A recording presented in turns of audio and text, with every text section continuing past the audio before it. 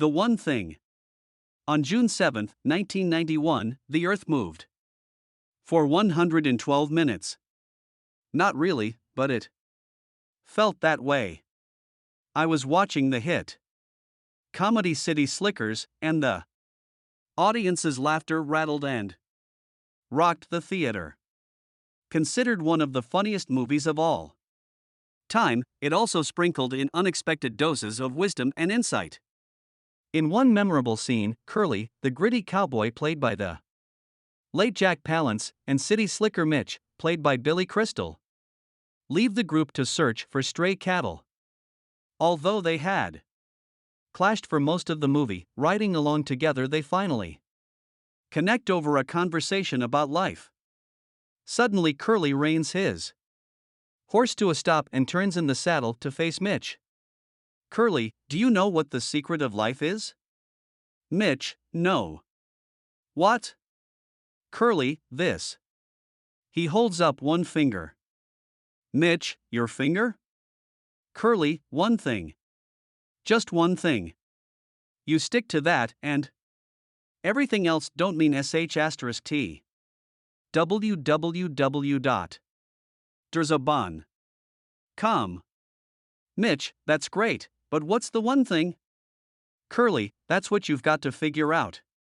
Out of the mouth of a fictional character to our ears comes the secret of success. Whether the writers knew it or unwittingly stumbled on it, what they wrote was the absolute truth. The one thing is the best approach to getting what you want. I didn't really get this until much later.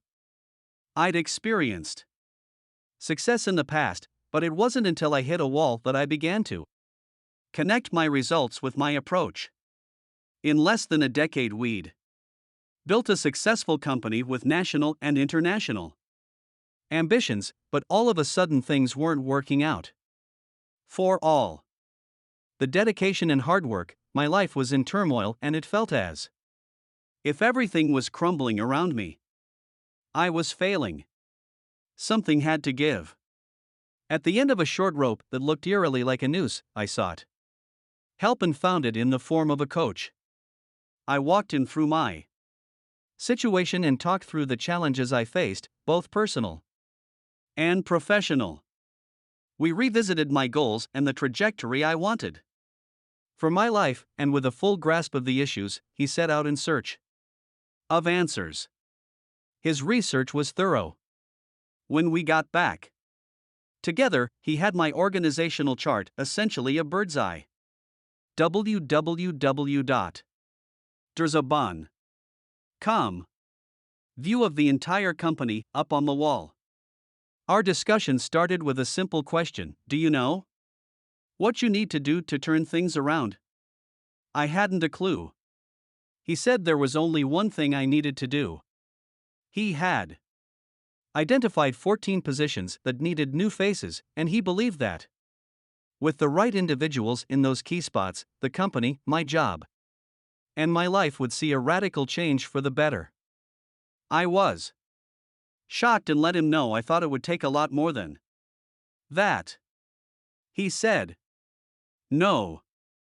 Jesus needed 12, but you'll need 14. It was a transformational moment. I had never considered how so few could change so much. What became obvious is that, as focused as I thought I wasn't focused enough. Finding 14 people was clearly the most important thing I could do. So, based on this meeting, I made a huge decision. I fired myself. I stepped down as CEO and made finding those 14 people my singular focus. This time the earth really did move. Within 3 years, we began a period of sustained growth that averaged 40% year over year for almost a decade. We grew from a regional player to an international contender. Extraordinary success showed up, and we never looked back.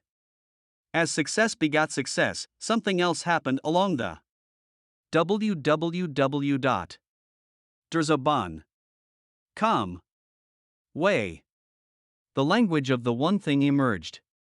Having found the 14, I began working with our top people individually to build their careers and businesses. Out of habit, I would end our coaching calls with a recap of the handful of things they were agreeing to accomplish before our next session. Unfortunately, many would get most of them done, but not necessarily what mattered most.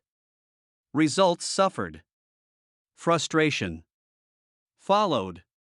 So, in an effort to help them succeed, I started shortening my list. If you can do just 3 things this week.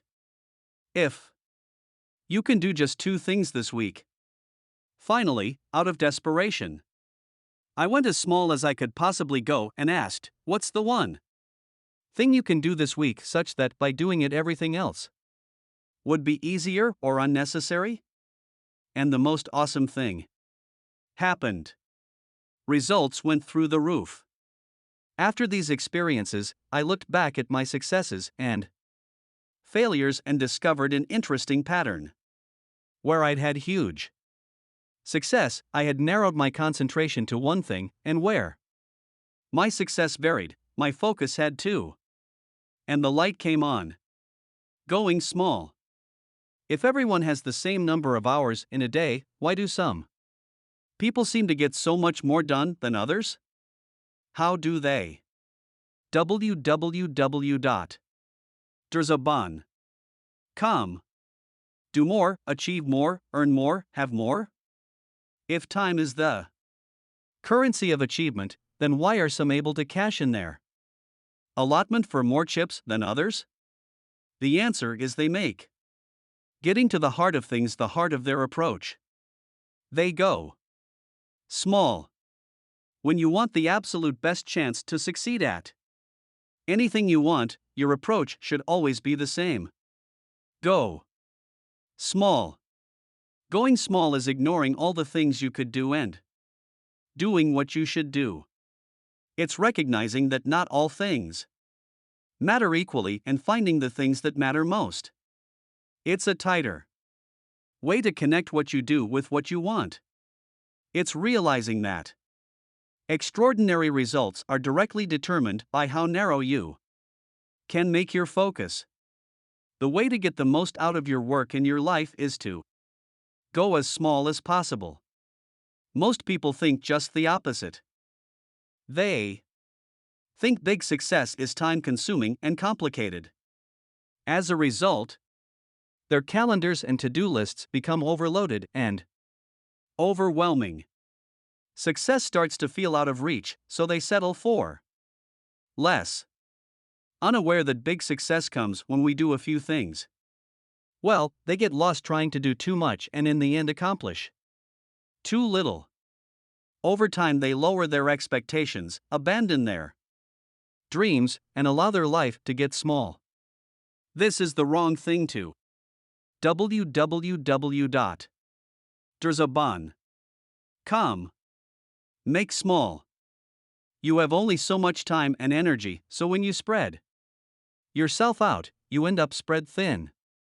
You want your achievements to add up, but that actually takes subtraction, not addition. You need to be doing fewer things for more effect instead of doing more things with side effects.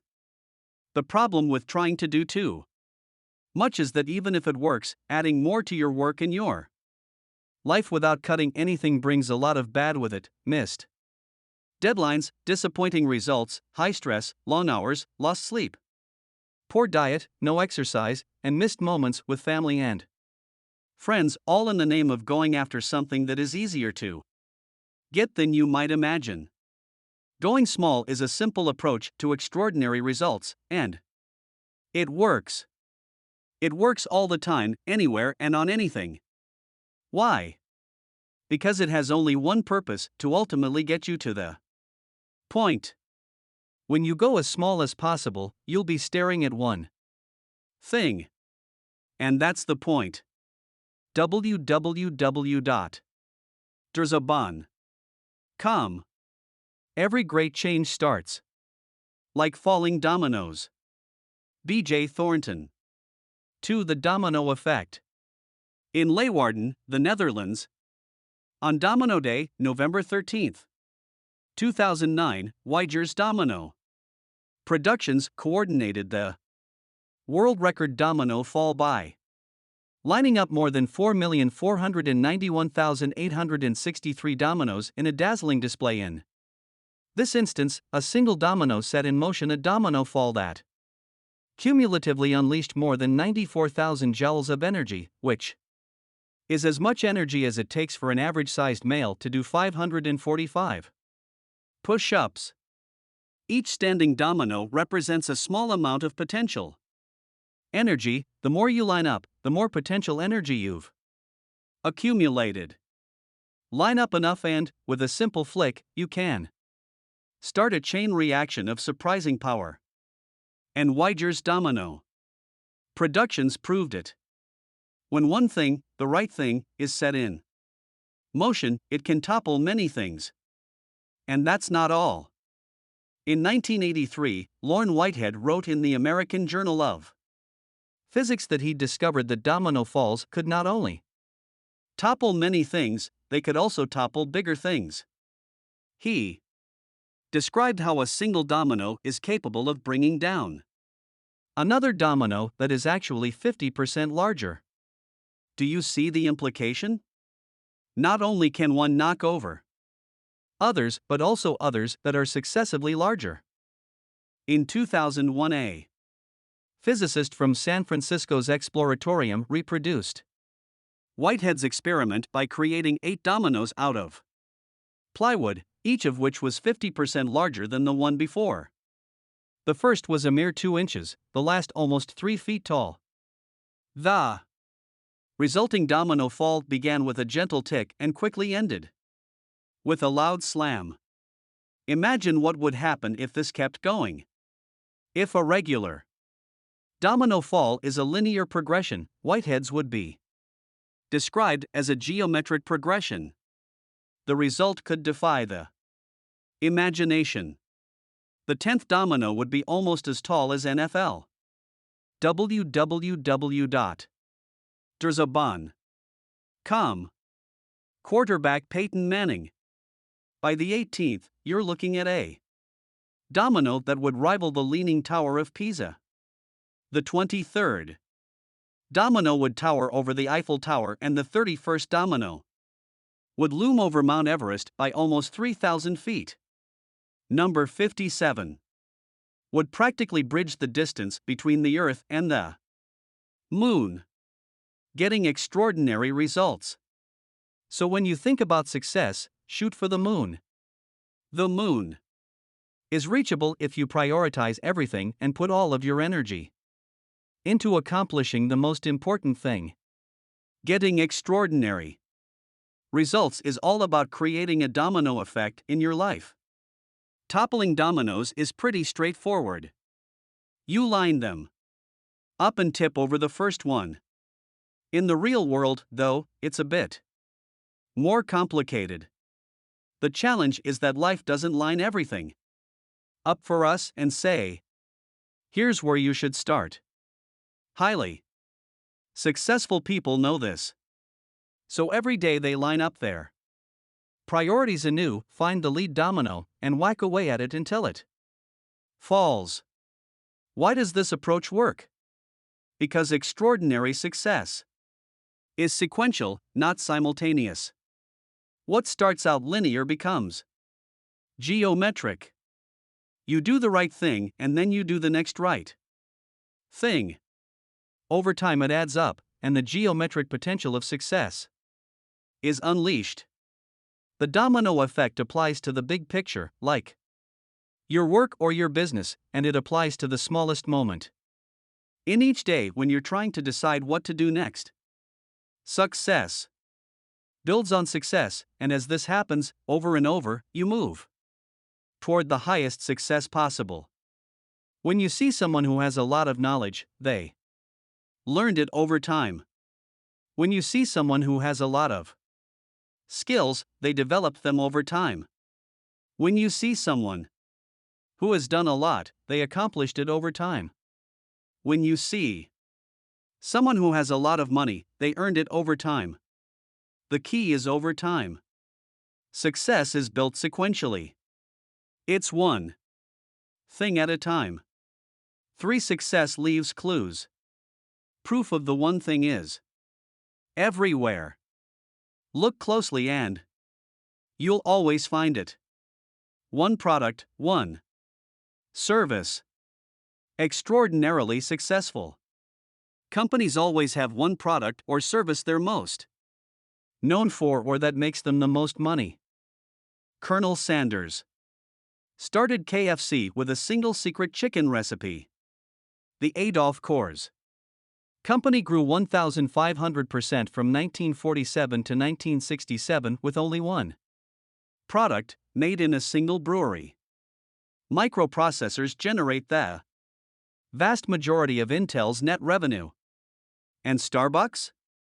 I think you know the list of businesses that have achieved extraordinary results through the power of the one thing is endless. Sometimes what is made or delivered is also what is sold, sometimes not. Take Google. Their one thing is search, which makes selling advertising its key source of revenue possible. And what about Star Wars? Is the one thing movies or merchandise? If you guessed merchandise, you'd be right. And www.derzaban.com. There can only be one. You'd be wrong. Revenue from toys recently totaled over $10 billion, while combined worldwide box office revenue for the 6 main films total less than half that, $4.3 billion.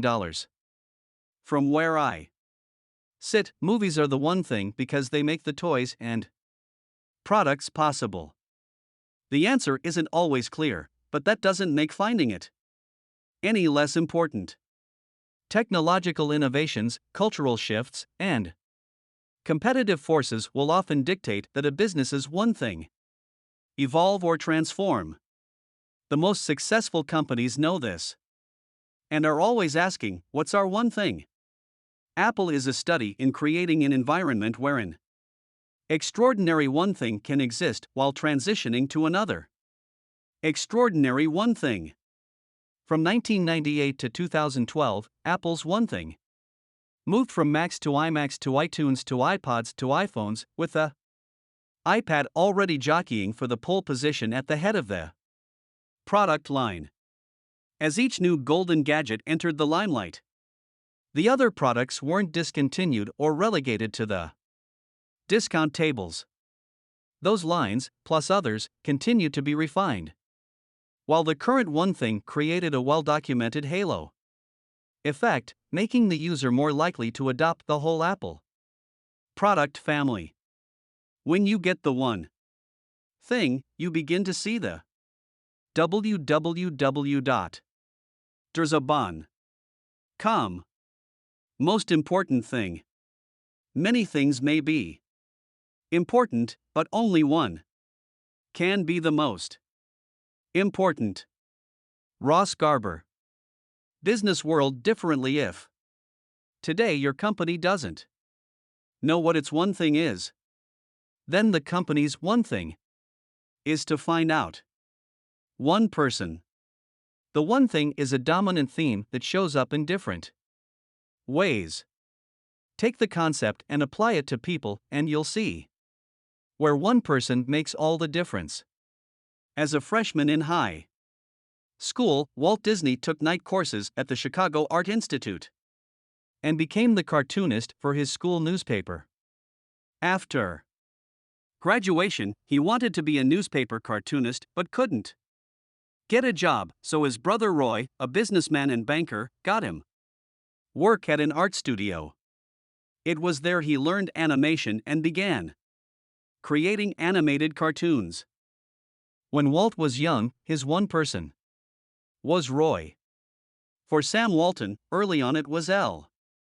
S. Robson, his father-in-law, who loaned him the $20,000 he needed to start his first retail business, a Ben Franklin franchise store. Then, when Sam was opening his first Walmart, Robson secretly paid a landlord $20,000 to provide a pivotal expansion lease. Albert Einstein had Max Talmud, his first mentor. It was Max who introduced a 10-year-old Einstein to key texts in math. www.Derzabon.com. Science and philosophy. Max took one meal a week with the Einstein family for 6 years while guiding young Albert. No one is self-made.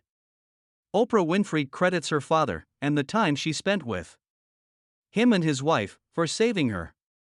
She told Jill Nelson of the Washington Post magazine, "If I hadn't been sent to my father, I would have gone in another direction." Professionally, it started with Jeffrey D. Jacobs, the lawyer, agent, manager, and financial advisor who, when Oprah was looking for employment contract advice, persuaded her to establish her own company rather than simply be a talent for hire. Harpo Productions, Inc., was born. The world is familiar with the influence that John Lennon and Paul McCartney had on each other's songwriting success, but in the recording studio there was George Martin, considered one of the greatest record producers of all time. George has often been referred to as the fifth Beatle for his extensive involvement on the Beatles' original albums. Martin's musical expertise helped fill the gaps between the Beatles' raw talent and the sound they wanted to achieve. Most of the Beatles' orchestral arrangements and instrumentation, as well as numerous keyboard parts on the early records, were written or performed by Martin in collaboration with the band. Everyone has one person who either means the most to them. www.Derzabon.com. You must be single-minded. Drive for the one thing on which you have decided. General George S. Patton. Or was the first to influence, train, or manage them. No one succeeds alone. No one. One passion, one skill. Look behind any story of extraordinary success and the one thing is always there. It shows up in the life of any successful business and in the professional life of anyone successful. It also shows up around personal passions and skills. We each have passions and skills, but you'll see extraordinarily successful people with one intense emotion or one learned ability that shines through, defining them or driving them more than anything else. Often, the line between passion and skill can be blurry. That's because they're almost always connected. Pat Matthews, one of America's great Impressionist painters, says he turned his passion for painting into a skill, and ultimately a profession, by simply painting one painting a day. Angelo Amorico, Italy's most successful tour guide, says he developed his skills and ultimately his business from his singular passion for his country and the deep desire to share it with others. This is the storyline for extraordinary success stories. Passion for something leads to disproportionate time practicing or www.Derzabon.com. Success demands singleness of purpose. Vince Lombardi. Working at it. That time spent eventually translates to skill, and when skill improves, results improve. Better results generally lead to more enjoyment, and more passion, and more time is invested. It can be a virtuous cycle all the way to extraordinary results. Gilbert Tuhabani's one passion is running.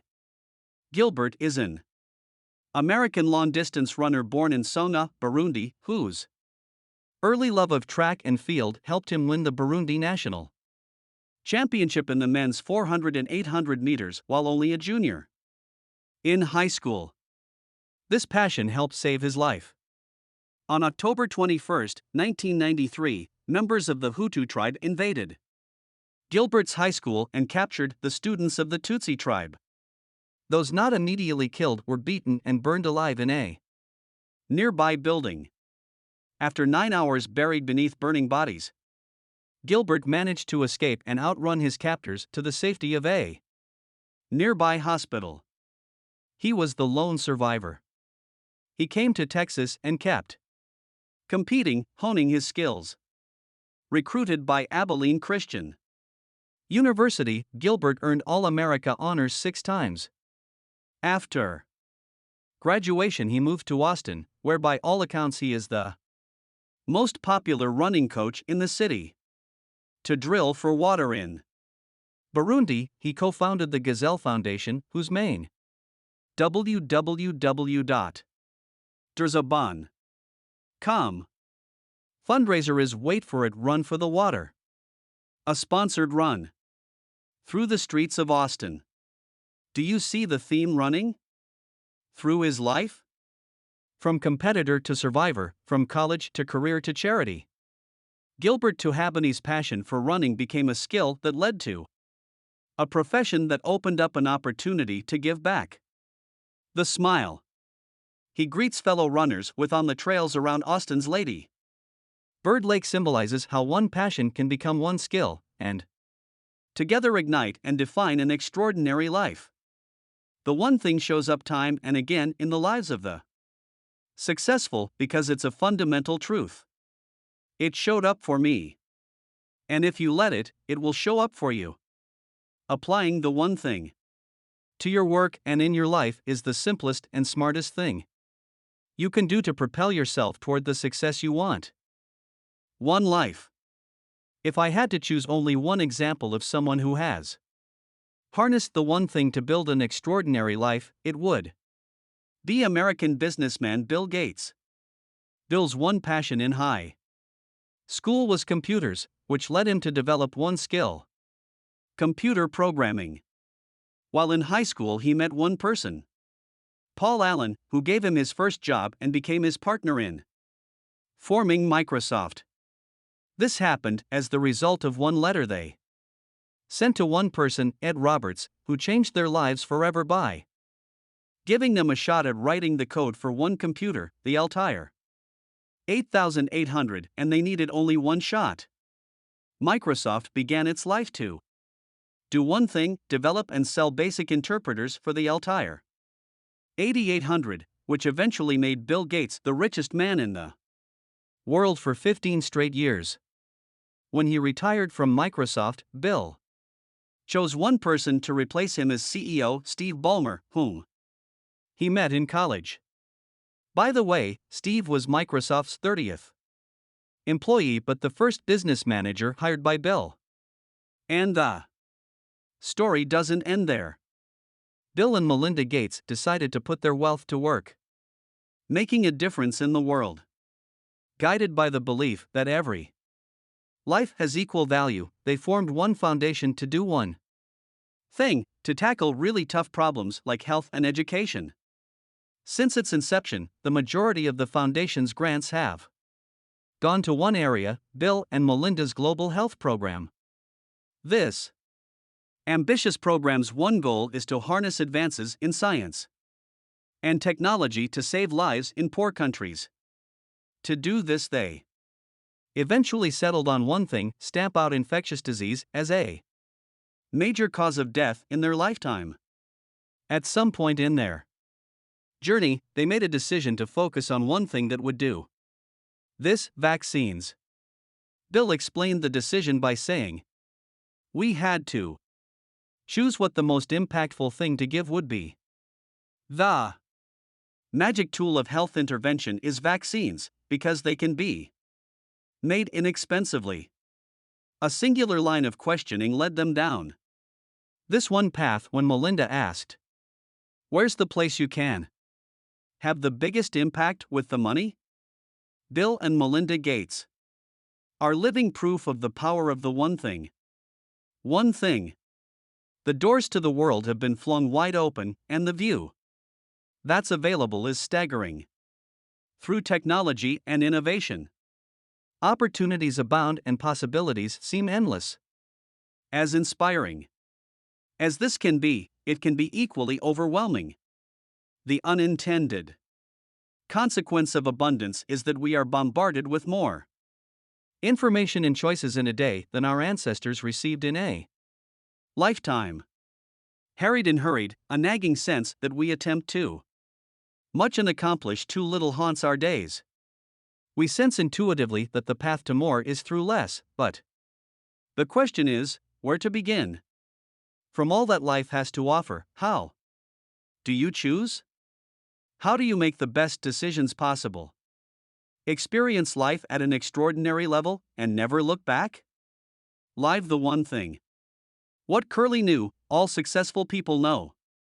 The one thing sits at the heart of success and is the starting point for achieving extraordinary results. Based on research and real life experience, it's a big idea about success wrapped in a disarmingly simple package. Explaining it is easy, buying into it can be tough. So, before we can have a frank, heart-to-heart discussion about how the one thing actually works, I want to openly discuss the myths and misinformation that keep us from accepting it. They are the lies of success. Once we banish these from our minds, we can take up the one thing with an open mind and a clear path. The lies. They mislead and derail us. It ein. T what you done. T. Know that gets you into trouble. It. S what you know for sure that just ein. T so. Mark Twain. The trouble with truthiness. In 2003, Merriam-Webster began analyzing searches on their online dictionary to determine the word of the year. The idea was that since online searches for words reveal whatever is on our collective minds, then the most searched for word should capture the spirit of the times. The debut winner delivered. On the heels of the invasion of Iraq, it seems everyone wanted to know what democracy really meant. The next year, blog, a little made up word that described a new way to communicate, topped the list. After all the political scandals of 2005, integrity earned top honors. Then, in 2006, Merriam-Webster added a twist. Site visitors could nominate candidates and subsequently vote on the word of the year. You could say it was an effort to instill a quantitative exercise with qualitative feedback, or you could just call it good marketing. The winner, by a 5-1 landslide, was truthiness, a word comedian Stephen Colbert coined as truth. That comes from the gut, not books on the debut episode of his Comedy Central show, The Colbert Report. In an information age driven by round-the-clock news, ranting talk radio, and editorless blogging, truthiness captures all the incidental, accidental, and even intentional falsehoods that sound just truthy enough for us to accept as true. The problem is we tend to act on what we believe even when what we believe isn't anything we should. As a result, buying into the one thing becomes difficult because we've unfortunately bought into too many others, and more often than not those other things muddle our thinking, misguide our actions, and sidetrack our success. Life is too short to chase unicorns. It's too precious to rely on a rabbit's foot. The real solutions we seek are almost always hiding in plain sight. Unfortunately, they've usually been obscured by an unbelievable amount of bunk, an astounding flood of common sense that turns out to be nonsense. Ever hear your boss evoke the frog in boiling water metaphor? Toss a frog into a pot of hot water and it will jump right back out. But if you place a frog in lukewarm water and slowly raise the temperature, it will boil to death. It's a lie, a very truthy lie, but a lie nonetheless. Anyone ever tell you fish stink from the head down? Not true. Just a fish. Tale that actually turns out to be fishy. Ever hear about how the explorer Cortez burned his ships on arriving at the Americas to motivate his men? Not true. Another lie. Bet on the jockey, not the horse, has long been a rallying cry for placing your faith in a company's leadership.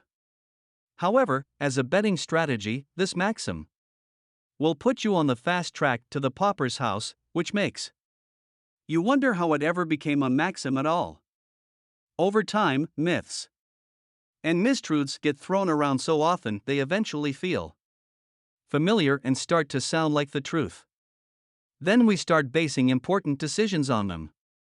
The challenge we all face when forming our success strategies is that, just like tales of frogs, fish, explorers, and jockeys, success has its own lies too. I just have too much that has to be done. I'll get more done by doing things at the same time. I need to be a more disciplined person. I should be able to do what I want whenever I want. I need more balance in my life. Maybe I shouldn't dream so big. Repeat these thoughts often enough and they become the 6 lies about success that keep us from living the one thing. The 6 lies between you and success. 1. Everything matters equally. 2. Multitasking. www.derzaban.com. 3. A disciplined life. 4. A willpower is always on will call. 5. A balanced life. 6. Big is bad. The 6 lies are beliefs that get into our heads and become operational principles driving us the wrong way. Highways that end as bunny trails. Fool's gold that diverts us from the mother lode. If we're going to maximize our potential, we're going to have to make sure we put these lies to bed. Things which matter most must never be at the mercy of things which matter least. Johann Wolfgang von Goethe. For everything matters equally. Equality is a worthy ideal, pursued in the name of justice and human rights. In the real world of results, however, things are never equal. No matter how teachers grade 2 students are not equal. No matter how fair officials try to be, contests are not equal. No matter how talented people are, no 2 are ever equal. A dime equals 10 cents and people must absolutely be treated fairly, but in the world of achievement everything doesn't matter equally. Equality is a lie. Understanding this is the basis of all great decisions. So, how do you decide? When you have a lot to get done in the day, how do you decide what to do first? As kids, we mostly did things we needed to do when it was time to do them. It's breakfast time. It's time to go to school, time to do homework, time to do chores, bath time, and bedtime. Then, as we got older, we were given a measure of discretion. You can go out and play as the things which are most important don't. Long as you get your homework done before dinner. Later, as we became adults, everything became discretionary. It all became our choice. And when our lives are defined by our choices, the all-important question becomes, how do we make good ones? Complicating matters, the older we get, it seems there is more and more piled on that we believe simply must get done. Overbooked, overextended, and overcommit. In the weeds. Overwhelmingly becomes our collective condition. That's when the battle for the right of way gets fierce and frantic. Lacking a clear formula for making decisions, we get reactive and fall back on familiar, comfortable ways to decide what to do. As a result, we haphazardly select approaches that undermine our success, pinballing through our day like a confused Character in a B horror movie, we end up running up the stairs instead of out the front door. The best decision gets traded for any decision, and what should be progress simply becomes a trap. When everything feels urgent and important, everything seems equal. We become active and busy, but this doesn't actually move us any closer to success. Activity is often unrelated to productivity, and busyness rarely takes care of business. As Henry David Thoreau said, "It's not enough to be busy. So are the ants." The question is, always scream the loudest. What are we busy about? Knocking out 100 tasks for whatever the reason is a poor substitute for doing even one task that's meaningful. Not everything matters equally, and success isn't a game won by whoever does the most. Yet that is exactly how most play it on a daily basis. Much TODO about nothing. To-do lists are a staple of the time management and success industry. With our wants and others' wishes flying at us right and left, we impulsively jot them down on scraps of paper in moments of clarity or build them methodically on printed notepads.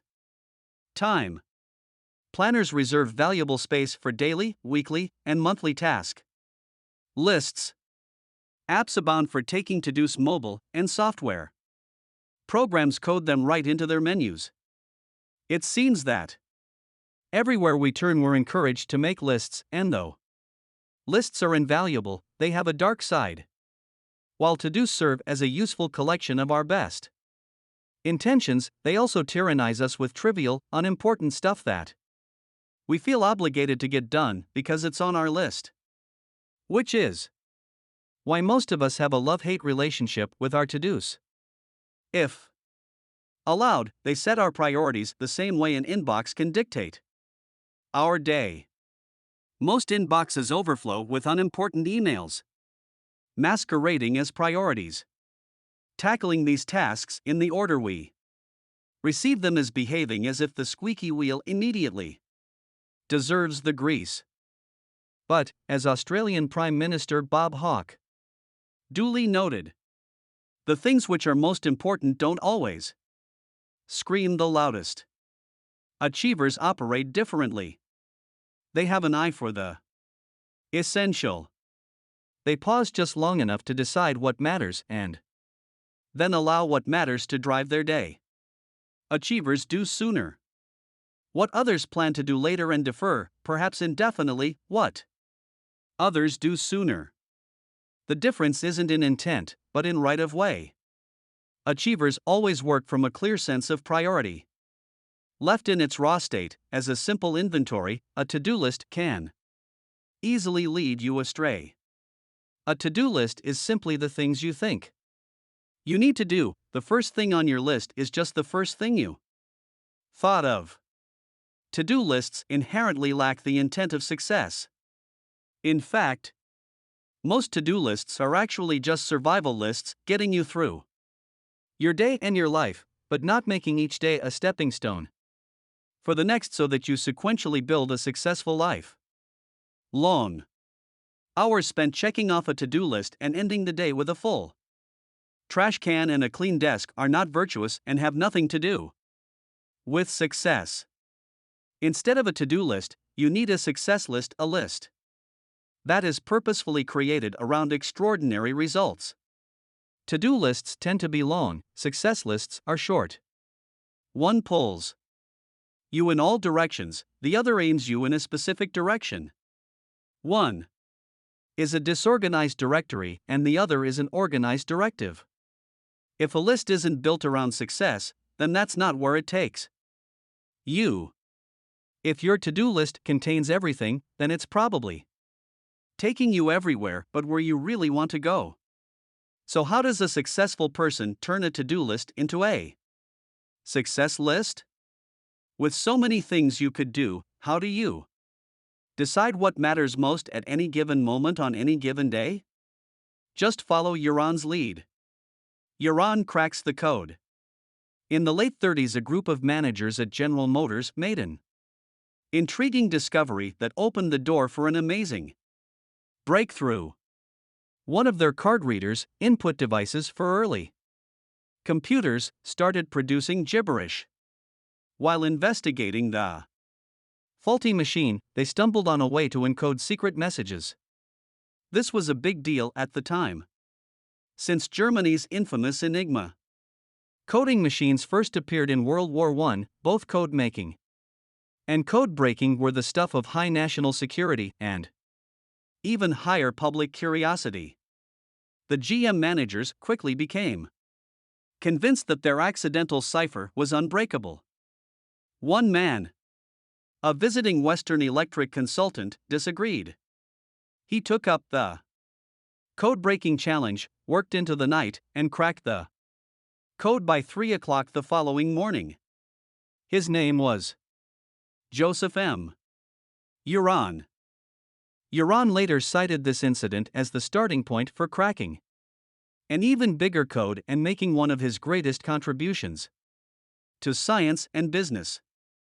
As a result of his deciphering success, a GM executive invited him to review research on management compensation that followed a formula described by a little-known Italian economist, Vilfredo Pareto. In the 19th century, Pareto had written a mathematical model for income distribution in Italy that stated that 80% of the land was owned by 20% of the people. Wealth was not evenly distributed. In fact, according to Pareto, it was actually concentrated in a highly predictable way. A pioneer of quality control management, Uran had noticed that a handful of flaws would usually produce a majority of the defects. This imbalance not only rang true to his experience, but he suspected it might even be a universal law, and that what Pareto had observed might be bigger than even Pareto had imagined.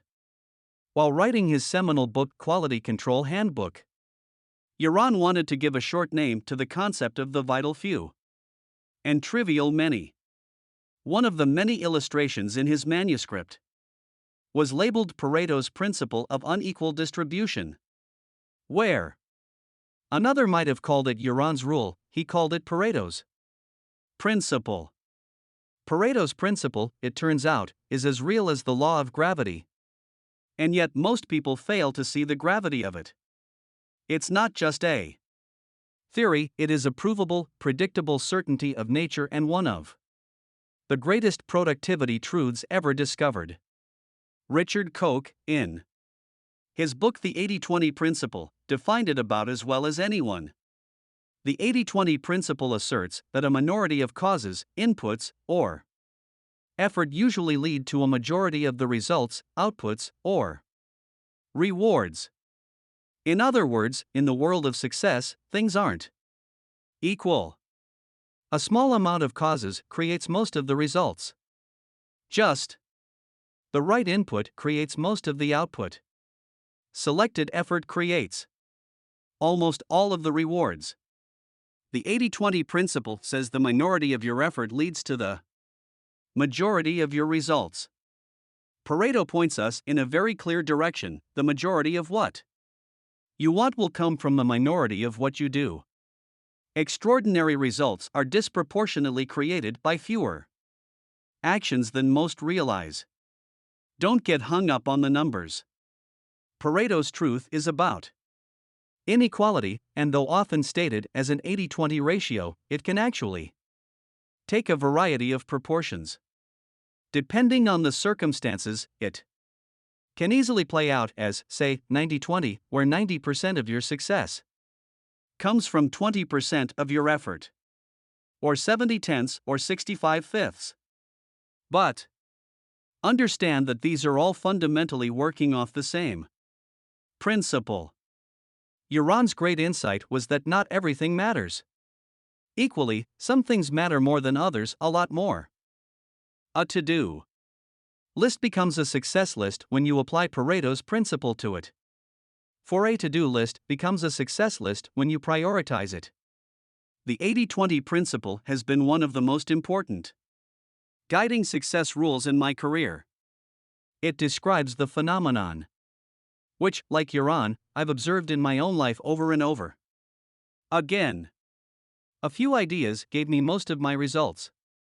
Some clients were far more valuable than others, a small number of people created most of my business success, and a handful of investments put the most money in my pocket. Everywhere I turned, the concept of unequal distribution popped up. The more it showed up, the more I paid attention, and the more I paid attention, the more it showed up. Finally, I quit thinking it was a coincidence and began to apply it as the absolute principle of success that it is not only to my life, but also in working with everyone else as well. And the results were extraordinary. Extreme Pareto. Pareto proves everything I'm telling you, but there's a catch. He doesn't go far enough. I want you to go further. I want you to take Pareto's principle to an extreme. I want you to go small by identifying the 20%, and then I want you to go even smaller by finding the vital few of the vital few. The 80-20 rule is the first word, but not the last, about success. What Pareto started, you've got to finish. Success requires that you follow the 80-20 principle. But you don't have to stop there. No matter how many to-dos you start with, you can always narrow it to one. Keep going. You can actually take 20% of the 20% of the 20% and continue until you get to the single most important thing. See Figure 5. No matter the task, mission, or goal, big or small, start with as large a list as you want, but develop the mindset that you will whittle your way from there to the critical few and not stop until you end with the essential one. The imperative one. The one thing. In 2001, I called a meeting of our key executive team. As fast as we were growing, we were still not acknowledged by the very top people in our industry. I challenged our group to brainstorm 100 ways to turn this situation around. It took us all day to come up with the list. The next morning, we narrowed the list down to 10 ideas, and from there we chose just one big idea. The one that we decided on was that I would write a book on how to become an elite performer in our industry. It worked. 8 years later, that one book had not only become a national bestseller, but also had morphed into a series of books with total sales of over 1 million copies. In an industry of about 1 million people, one thing changed our image forever. Now, again, stop and do the math. One idea out of 100. That is Pareto to the extreme. That's thinking big, but going very small. That's applying the one thing to a business challenge in a truly powerful way. But this doesn't just apply to business. On my 40th birthday, I started taking guitar lessons and quickly discovered I could give only 20 minutes a day to practice. This wasn't much, so I knew I had to narrow down what I learned. I asked my friend Eric Johnson, one of the greatest guitarists ever, for advice. Eric said that if I could do only one thing, then I should practice my scales. So, I took his advice and chose the minor blues scale. What I discovered was that if I learned that scale, then I could play many of the solos of great classic rock guitarists, from Eric Clapton to Billy Gibbons and, maybe someday, even Eric Johnson. That scale became my one thing for the guitar, and it unlocked the world of rock and roll for me. The inequality of effort for results is everywhere in your life, if you will simply look for it. And if you apply this principle, it will unlock the success you seek in anything that matters to you. There will always be just a few things that matter more than the rest, and out of those, one will matter most. Internalizing this concept is like being handed a magic compass. Whenever you feel lost or lacking direction, you can pull it out to remind yourself to discover what matters most. Big ideas. 1. Go small. Don't focus on being busy, focus on being productive. Allow what matters most to drive your day. 2. Go extreme. Once you've figured out what actually matters, keep asking what matters most until there is only one thing left. That core activity goes at the top of your success list. 3. Say no. Whether you say later or never, the point is to say not now to anything else you could do until your most important work is done. 4. Don't get trapped in the checkoff game. If we believe things don't matter equally, we must act accordingly. We can't fall prey to the notion that everything has to be done, that checking things off our list is what success is all about. We can't be trapped in a game of checkoff that never produces a winner. The truth is that things don't matter equally, and success is found in doing what matters most. Sometimes it's the first thing you do. Sometimes it's the only thing you do. Regardless, doing the most important thing is always the most important thing. To do two things at once is to do neither. Publilius Cyrus. 5. Multitasking. So, if doing the most important thing is the most important thing, why would you try to do anything else at the same time? It's a great question. In the summer of 2009, Clifford Nass set out to answer just that. His mission? To find out how well so-called multitaskers multitasked. Nass, a professor at Stanford University, told the New York Times that he had been in awe of multitaskers and deemed himself to be a poor one. So he and his team of researchers gave 262 students questionnaires to determine how often they multitasked. They divided their test subjects into two groups of high and low multitaskers and began with the presumption that the frequent multitaskers would perform better. They were wrong. I was sure they had some secret ability, said Nass. But it turns out that high multitaskers are suckers for irrelevancy. They were outperformed on every measure. Although they'd convinced themselves and the world that they were great at it, there was just one problem. To quote Nass, multitaskers were just lousy at everything. Multitasking is a lie. Multitasking is merely the opportunity to screw up more than one thing at a time. Steve Uzel. It's a lie because nearly everyone accepts it as an effective thing to do. It's become so mainstream that people actually think it's something they should do, and do as often as possible.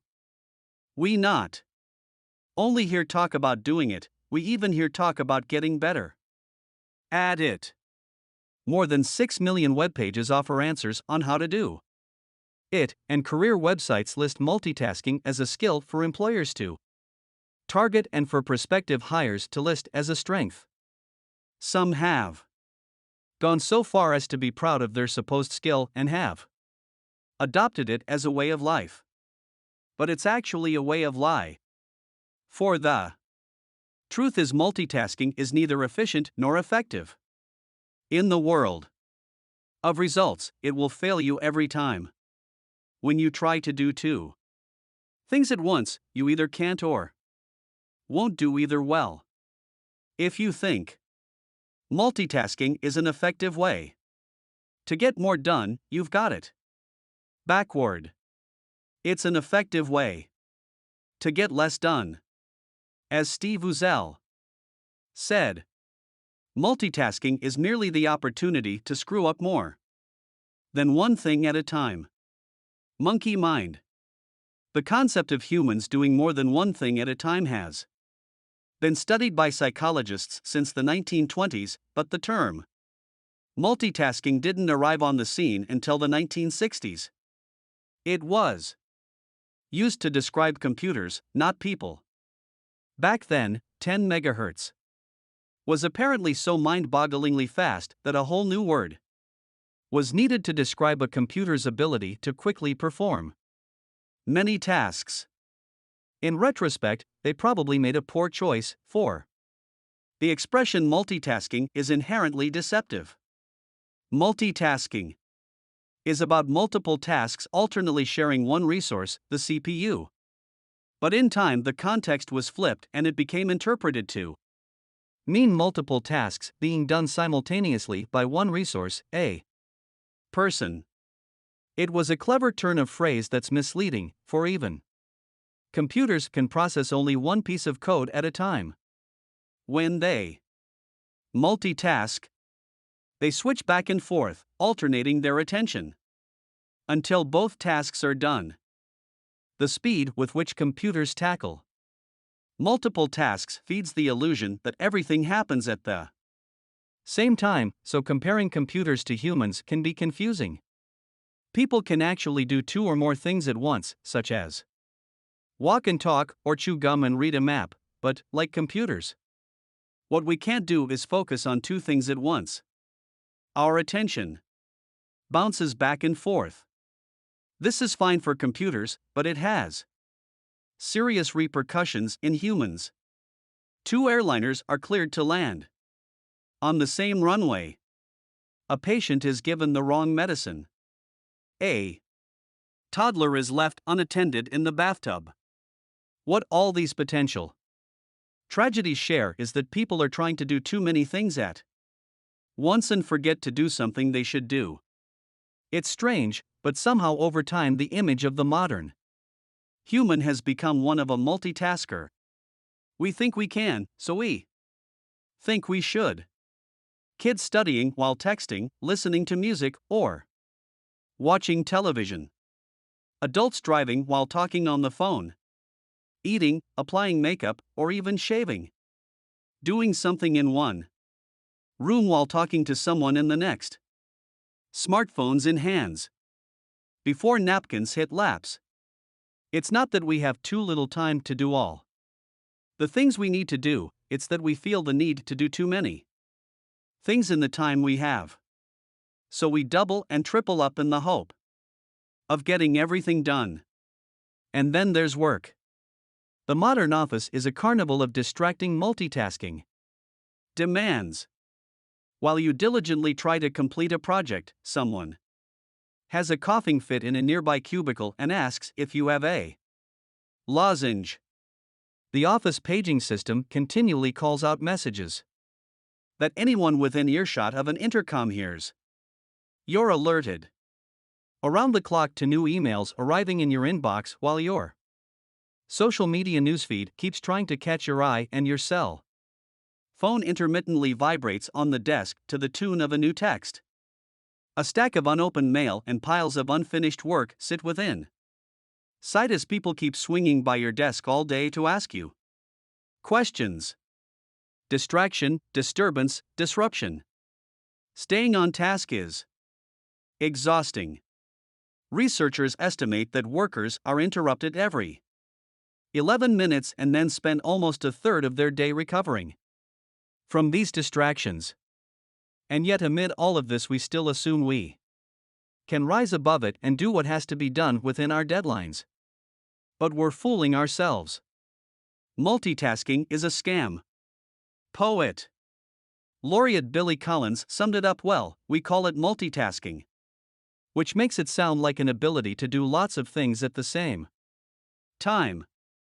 A Buddhist would call this monkey mind. We think we're mastering multitasking, but we're just driving ourselves bananas. Juggling is an illusion. We come by it naturally. With an average of 4,000 thoughts a day flying in and out of our heads, it's easy to see why we try to multitask. If a change in thought every 14 seconds is an invitation to change direction, then it's rather obvious we're continually tempted to try to do too much at once while doing one thing. We're only seconds away from thinking of something else we could do. Moreover, history suggests that our continued existence may have required that human beings evolve to be able to oversee multiple tasks at the same time. Our ancestors wouldn't have lasted long if they couldn't scan for predators while gathering berries, tanning hides, or just idling by the fire after a hard day hunting. The pull to juggle more than one task at a time is not only at the core of how we're wired, but was most likely a necessity for survival. But juggling isn't multitasking. Juggling is an illusion. To the casual observer, a juggler is juggling 3 balls at once. In reality, the balls are being independently caught and thrown in rapid succession. Catch, toss. Catch, toss, catch, toss. 1 ball at a time. It's what researchers refer to as task switching. When you switch from one task to another, voluntarily or not, 2 things happen. The first is nearly instantaneous, you decide to switch. The second is less predictable, you have to activate the rules for whatever you're about to do, see Figure 6. Switching between 2 simple tasks, like watching television and folding clothes, is quick and relatively painless. However, if you're working on a spreadsheet and a coworker pops into your office to discuss a business problem, the relative complexity of those tasks makes it impossible to easily jump back and forth. It always takes some time to start a new task and restart the one you quit, and there's no guarantee that you'll ever pick up exactly where you left off. There is a price for this. The cost in terms of extra time from having to task switch depends on how complex or simple the tasks are, reports researcher Dr. David Meyer. It can range from time increases of 25% or less for simple tasks to well over 100% or more for very complicated tasks. Task switching exacts. www.derzaban.com. A cost few realize they're even paying. Fig. 6. Multitasking doesn't save time, it wastes time. Brain channels. So, what's happening when we're actually doing 2 things at once? It's simple. We've separated them. Our brain has channels, and as a result, we're able to process different kinds of data in different parts of our brain. This is why you can talk and walk at the same time. There is no channel interference. But here's the catch: you're not really focused on both activities. One is happening in the foreground and the other in the background. If you were trying to talk a passenger through landing a DC-10, you'd stop walking. Likewise, if you were walking across a gorge on a rope bridge, you'd likely stop talking. You can do 2 things at once, but you can't focus effectively on 2 things at once. Even my dog Max knows this. When I get caught up with a basketball game on TV, he gives me a good nudge. Apparently, background scratches can be pretty unsatisfying. Many think that because their body is functioning without their conscious direction, they're multitasking. This is true, but not the way they mean it. A lot of our physical actions, like breathing, are being directed from a different part of our brain than where focus comes from. As a result, there's no channel conflict. We're right when we say something is front and center or top of mind, because that's where focus occurs, in the prefrontal cortex. When you focus, it's like shining a spotlight on what matters. You can actually give attention to 2 things, but that is What's called divided attention. And make no mistake. Take on two things and your attention gets divided. Take on a third and something gets dropped. The problem of trying to focus on two things at once shows up when one task demands more attention or if it crosses into a channel already in use. When your spouse is describing the way the living room furniture has been rearranged, you engage your visual cortex to see it in your mind's eye. If you happen to be driving at that moment, this channel interference means you are now seeing the new sofa and love seat combination and are effectively blind to the car braking in front of you. You simply can't effectively focus on two important things at the same time. Every time we try to do two or more things at once, we're simply dividing up our focus and dumbing down all of the outcomes in the process. Here's the short list of how multitasking short circuits us. 1. There is just so much brain capability at any one time. Divide it up as much as you want, but you'll pay a price in time and effectiveness. 2. The more time you spend switched to another task, the less likely you are to get back to your original task. This is how loose ends pile up. 3. Bounce between one activity and another and you lose time as your brain reorients to the new task. Those milliseconds add up.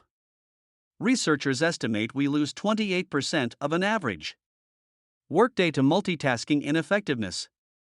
4. Chronic multitaskers develop a distorted sense of how long it takes to do things. They almost always believe tasks take longer to complete than is actually required. 5. Multitaskers make more mistakes than non-multitaskers. They often make poorer decisions because they favor new information over old, even if the older information is more valuable. 6. Multitaskers experience more life-reducing, happiness-squelching stress. With research overwhelmingly clear, it seems insane that knowing how multitasking leads to mistakes, poor choices, and stress, we attempt it anyway. Maybe it's just too tempting. Workers who use computers during the day change windows or check email or other programs nearly 37 times an hour. Being in a distractible setting sets us up to be more distractible.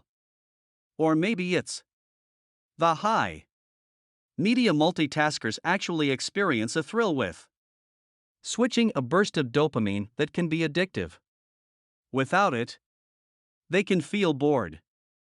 For whatever the reason, the results are unambiguous. Multitasking slows us down and makes us slower witted, driven to distraction. In 2009, New York Times reporter Matt Richtel earned a Pulitzer Prize for national reporting with a series of articles driven to distraction on the dangers of driving while texting or using cell phones. He found that distracted driving is responsible for 16% of all traffic fatalities and nearly 500,000 injuries annually. Even an idle phone conversation when driving takes a 40% bite out of your focus and, surprisingly, can have the same effect as being drunk. The evidence is so compelling that many states and municipalities have outlawed cell phone use while driving. This makes sense. Though some of us at times have been guilty, we'd never condone it for our teenage kids. All it takes is a text message to turn the family SUV into a deadly 2-ton battering ram. Multitasking can cause more than one type of wreck. We know that multitasking can even be fatal when lives are at stake.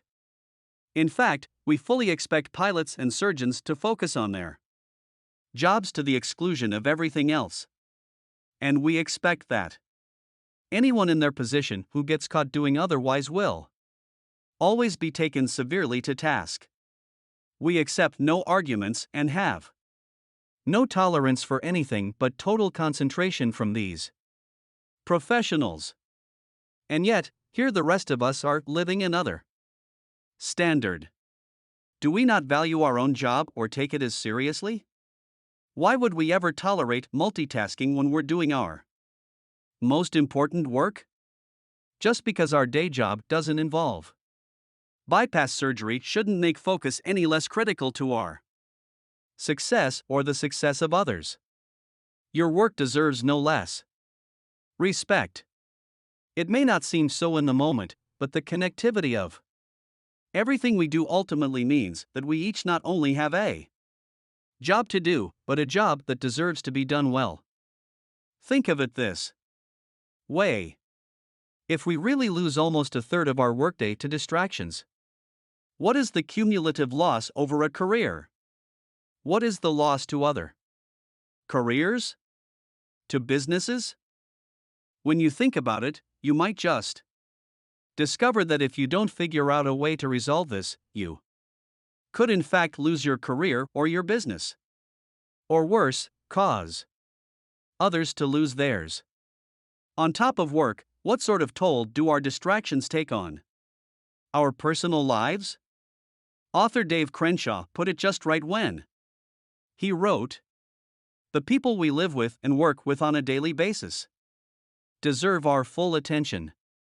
When we give people segmented attention, piecemeal time, switching back and forth, the switching cost is higher than just the time involved. We end up damaging relationships.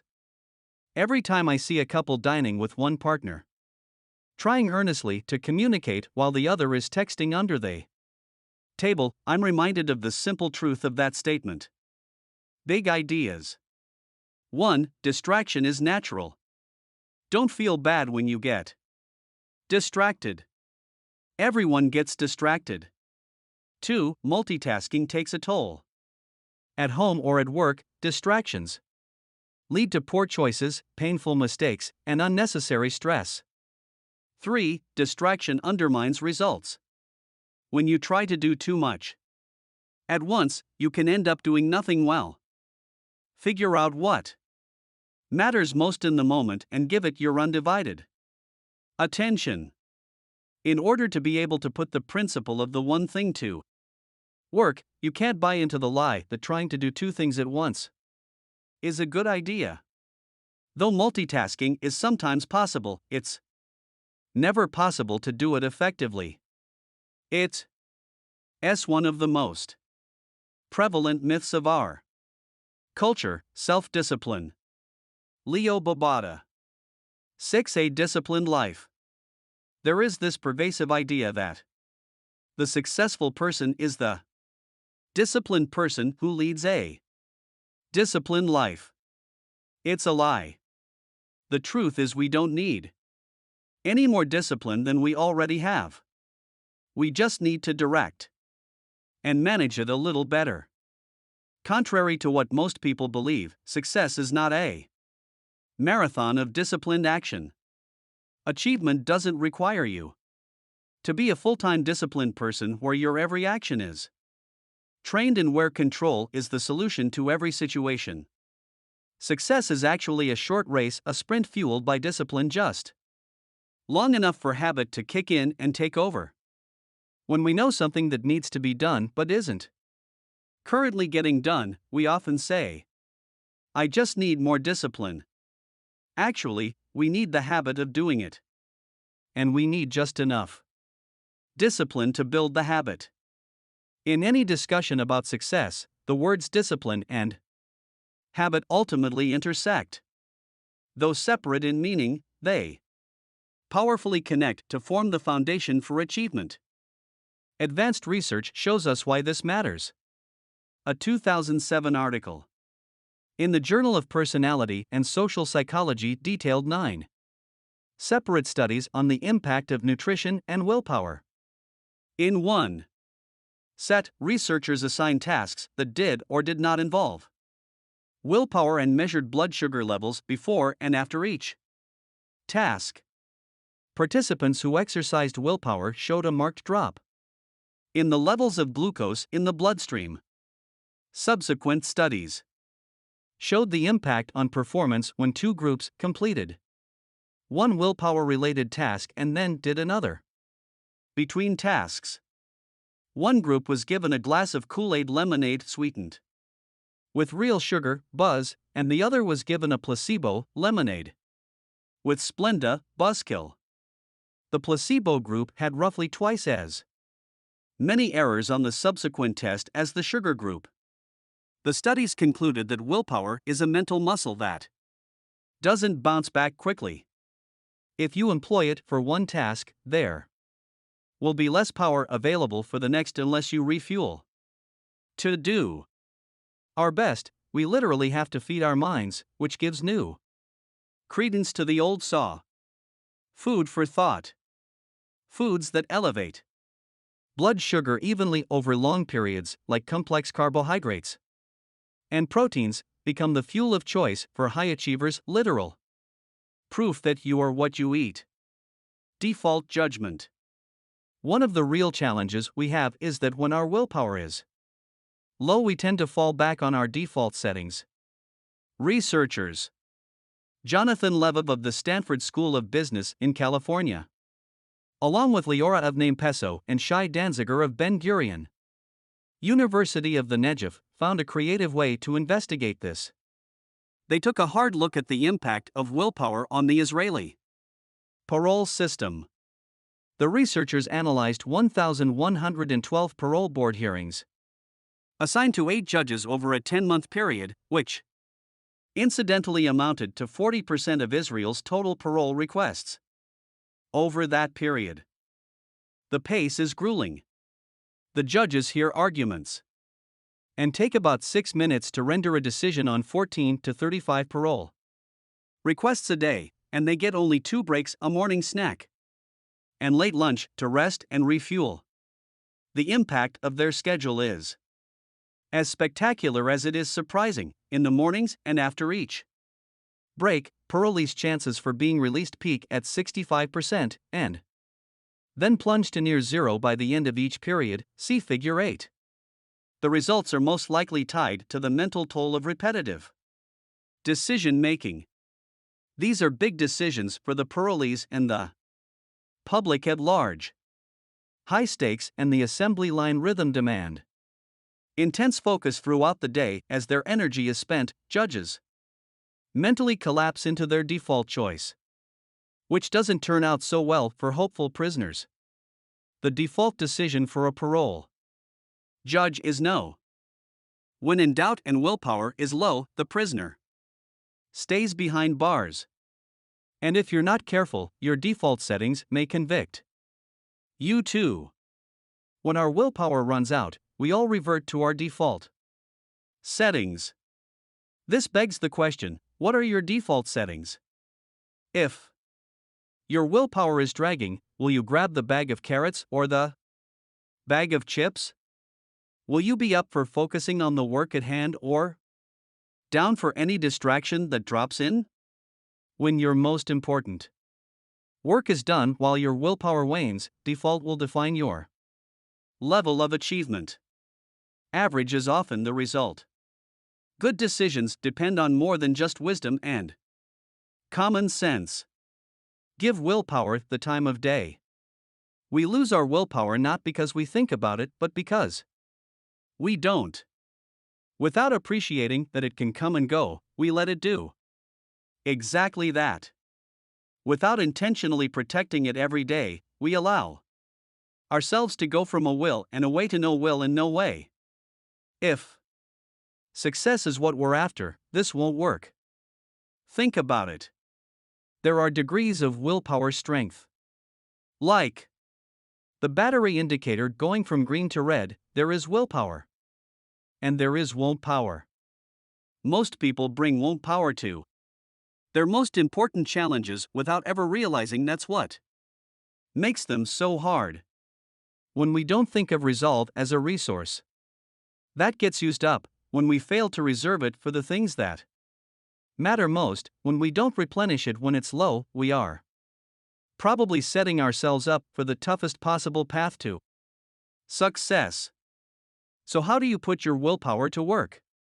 You think about it. Pay attention to it. Respect it. You make doing what matters most a priority when your willpower is its highest. In other words, you give it the time of day it deserves. What taxes your willpower? Implementing new behaviors, filtering distractions, resisting temptation, suppressing emotion, restraining aggression, suppressing impulses, taking tests, trying to impress others, coping with fear, doing something you don't enjoy, selecting long-term over short-term rewards. Every day, without realizing it, we engage in all manner of activities that diminish our willpower. Willpower is depleted when we make decisions to focus our attention, suppress our feelings and impulses, or modify our behavior in pursuit of goals. It's like taking an ice pick and gouging a hole in our gas line. Before long, we have willpower leaking everywhere and none left to do our most important work.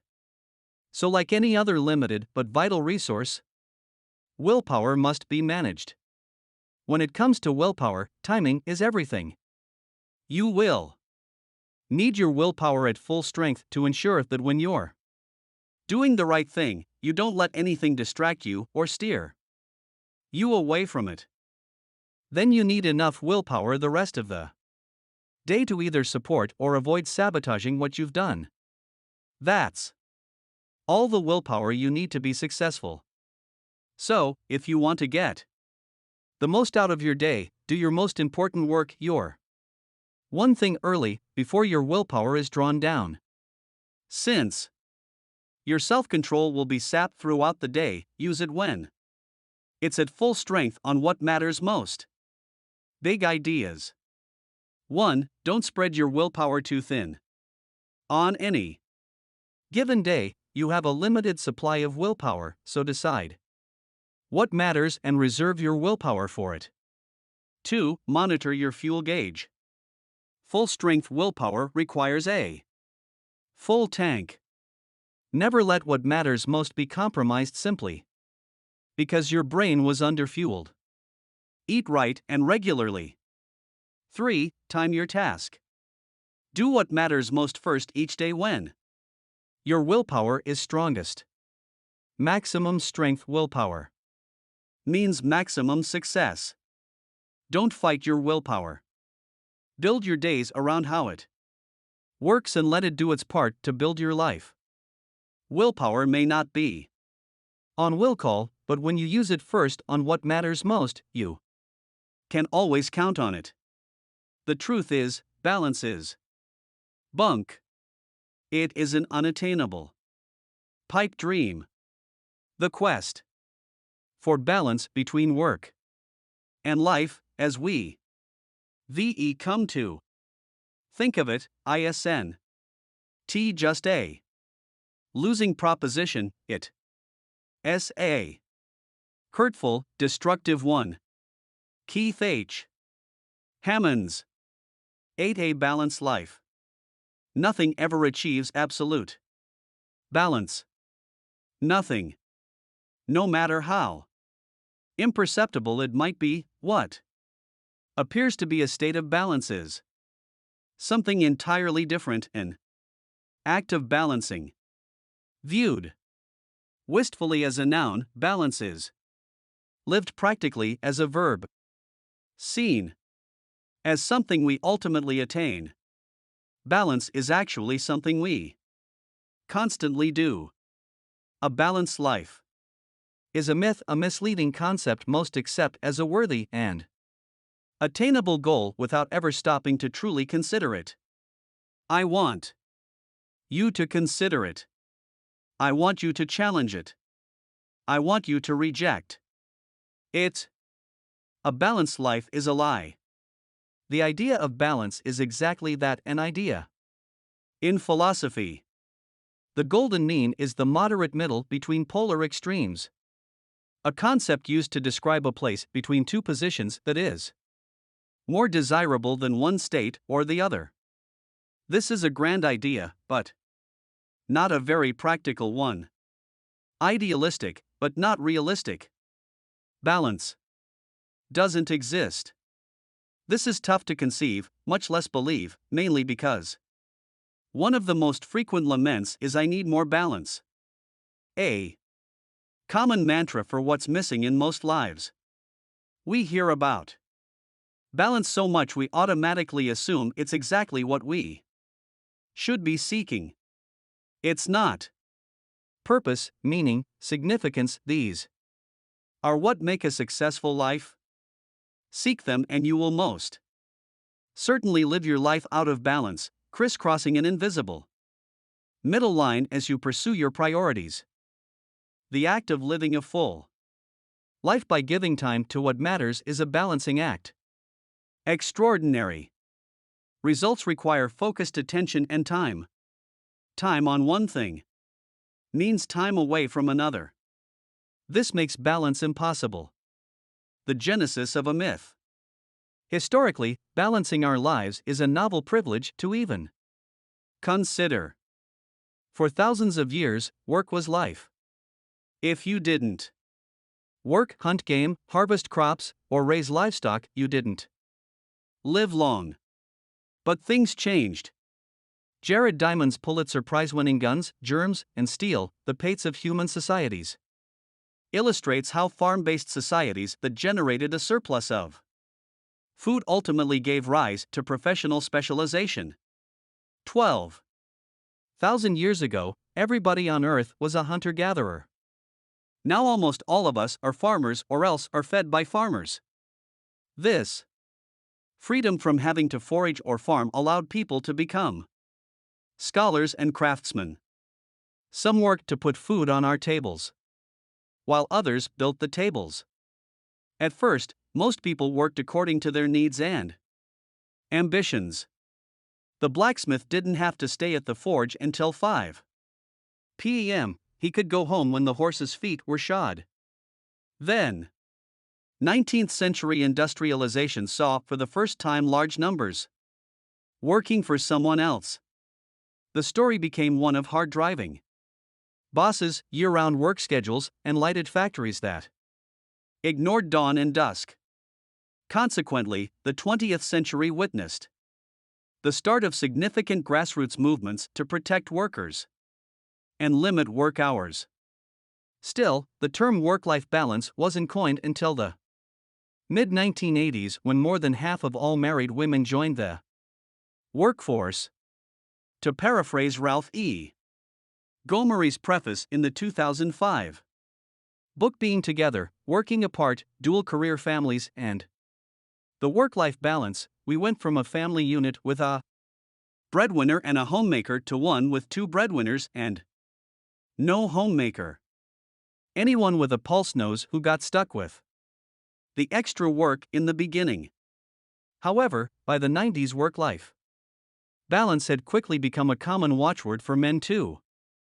A LexisNexis survey of the top 100 newspapers and magazines around the world shows a dramatic rise in the number of articles on the topic, from 32 in the decade from 1986 to 1996 to a high of 1,674 articles in 2007 alone, see Figure 9. It's probably not a coincidence that the ramp-up of technology parallels the rise in the belief that something is missing in our lives. Infiltrated space and fewer boundaries will do that. Rooted in real-life challenges, the idea of work-life balance has clearly captured our minds and imagination. Fig. 9. The number of times work-life balance is mentioned in newspaper and magazine articles has exploded in recent years. Middle mismanagement. The desire for balance makes sense. Enough time for everything. And everything done in time. It sounds so appealing that just thinking about it makes us feel serene and peaceful. This calm is so real that we just know it's the way life was meant to be. But it's not. If you think of balance as the middle, then out of balance is when you're away from it. Get too far away from the middle and you're living at the extremes. The problem with living in the middle is that it prevents you from making extraordinary time. Commitments to anything. In your effort to attend to all things, everything gets shortchanged and nothing gets its due. Sometimes this can be okay and sometimes not. Knowing when to pursue the middle and when to pursue the extremes is in essence the true beginning of wisdom. Extraordinary results are achieved by this negotiation. www. Papasan. Calmeth your time. Pursuing a balanced life means never pursuing anything at the extremes. The reason we shouldn't pursue balance is that the magic never happens in the middle, magic happens at the extremes. The dilemma is that chasing the extremes presents real challenges. We naturally understand that success lies at the outer edges, but we don't know how to manage our lives while we're out there. When we work too long, eventually our personal life suffers. Falling prey to the belief that long hours are virtuous, we unfairly blame work when we say, I have no life. Often, it's just the opposite. Even if our work life doesn't interfere, our personal life itself can be so full of half-TOS that we again reach the same defeated conclusion, I have no life. And sometimes we get hit from both sides. Some of us face so many personal and professional demands that everything suffers breakdown. Imminent, we once again declare, I have no life. Fig. 11. Pursuing the extremes presents its own set of problems. Just like playing to the middle, playing to the extremes is the www.papasan kind of middle mismanagement that plays out all the time. Time waits for no one. My wife once told me the story of a friend of hers. The friend's mother was a schoolteacher and her father was a farmer. They had scrimped, saved, and done with less their entire lives in anticipation of retirement and travel. The woman fondly remembered the regular shopping trips she and her mother would take to the local fabric store where they would pick out some fabric and patterns.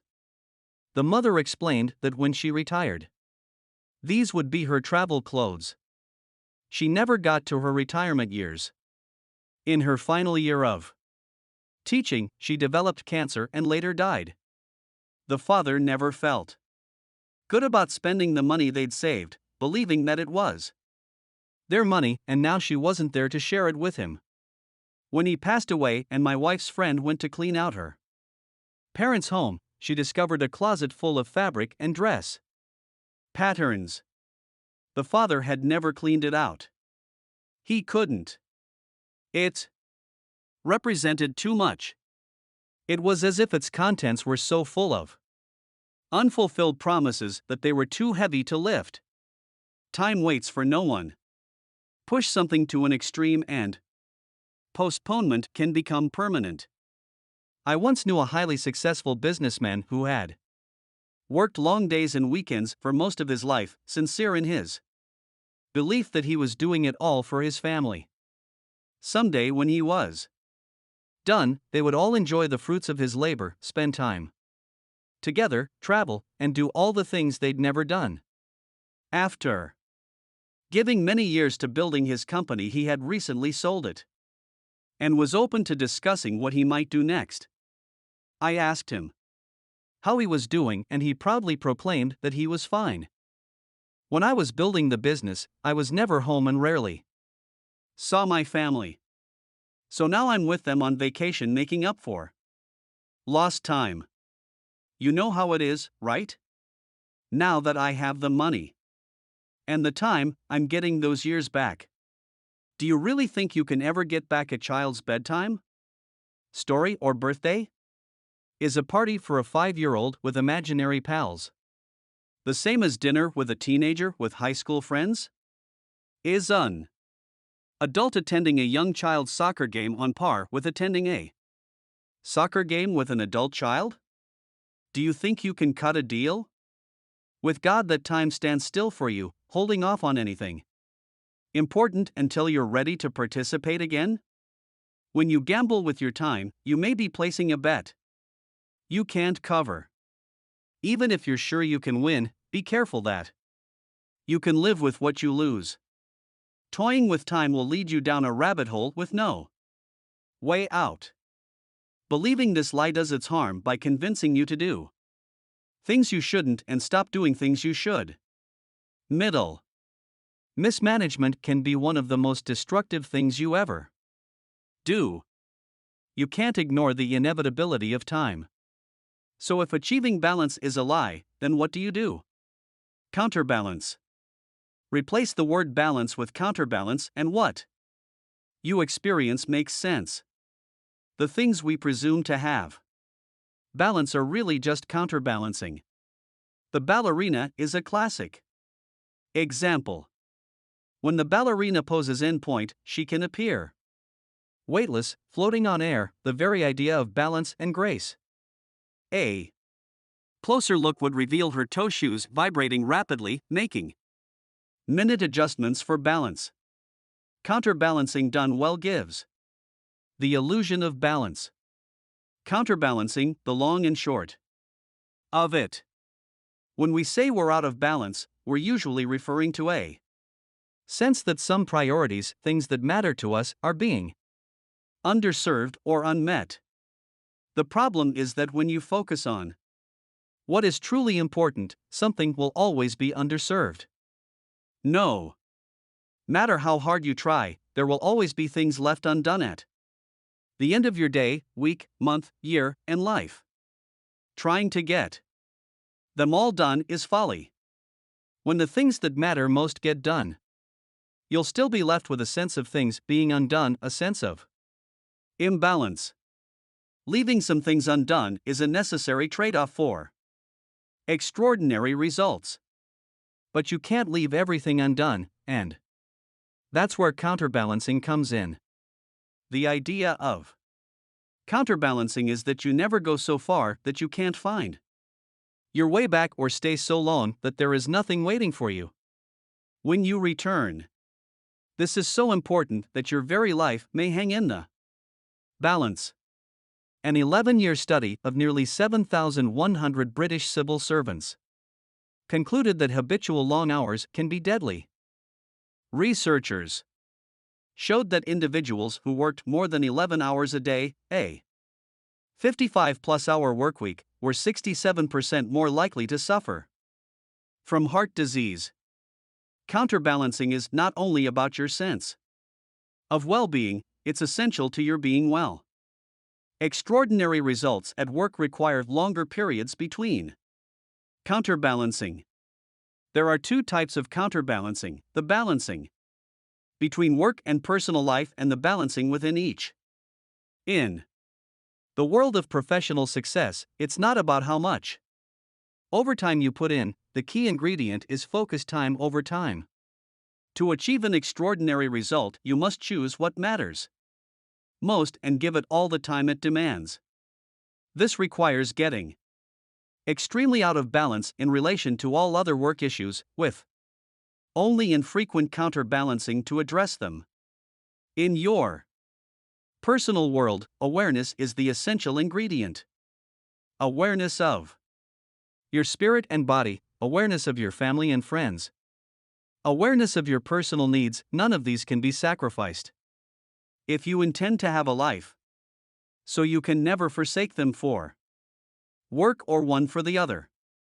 You can move back and forth quickly between these and often even combine the activities around them. But you can't neglect any of them for long. Your personal life requires tight counterbalancing. Whether or not to go out of balance isn't really the question. The question is, do you go short or long? In your personal life, go short and avoid long periods where you're out of balance. Going short lets you stay connected to all the things that matter most and move them along together. In your professional life, go long and make peace with the idea that the pursuit of extraordinary results may require you to be out of balance for long periods. Going long allows you to focus on what matters most, even at the Expense of other, lesser priorities. In your personal life, nothing gets left behind. At work, it's required. In his novel Suzanne's Diary for Nicholas, James Patterson artfully highlights where our priorities lie in our personal and professional balancing act. Imagine life is a game in which you are juggling 5 balls. The balls are called work, family, health, friends, and integrity. And you're keeping all of them in the air. But one day you finally come to understand that work is a rubber ball. If you drop it, it will bounce back. The other 4 balls, family, health, friends, integrity, are made of glass. If you drop one of these, it will be irrevocably scuffed, nicked, perhaps even shattered. Life is a balancing act. The question of balance is really a question of priority. When you change your language from balancing to prioritizing, you see your choices more clearly and open the door to changing your destiny. Extraordinary results demand that you set a priority and act on it. When you act on your priority, you'll automatically go out of balance, giving more time to one thing over another. The challenge then doesn't become one of not going out of balance, for in fact, you must. The challenge becomes how long you stay on your priority. To be able to address your priorities outside of work, be clear about your most important work priority so you can get it done. Then go home and be clear about your priorities there so you can get back to work. When you're supposed to be working, work, and when you're supposed to be playing, play. It's a weird tightrope you're walking, but it's only when you get your priorities mixed up that things fall apart. Big ideas. 1. Think about 2 balancing buckets. Separate your work life and personal life into 2 distinct buckets, not to compartmentalize them, just for counterbalancing. Each has its own counterbalancing goals and approaches. 2. Counterbalance your work bucket. View work as involving a skill or knowledge that must be mastered. This will cause you to give disproportionate time to your one thing and will throw the rest of your workday, week, month, and year continually out of balance. Your work life is divided into 2 distinct areas: what matters most and everything else. You will have to take what matters to the extremes and be okay with what happens to the rest. Professional success requires it. 3. Counterbalance your personal life bucket. Acknowledge that your life actually has multiple areas and that each requires a minimum of attention for you to feel that you have a life. Drop anyone and you will feel the effects. This requires constant awareness. You must never go too long or too far without counterbalancing them so that they are all active areas of your life. Your personal life requires it. Start leading a counterbalanced life. Let the right things take precedence when they should and get to the rest when you can. An extraordinary life is a counterbalancing act. We are kept from our goal, not by obstacles but by a clear path to a lesser goal. Robert Brault. Big is bad. The Big Bad Wolf. Big Bad John. From folktales to folk songs, the suggestion that big and bad go together has been a common theme across history, so much so that many think they're synonymous. They're not. Big can be bad and bad can be big, but they're not one and the same. They aren't inherently related. A big opportunity is better than a small one, but a small problem is better than a big one.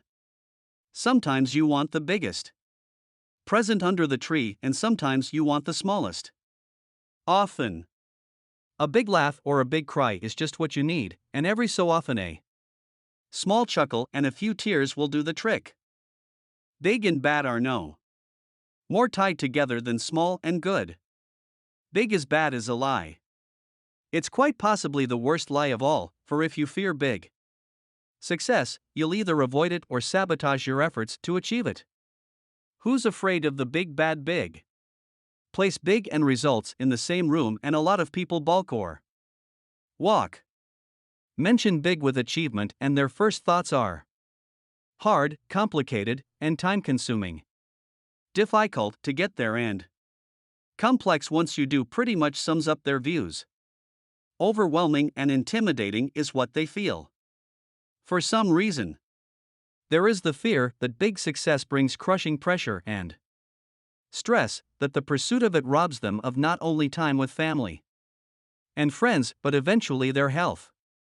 Uncertain of the right to achieve big or fearful of what might happen if they try and fall short, their head spins just thinking about it and they immediately doubt they have a head for heights. All of this reinforces a dis-ease with the very idea of big. 2. Invent a word, call it megaphobia, the irrational fear of big. When we connect big with bad, we trigger shrinking thinking. Lowering our trajectory feels safe. Staying where we are feels prudent. But the opposite is true, when big is believed to be bad. Small thinking rules the day and big never sees the light of it. Flat wrong. How many ships didn't sail because of the belief that the earth was flat? How much progress was impeded because man wasn't supposed to breathe underwater, fly through the air, or venture into outer space? Historically, we've done a remarkably poor job of estimating our limits. The good news is that science isn't about guessing, but rather the art of progressing. And so is your life. None of us knows our limits. Borders and boundaries may be clear on a map, but when we apply them to our lives, the lines aren't so apparent. I was once asked if I thought thinking big was realistic. I paused to reflect on this and then said, "Let me ask you a question first. Do you know what your limits are?" "No," was the reply.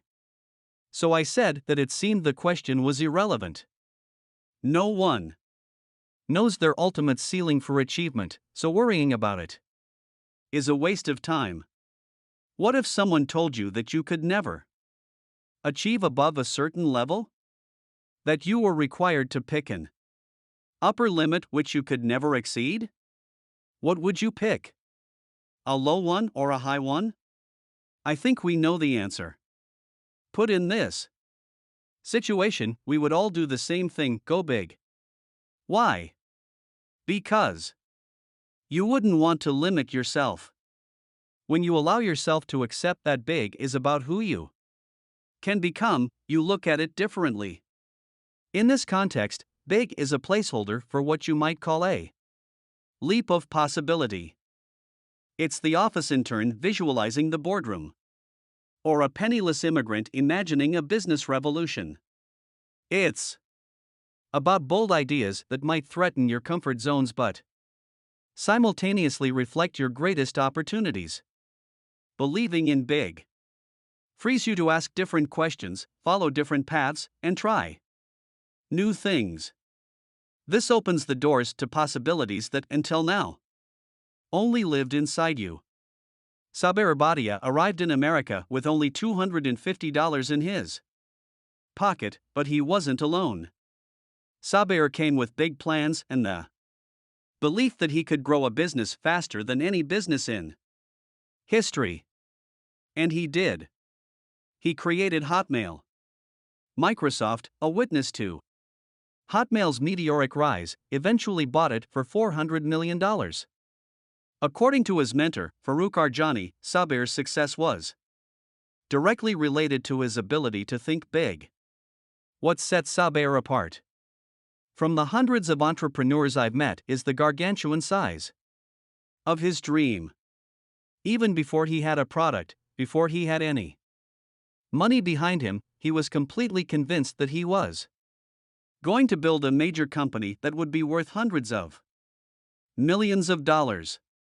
He had an unrelenting conviction that he was not just going to build a run-of-the-mill Silicon Valley company. But over time I realized, by golly, he was probably going to pull it off.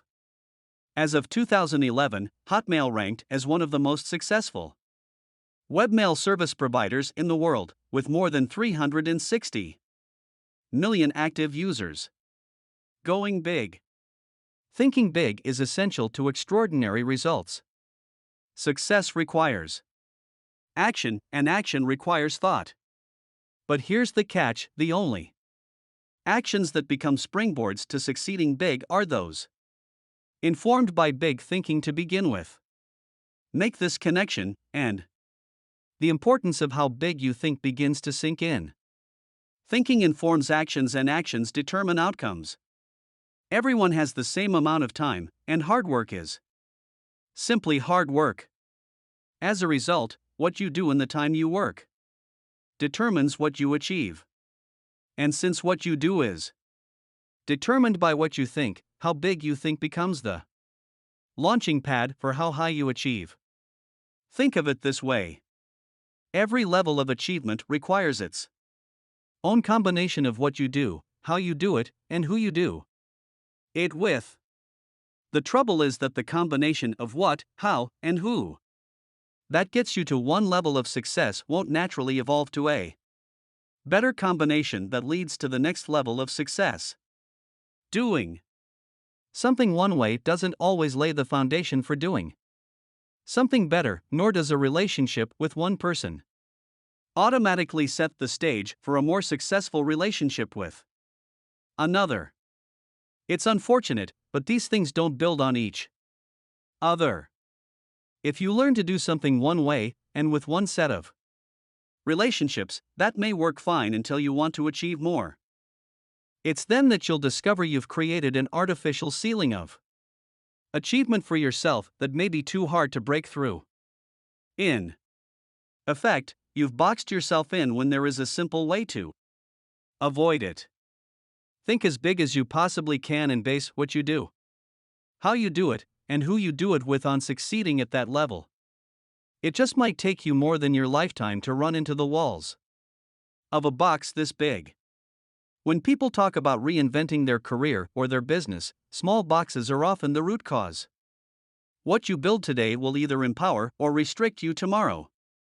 It will either serve as a platform for the next level of your success or as a box, trapping you where you are. The rung of a ladder was choose your box, choose your outcome. Big gives you the best chance for extraordinary results. Never meant to rest upon, but only to hold a man's foot long enough to enable him to put the other somewhat higher. Thomas Henry Huxley. Today and tomorrow. When Arthur Guinness set up his first brewery, he signed a 9,000-year lease. When J.K. Rowling conceived Harry Potter, she thought big and envisioned 7 years at Hogwarts before she penned the first chapter of the first of 7 books. Before Sam Walton opened the first Walmart, he envisioned a business so big that he felt he needed to go ahead and set up his future estate plan to minimize inheritance taxes. By thinking big, long before he made it big, he was able to save his family an estimated $11 to $13 billion in estate taxes. Transferring the wealth of one of the greatest companies ever built as tax-free as possible requires thinking big from the beginning. Thinking big isn't just about business. Candace Lightner started Mothers Against Drunk Driving in 1980 after her daughter was killed in a hit-and-run accident by a drunk driver. Today, Matt has saved more than 300,000 lives. As a 6-year-old in 1998, Ryan Hreljak was inspired by stories told by his teacher to help bring clean water to Africa. Today his foundation, Ryan's well, has improved conditions and helped bring safe water to over 750,000 people in 16 countries. Derek Kayongo recognized both the waste and hidden value in getting new soap into hotels every day. So in 2009, he created the Global Soap Project, which has provided more than 250,000 bars of soap in 21 countries, helping Combat child mortality by simply giving impoverished people the chance to wash their hands. Asking big questions can be daunting. Big goals can seem unattainable at first. Yet, how many times have you set out to do something that seemed like a real stretch at the time, only to discover it was much easier than you thought? Sometimes things are easier than we imagine, and truthfully, sometimes they're a lot harder. That's when it's important to realize that on the journey to achieving big, you get bigger. Big requires growth, and by the time you arrive, you're big too. What seemed an insurmountable mountain from a distance is just a small hill when you arrive at least in proportion to the person you've become.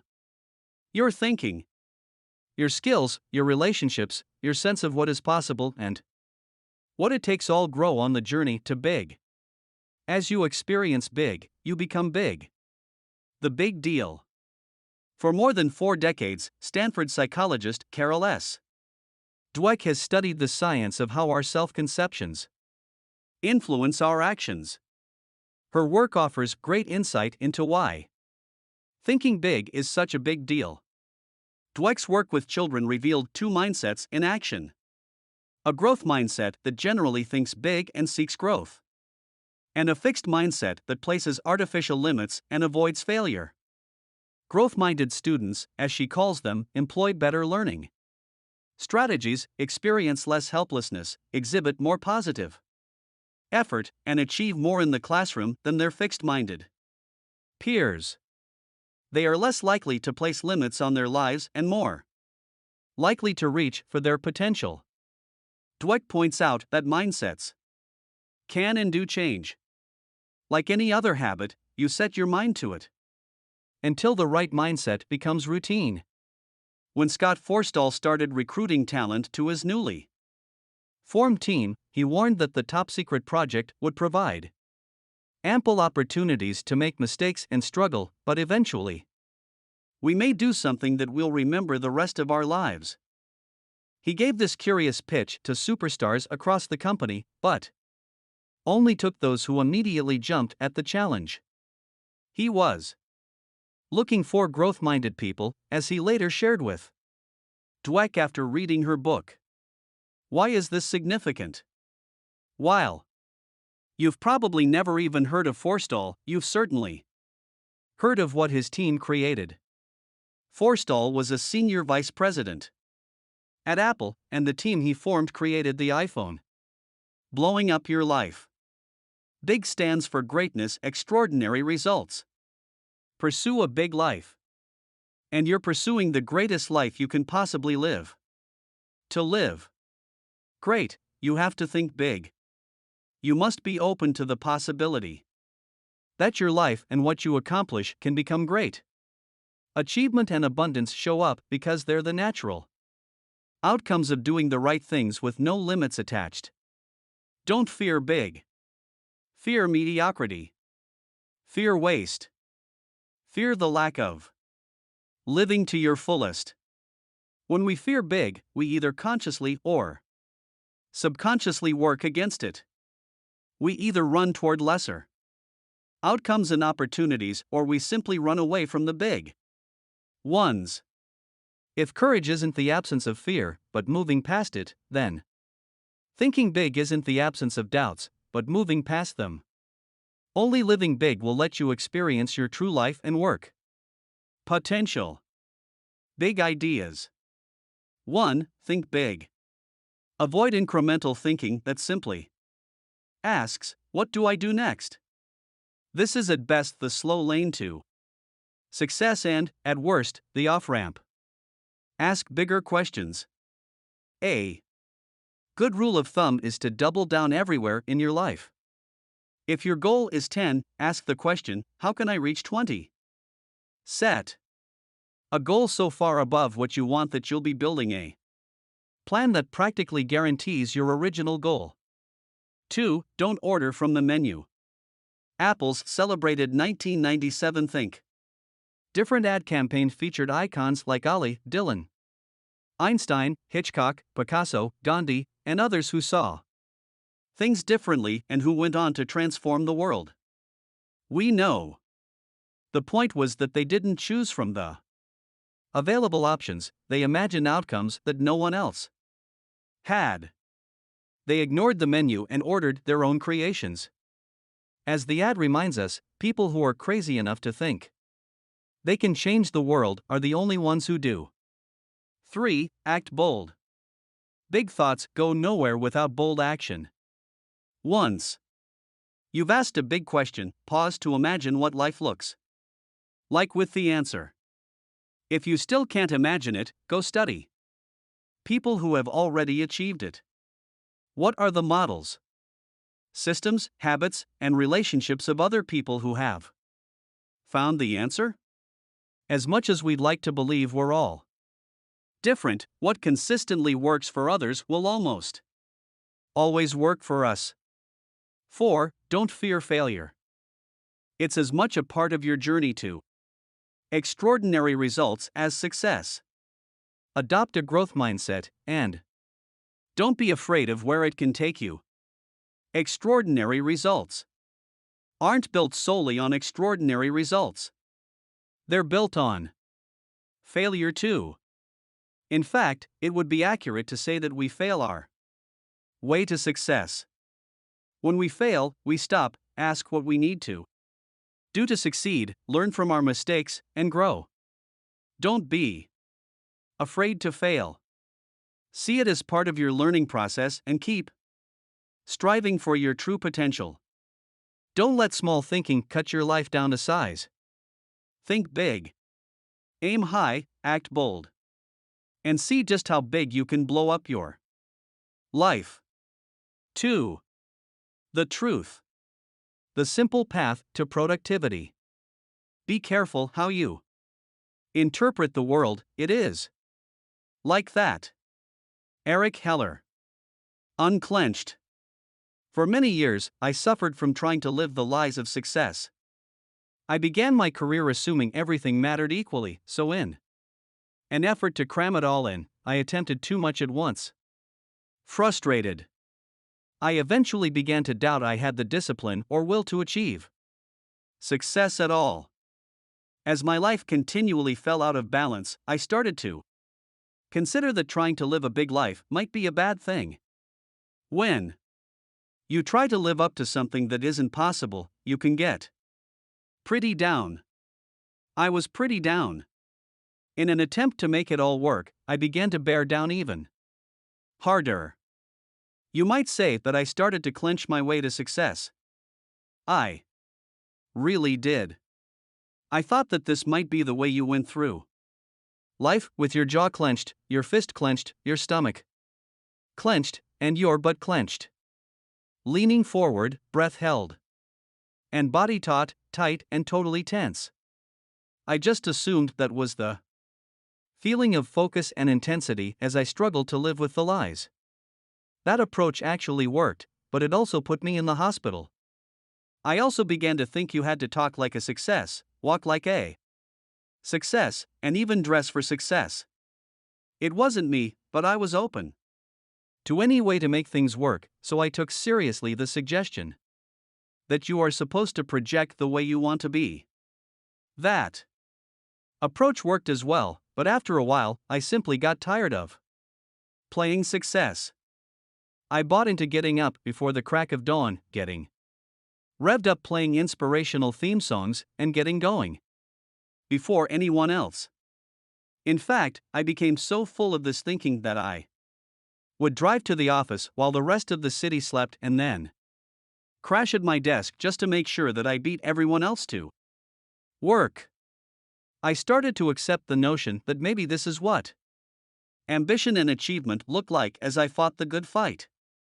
I would hold staff meetings at 7:30 in the morning and, at 7:31, would actually shut the door and lock out anyone who showed up late. I was going overboard, but I was beginning to believe this was the only way you could succeed, and the way you pushed others to succeed as well. This approach also worked, but in the end it also pushed me too hard, others too far, and my world over. The edge. I was truly beginning to think that the secret to success was to get as tightly wound up as possible each morning, set myself on fire, and then open the door and fly through the day, unwinding on the world, until I literally burnt out. And what did all of this get me? It got me success, and it got me sick. Eventually, it got me sick of success. So what did I do? I ditched the lies and went in the opposite direction. I joined Overachievers Anonymous and went anti-establishment on all the success tactics that supposedly build success. First off, I got unclenched. I actually started listening to my body, slowed down, and chilled out. Next, I started wearing t-shirts and jeans to work and defied anyone to make a comment. I dropped the language and the attitude and went back to just being me. I had breakfast with my family. I got in shape physically and spiritually and stayed there. And last, I started doing less. Yes, less. Intentionally, purposefully less. I was looser than ever, waylaid back for me, and breathing. I challenged the axioms of success. And guess what? I became more successful than I ever dreamed possible and felt better than I'd ever felt in my life. Here's what I found out: we overthink, overplan, and overanalyze our careers, our businesses, and our lives that long hours are neither virtuous nor healthy, and that we usually succeed in spite of most of what we do, not because of it. I discovered that we can't manage time, and that the key to success isn't in all the things we do, but in the handful of things we do well. I learned that success comes down to this: being appropriate in the moments of your life. If you can honestly say, "This is where I'm meant to be right now, doing exactly what I'm doing," then all the amazing possibilities for your life become possible. Most of all, I learned that the one thing is the surprisingly simple truth behind extraordinary results. There is an art to clearing away the clutter and focusing on what matters most. It is simple. And it is transferable. It just requires the courage to take a different approach. George Anders. 10. The focus question. On June 23, 1885, in the town of Pittsburgh, Pennsylvania, Andrew Carnegie addressed the students of the Curry Commercial College. At the height of his business success, the Carnegie Steel Company was the largest and most profitable industrial enterprise in the world. Carnegie would later become the second richest man in history, after John D. Rockefeller. In Carnegie's talk, entitled The Road to Business Success, he discussed his life as a successful businessperson and gave this advice. And here is the prime condition of success, the great secret. Concentrate your energy, thought, and capital exclusively upon the business in which you are engaged. Having begun on one line, resolve to fight it out on that line, to lead in it, adopt every improvement, have the best machinery, and know the most about it. The concerns which fail are those which have scattered their capital, which means that they have scattered their brains also. They have investments in this, or that, or the other, here, there, and everywhere. Don't put all your eggs in one basket is all wrong. I tell you, put all your eggs in one basket, and then watch that basket look round you and take notice. Men who do that do not often fail. It is easy to watch and carry the one basket. It is trying to carry too many baskets that breaks most eggs in this country. So, how do you know which basket to pick? The focusing question.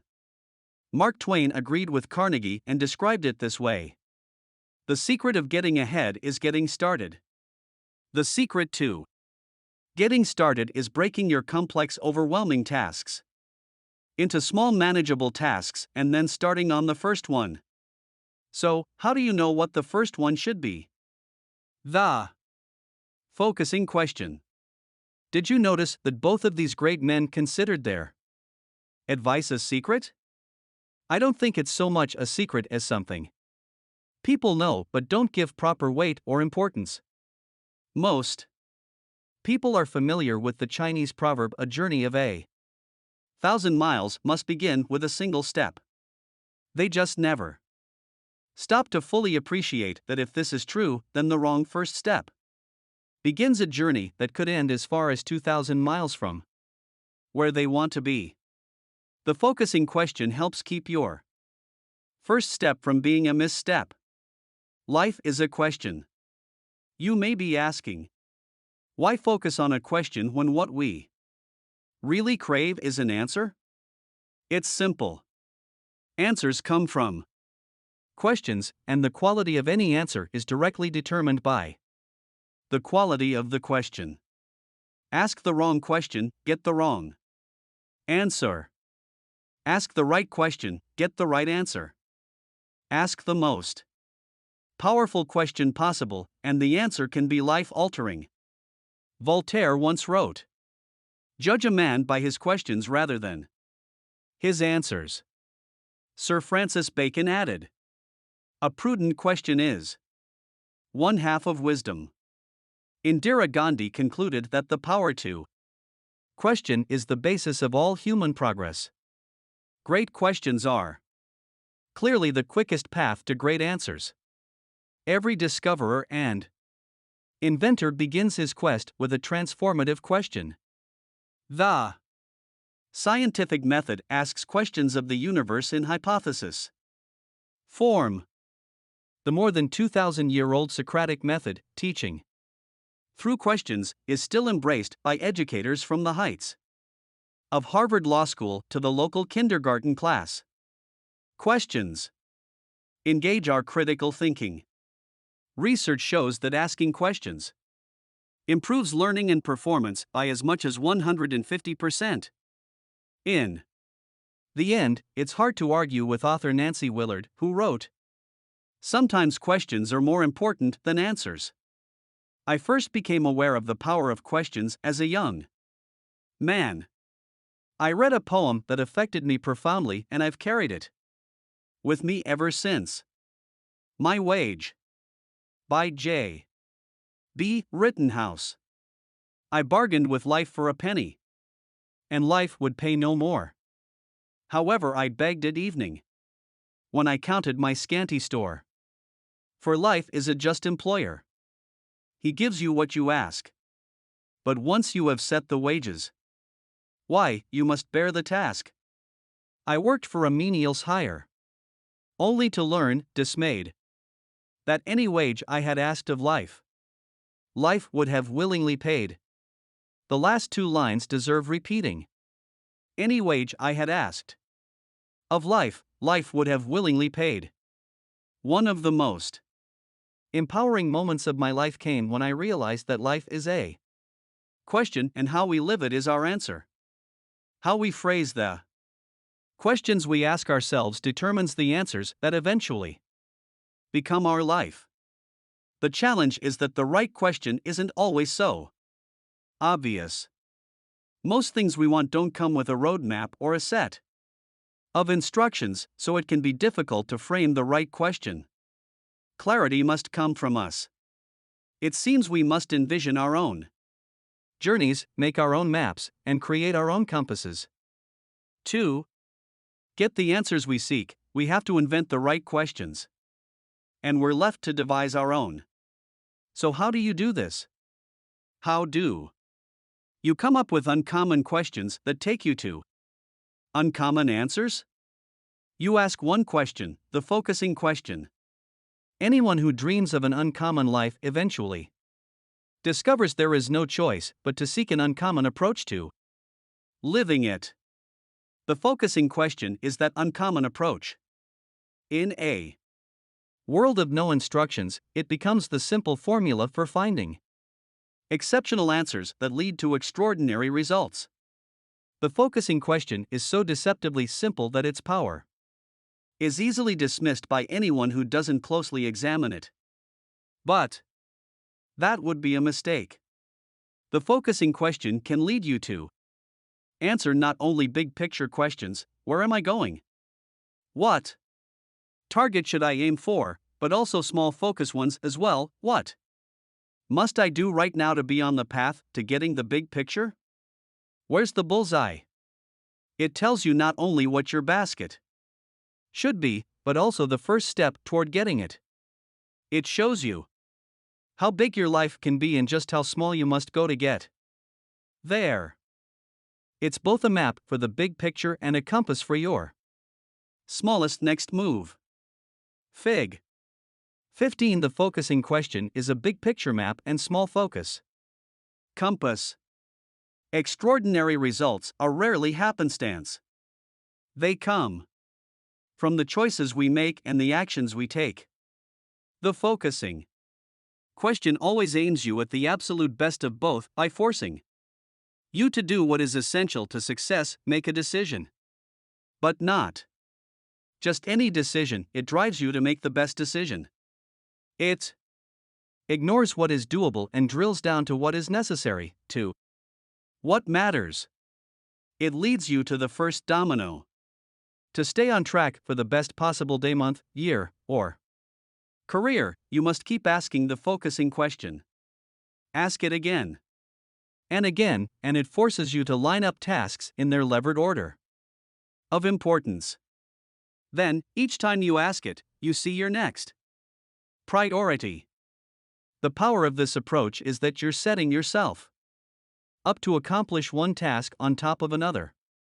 When you do the right task first, you also build the right mindset first, the right skill first, and the right relationship first.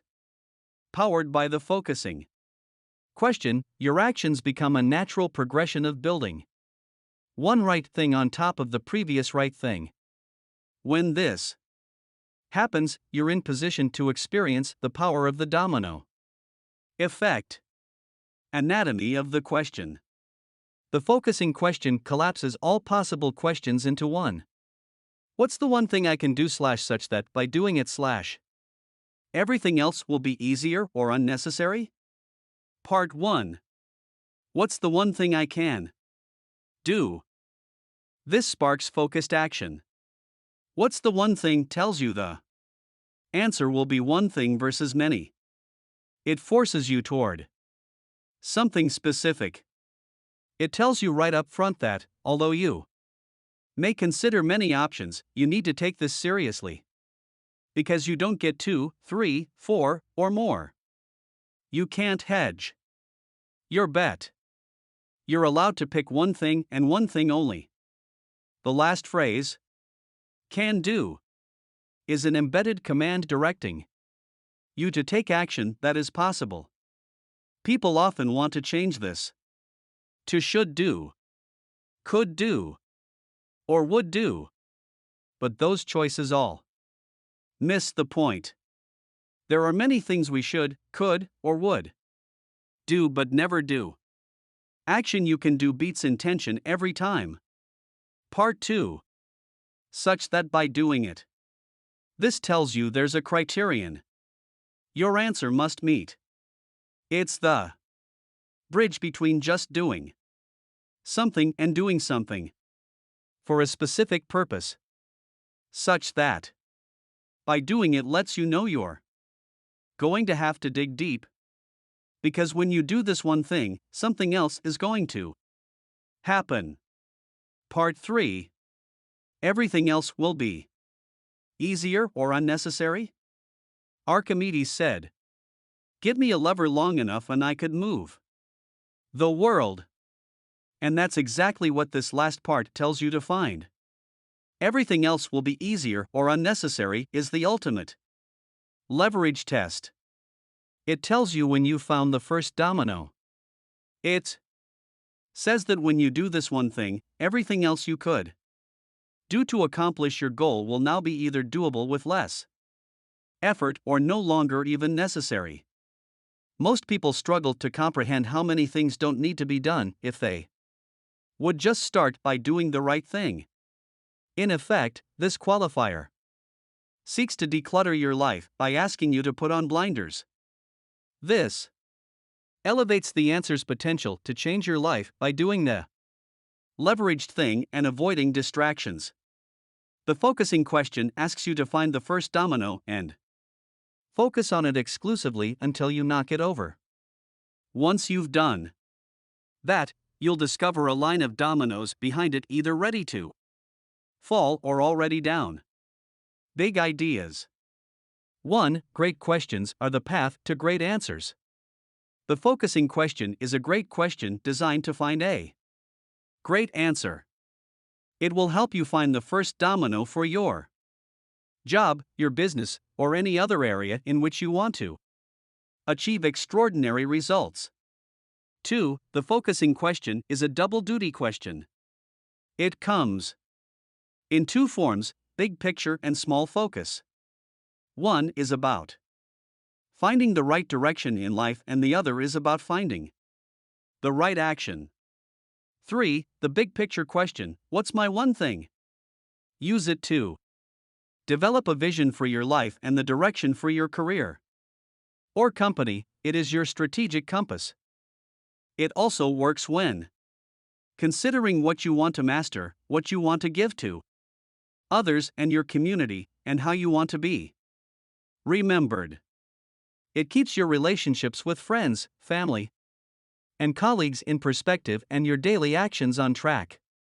For the small focus question, what's my one thing right now? Use this when you first wake up and throughout the day. It keeps you focused on your most important work and, whenever you need it, helps you find the levered action or first domino in any activity. The small focus question prepares you for the most productive work week possible.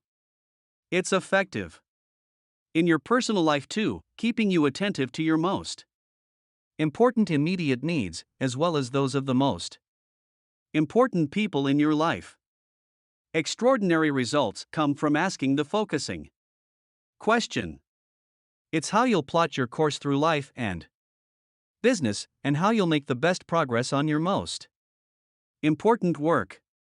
Whether you seek answers big or small, asking the focusing question is the ultimate success habit for your life.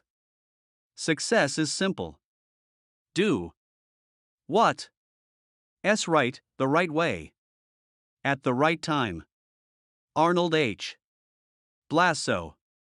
11. The success habit. You know about habits. They can be hard to break and hard to create. But we are unknowingly acquiring new ones all the time. When we start and continue a way of thinking or a way of acting over a long enough period, we've created a new habit. The choice we face is whether or not we want to form habits that get us what we want from life. If we do, then the focusing question is the most powerful success habit we can have. For me, the focusing question is a way of life. I use it to find my most leveraged priority, make the most out of my time, and get the biggest bang for my buck. Whenever the outcome absolutely matters, I ask it. I ask it when I wake up and start my day. I ask it when I get to work, and again when I get home.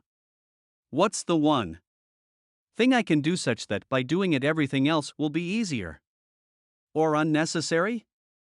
And when I know the answer, I continue to ask it until I can see the connections and all my dominoes are lined up.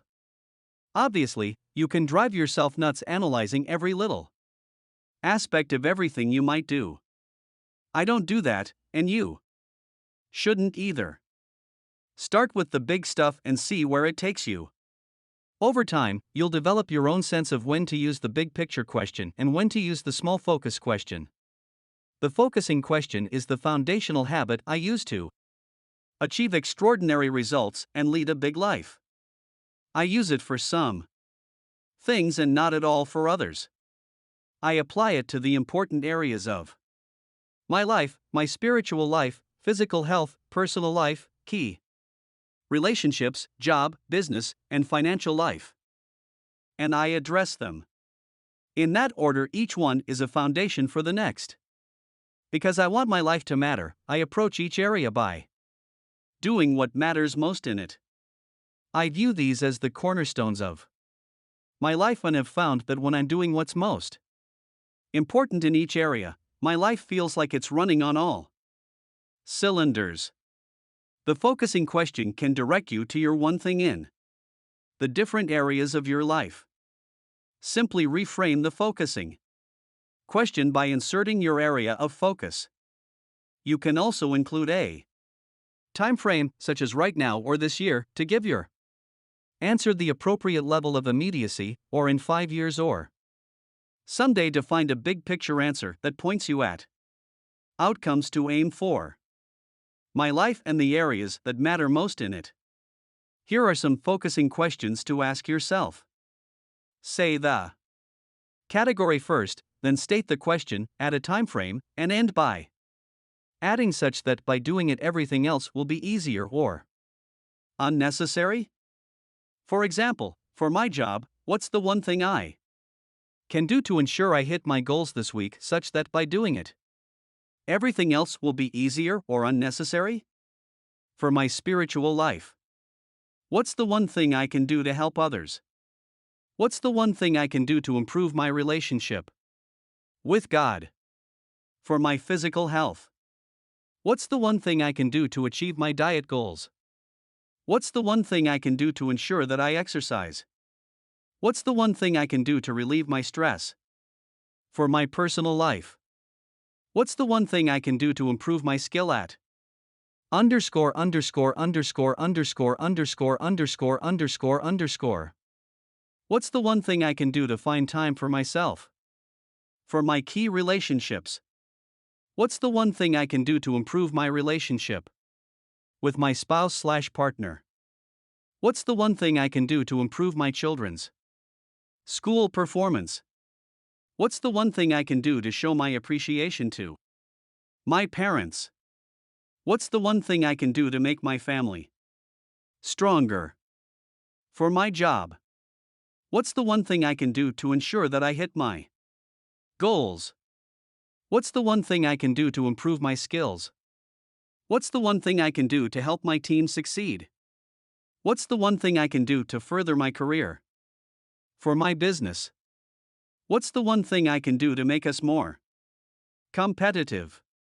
What's the one thing I can do to make our product the best? What's the one thing I can do to make us more profitable? What's the one thing I can do to improve our customer experience? For my finances, what's the one thing I can do to increase my net worth?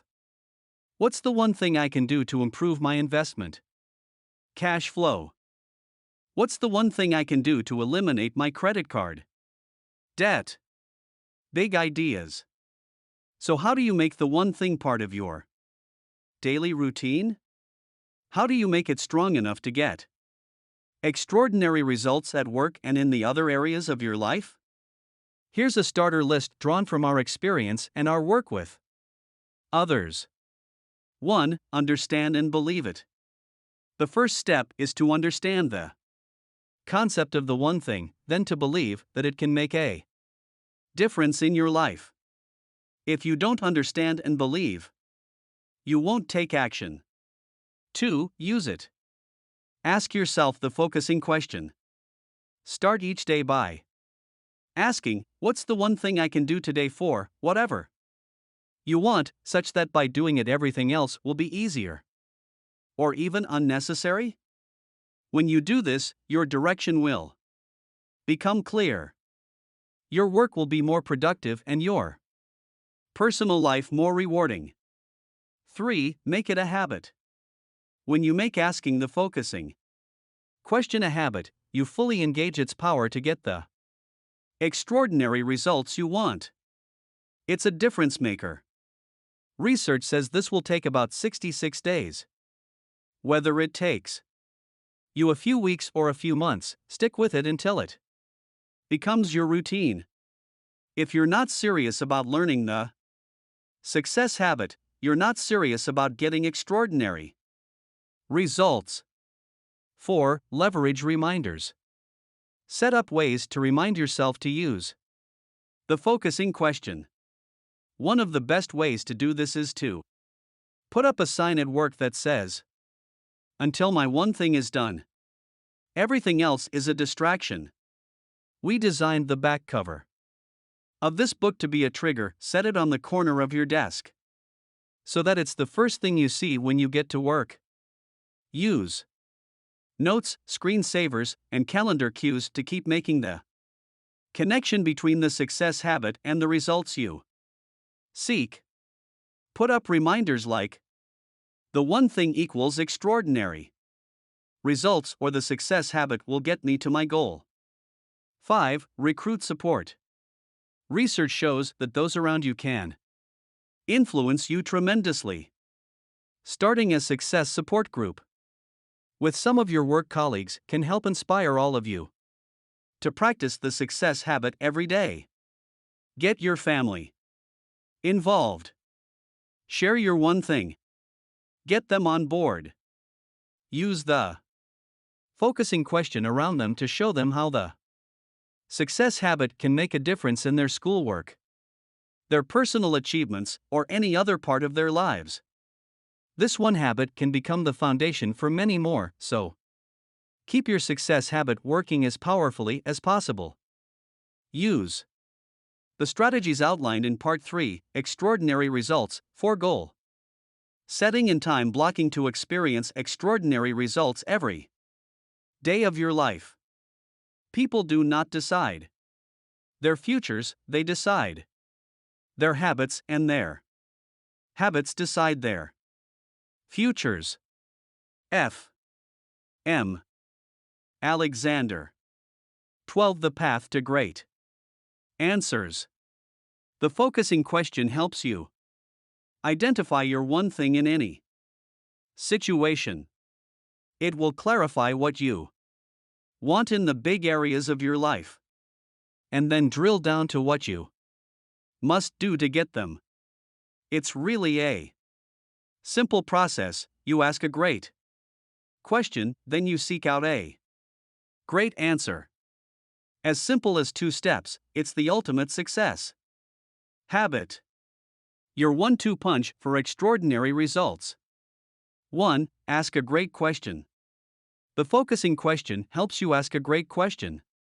Great questions, like great goals, are big and specific.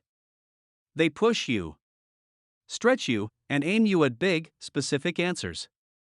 And because they're framed to be measurable, there's no wiggle room about what the results will look like. Fig. 18. 4 options for framing your great question. Look at the Great Question Matrix, Figure 18, to see the power of the focusing question. Let's take increasing sales as a way to break down each of the quadrants, using "What can I do to double sales in 6 months?" as a placeholder for big and specific, Figure 19.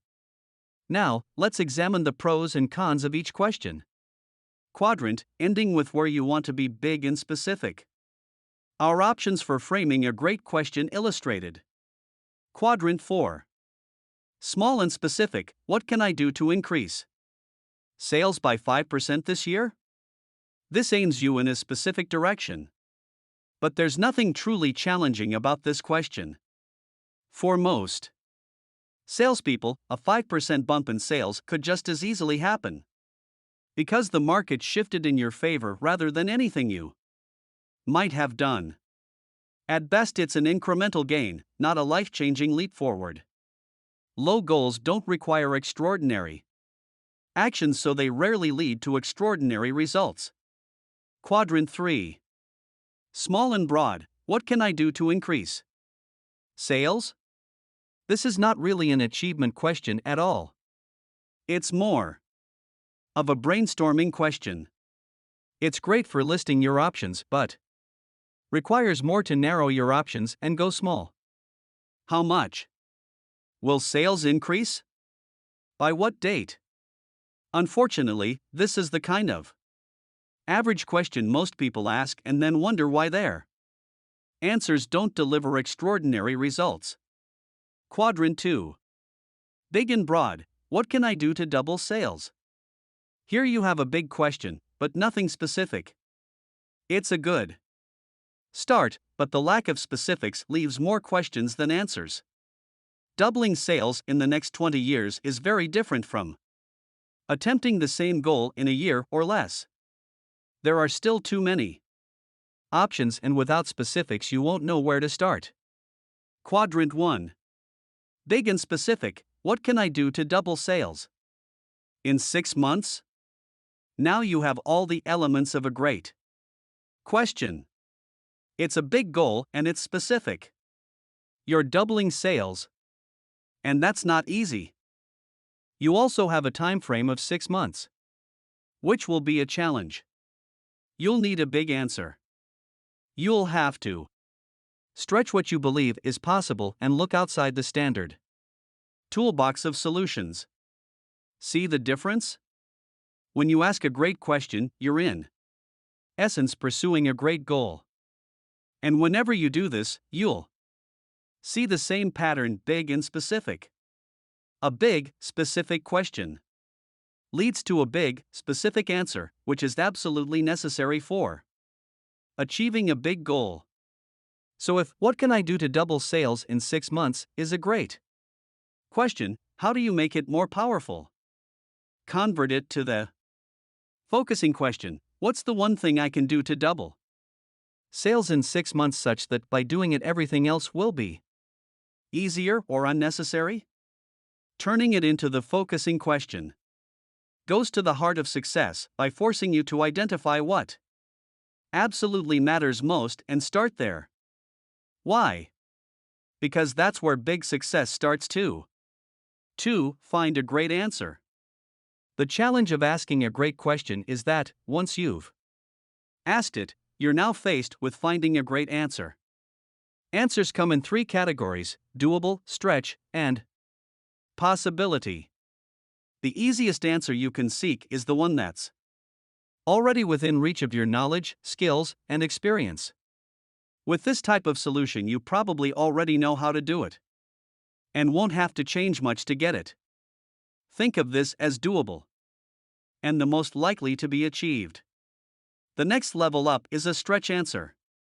While this is still within your reach, it can be at the farthest end of your range. You'll most likely have to do some research and study what others have done to come up with this answer. Doing it can be iffy since you might have to extend yourself to the very limits of your current abilities. Think of this as potentially achievable and probable, depending on your effort. High achievers understand these first 2 routes but reject them, unwilling to settle for ordinary when extraordinary is possible. They've asked a great question and want the very best answer. The success habit unlocks possibilities. Extraordinary results require a great answer. Highly successful people choose to live at the outer limits of achievement. They not only dream of, but deeply crave what is beyond their natural grasp. They know this type of answer is the hardest to come by, but also know that just by extending themselves to find it, they expand and enrich their life for the better. If you want the most from your answer, you must realize that it lives outside your comfort zone. This is rare air. A big answer is never in plain view, nor is the path to finding one laid out for you. A possibility answer exists beyond what is already known and being done. As with a stretch goal, you can start out by doing research and studying the lives of other high achievers. But you can't stop there. In fact, your search has just begun. Whatever you learn, you'll use it to do what only the greatest achievers do: benchmark and trend. A great answer is essentially a new answer. It is a leap across all current answers in search of the next one and is found in 2 steps. The first is the same as when you stretch. You uncover the best research and study the highest achievers. Anytime you don't know the answer, your answer is to go find your answer. In other words, by default, your first one thing is to search for clues and role models to point you in the right direction. The first thing to do is ask, has anyone else studied or accomplished this or something like it? The answer is almost always yes, so your investigation begins by finding out what others have learned. One of the reasons I've amassed a large library of books over the years is because books are a great go-to resource.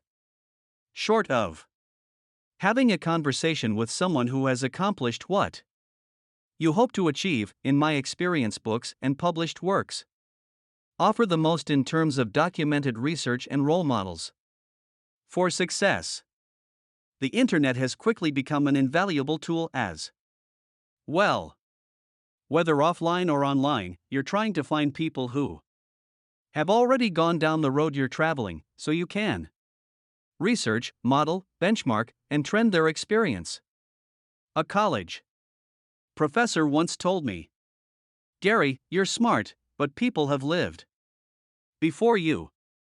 You're not the first person to dream big, so you'd be wise to study what others have learned first and then build your actions on the back of their lessons." He was so right. And he was talking to you too. The research and experience of others is the best place to start when looking for your answer. Armed with this knowledge, you can establish a benchmark, the current high water mark for all that is known and being done. With a stretch approach, this was your maximum, but now it is your minimum. It's not all you'll do, but it becomes the hilltop where you'll stand to see if you can spot what might come next. This is called trending, and it's the second step. You're looking for the next thing you can do in the same direction that the best performers are heading, or, if necessary, in an entirely new direction. The benchmark is today's success, the trend is tomorrow's. This is how big problems are solved and big challenges are overcome, for the best answers rarely come from an ordinary process. Whether it's figuring out how to leapfrog the competition, finding a cure for a disease, or coming up with an action step for a personal goal, benchmarking and trending is your best option. Because your answer will be original, you'll probably have to reinvent yourself in some way to implement it. A new answer usually requires new behavior, so don't be surprised if along the way to sizable success you change in the process. But don't let that stop you. This is where the magic happens and possibilities are unlimited. As challenging as it can be, trailblazing up the path of possibilities is always worth it, for when we maximize our reach, we maximize our life. Big ideas. 1. Think big and specific. Setting a goal you intend to achieve is like asking a question. It's a simple step from I'd like to do that to how do I achieve that? The best question. And by default, the best goal is big and specific, big because you're after extraordinary results, specific to give you something to aim at and to leave no wiggle room about whether you hit the mark. A big and specific question, especially in the form of the focusing question, helps you zero in on the best possible answer. 2. Think possibilities. Setting a doable goal is almost like creating a task to check off your list. A stretch goal is more challenging. It aims you at the edge of your current abilities. You have to stretch to reach it. The best goal explores what's possible. When you see people and businesses that have undergone transformations, this is where they live. 3. Benchmark and trend for the best answer. No one has a crystal ball, but with practice you can become surprisingly good at anticipating where things are heading. The people and businesses who get there first often enjoy the lion's share of the rewards with few, if any, competitors. Benchmark and trend to find the extraordinary answer you need for extraordinary results. 3.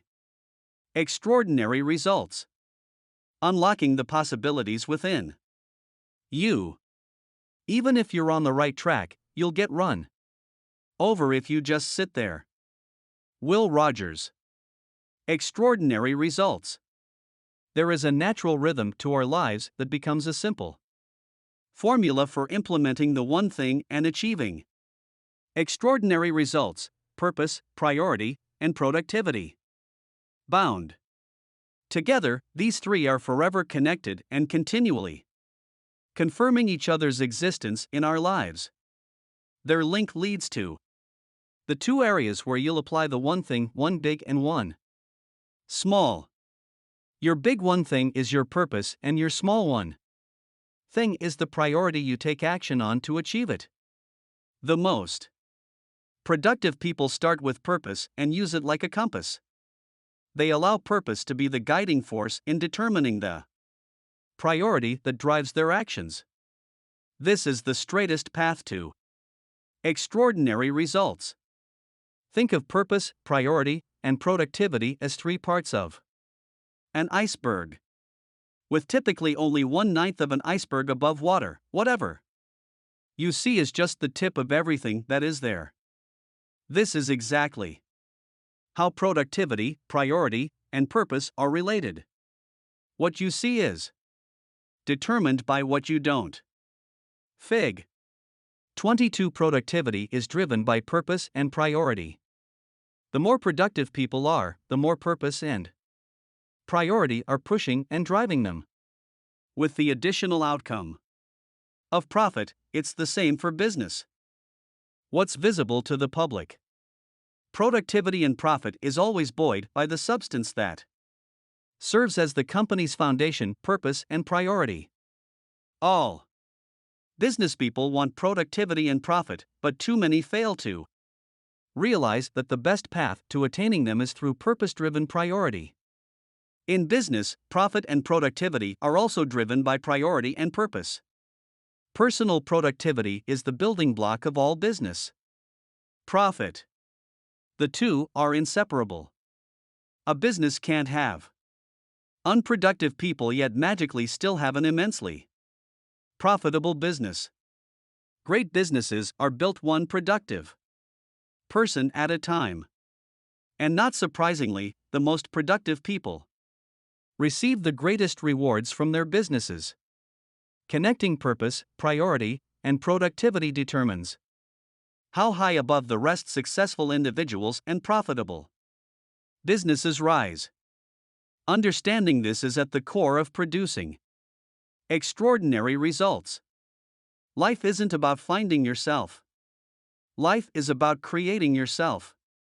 George Bernard Shaw. 13. Live with purpose. So, how do you use purpose to create an extraordinary life? Ebenezer Scrooge shows us how.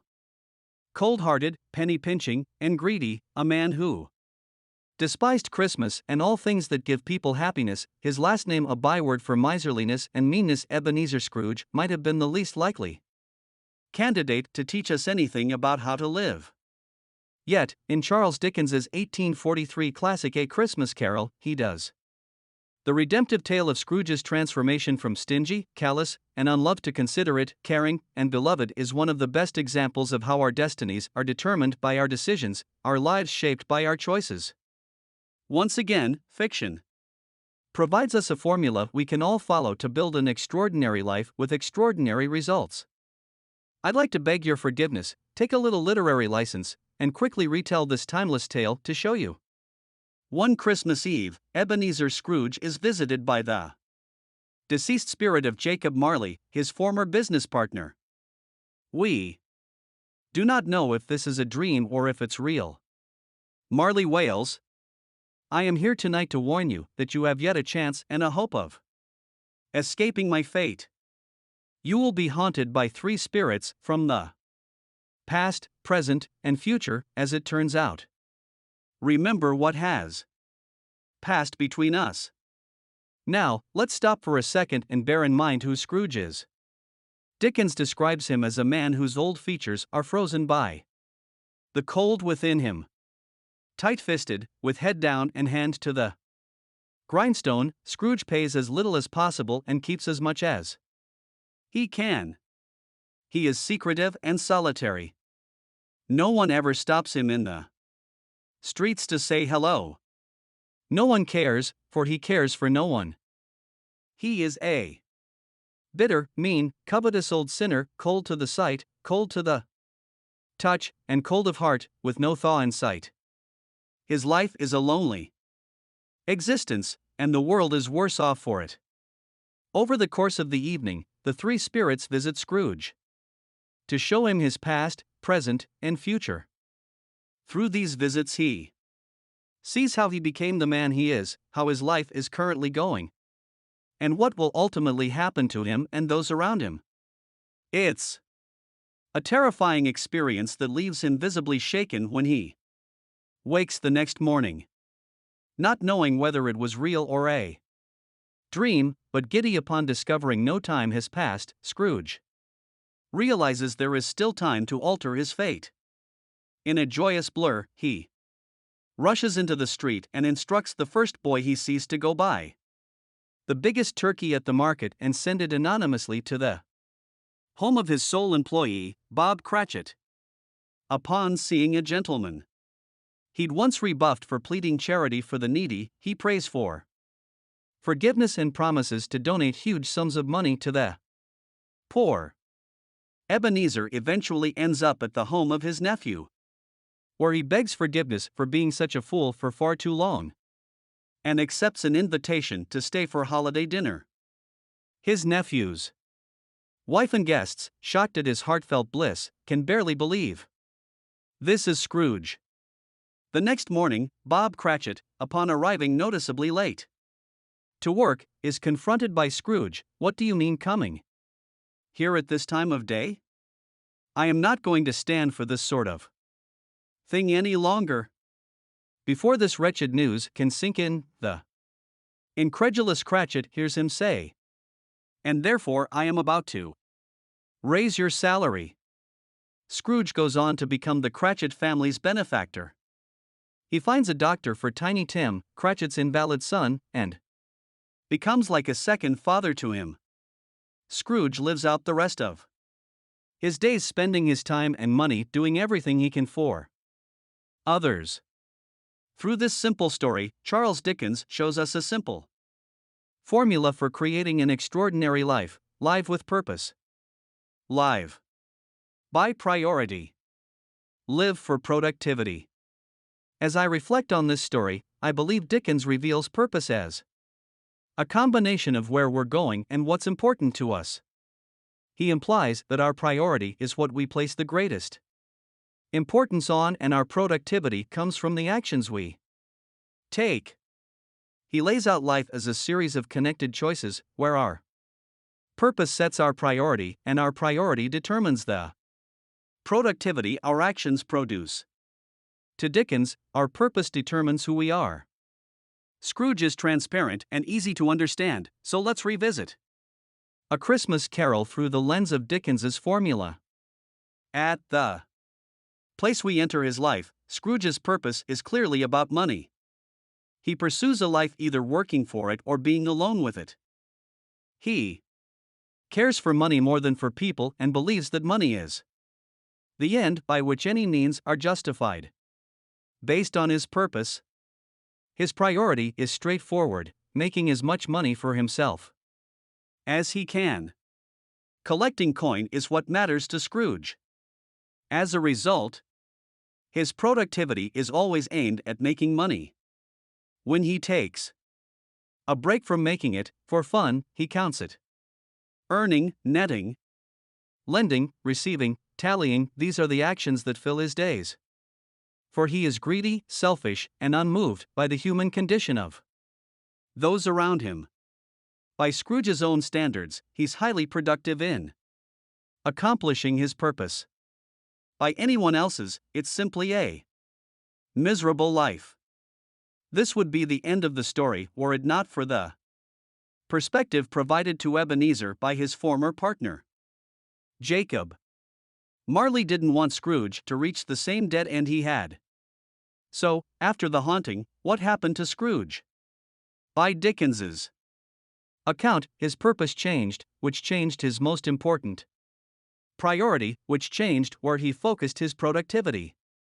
After Marley's intervention, Scrooge experienced the transformative power of a new purpose.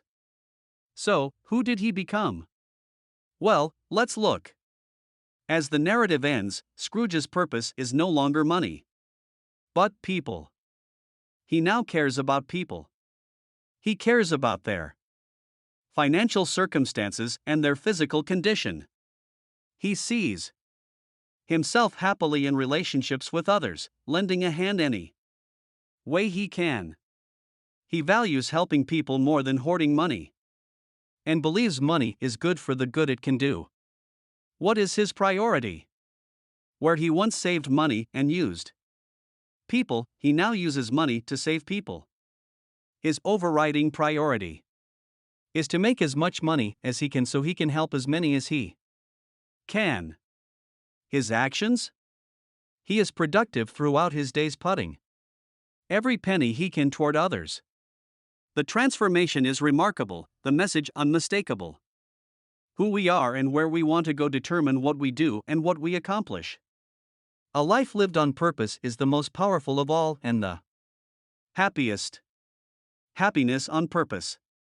Ask enough people what they want in life and you'll hear happiness as the overwhelming response.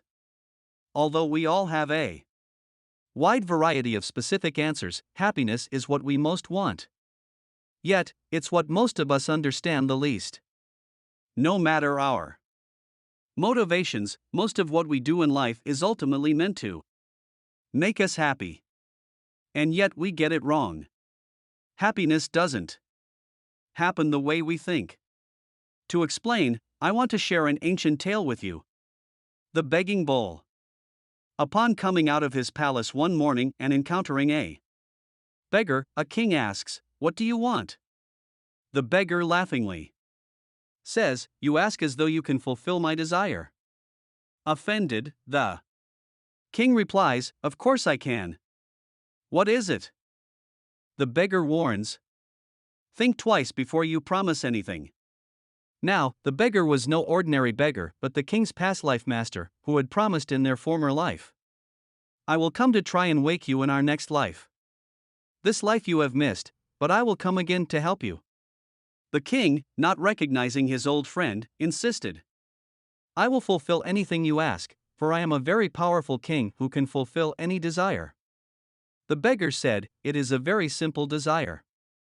Can you fill this begging bowl?" "Of course," said the king, and he instructed his vizier to fill the man's begging bowl with money. The vizier did, but when the money was poured into the bowl, it disappeared. So he poured more and more, but the moment he did, it would disappear. The begging bowl remained empty. Word spread throughout the kingdom, and a huge crowd gathered. The prestige and power of the king were at stake, so he told his vizier, "If my kingdom is to be lost, I am ready to lose it, but I cannot be defeated by this beggar." He continued to empty his wealth into the bowl. Diamonds, pearls, emeralds. His treasury was becoming empty. And yet the begging bowl seemed bottomless. Everything put into it immediately disappeared. Finally, as the crowd stood in utter silence, the king dropped at the beggar's feet and admitted defeat. "You are victorious, but before you go, fulfill my curiosity. What is the secret of this begging bowl?" The beggar humbly replied, "There is no secret. It is simply made up of human desire." One of our biggest challenges is making sure our life's purpose doesn't become a beggar's bowl, a bottomless pit of desire, continually searching for the next thing that will make us Happy. That's a losing proposition. Acquiring money and obtaining things are pretty much all done for the pleasure we expect them to bring. On one hand, this actually works. Securing money or something we want can spike our happiness meter for a moment. Then it goes back down. Over the ages, our greatest minds have pondered happiness, and their conclusions are much the same: having money and things won't automatically lead to lasting happiness. How circumstances affect us depends on how we interpret them as they relate to our life. If we lack a big picture view, we can easily fall into serial success seeking. Why? Once we get what we want, our happiness sooner or later wanes because we quickly become accustomed to what we acquire. This happens to everyone, and eventually leaves us bored, seeking something new to get or do. Worse, we may not even stop or slow down to enjoy what we've got because we automatically get up and go for something else. If we're not careful, we wind up ricocheting from achieving and acquiring to acquiring and achieving without ever taking time to fully enjoy any of it. This is a good way to remain a beggar, and the day we realize this is the day our life changes forever. So, how do we find enduring happiness? Happiness happens on the way to fulfillment. Dr. Martin Seligman, past president of the American Psychological Association, believes there are 5 factors that contribute to our happiness: positive emotion and pleasure, achievement, relationships, engagement, and meaning. Of these, he believes engagement and meaning are the most important.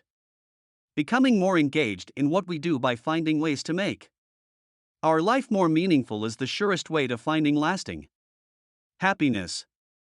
When our daily actions fulfill a bigger purpose, the most powerful and enduring happiness can happen.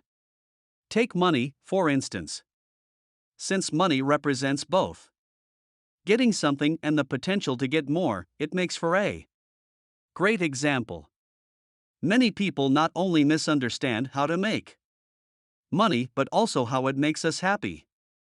I've taught wealth building to everyone from seasoned entrepreneurs to high school students. And whenever I ask, "How much money do you want to earn?" I get all kinds of answers, but usually the number is quite high. When I ask, "How did you pick this number?" I frequently get the familiar answer, "Don't know." I then ask, "Can you tell me your definition of a financially wealthy person?" Invariably, I get numbers that start at $1 million and go up from there. When I ask how they arrived at this, they often say, "It sounds like a lot." My response is, "It is, and it isn't. It all depends on what you do with it." I believe that financially wealthy people are those who have enough money coming in without having to work to finance their purpose in life. Now, please realize that this definition presents a challenge to anyone who accepts it. To be financially wealthy, you must have a purpose for your life. In other words, without purpose, you'll never know when you have enough money, and you can never be financially wealthy. It isn't that having more money won't make you happy. To a point, it certainly can. But then it stops. For more money to continue to motivate you will depend on why you want more. It's been said that the end shouldn't justify the means, but be careful. When achieving happiness, any end you seek will only create happiness for you through the means it takes to achieve it. Wanting more money just for the sake of getting it won't bring the happiness you seek from it. Happiness happens when you have a bigger purpose than having more fulfills, which is why we say happiness happens on the way to fulfillment. The power of purpose. Purpose is the straightest path to power and the ultimate source of personal strength, strength of conviction, and strength to persevere. The prescription for extraordinary results is knowing what matters to you and taking daily doses of actions in alignment with it. When you have a definite purpose for your life, clarity comes faster, which leads to more conviction in your direction, which usually leads to faster decisions. When you make faster decisions, you'll often be the one who makes the first decisions and winds up with the best choices. And when you have the best choices, you have the opportunity for the best experiences. This is how knowing where you're going helps lead you to the best possible outcomes and experiences life has to offer. Living a domino run. I have this dialogue with people every day. It's particularly effective when they ask me what they should do. I turn it around and say, before I answer your question, let me ask you something. Where are you going, and where do you want to be someday? Without fail, as I walk them through goal setting to the now, they catch on quickly and come up with their own answers. And by the time they tell me the one thing they should be doing right now, I laughingly ask, so why are you still talking to me? Your last step is to write down your answers. Much has been written about writing down goals, and for a very good reason. It works. In 2008, Dr. Gail Matthews of the Dominican University of California recruited 267 participants from a wide range of professions: lawyers, accountants, nonprofit employees, marketers, etc., and a variety of countries. Those who wrote down their goals were 39.5% more likely to accomplish them. Writing down your goals and your most important priority is your final step to living by priority. Big ideas. 1. There can only be one. Your most important priority is the one thing you can do right now that will help you achieve what matters most to you. You may have many priorities, but dig deep and you'll discover there is always one that matters most, your top priority, your one thing. 2. Goals set to the now. Knowing your future goal is how you begin identifying the steps you need to accomplish along the way keeps your thinking clear while you uncover the right priority you need to accomplish right now. 3. Put pen to paper. Write your goals down and keep them close. Pull your purpose through to a single priority built by goal setting to the now, and that priority, that one thing you can do, such that by doing it everything else will be easier or unnecessary. Will show you the way to extraordinary results. And once you know what to do, the only thing left is to go from knowing to doing. Productivity ISN. T about being a workhorse, keeping busy, or burning the midnight oil.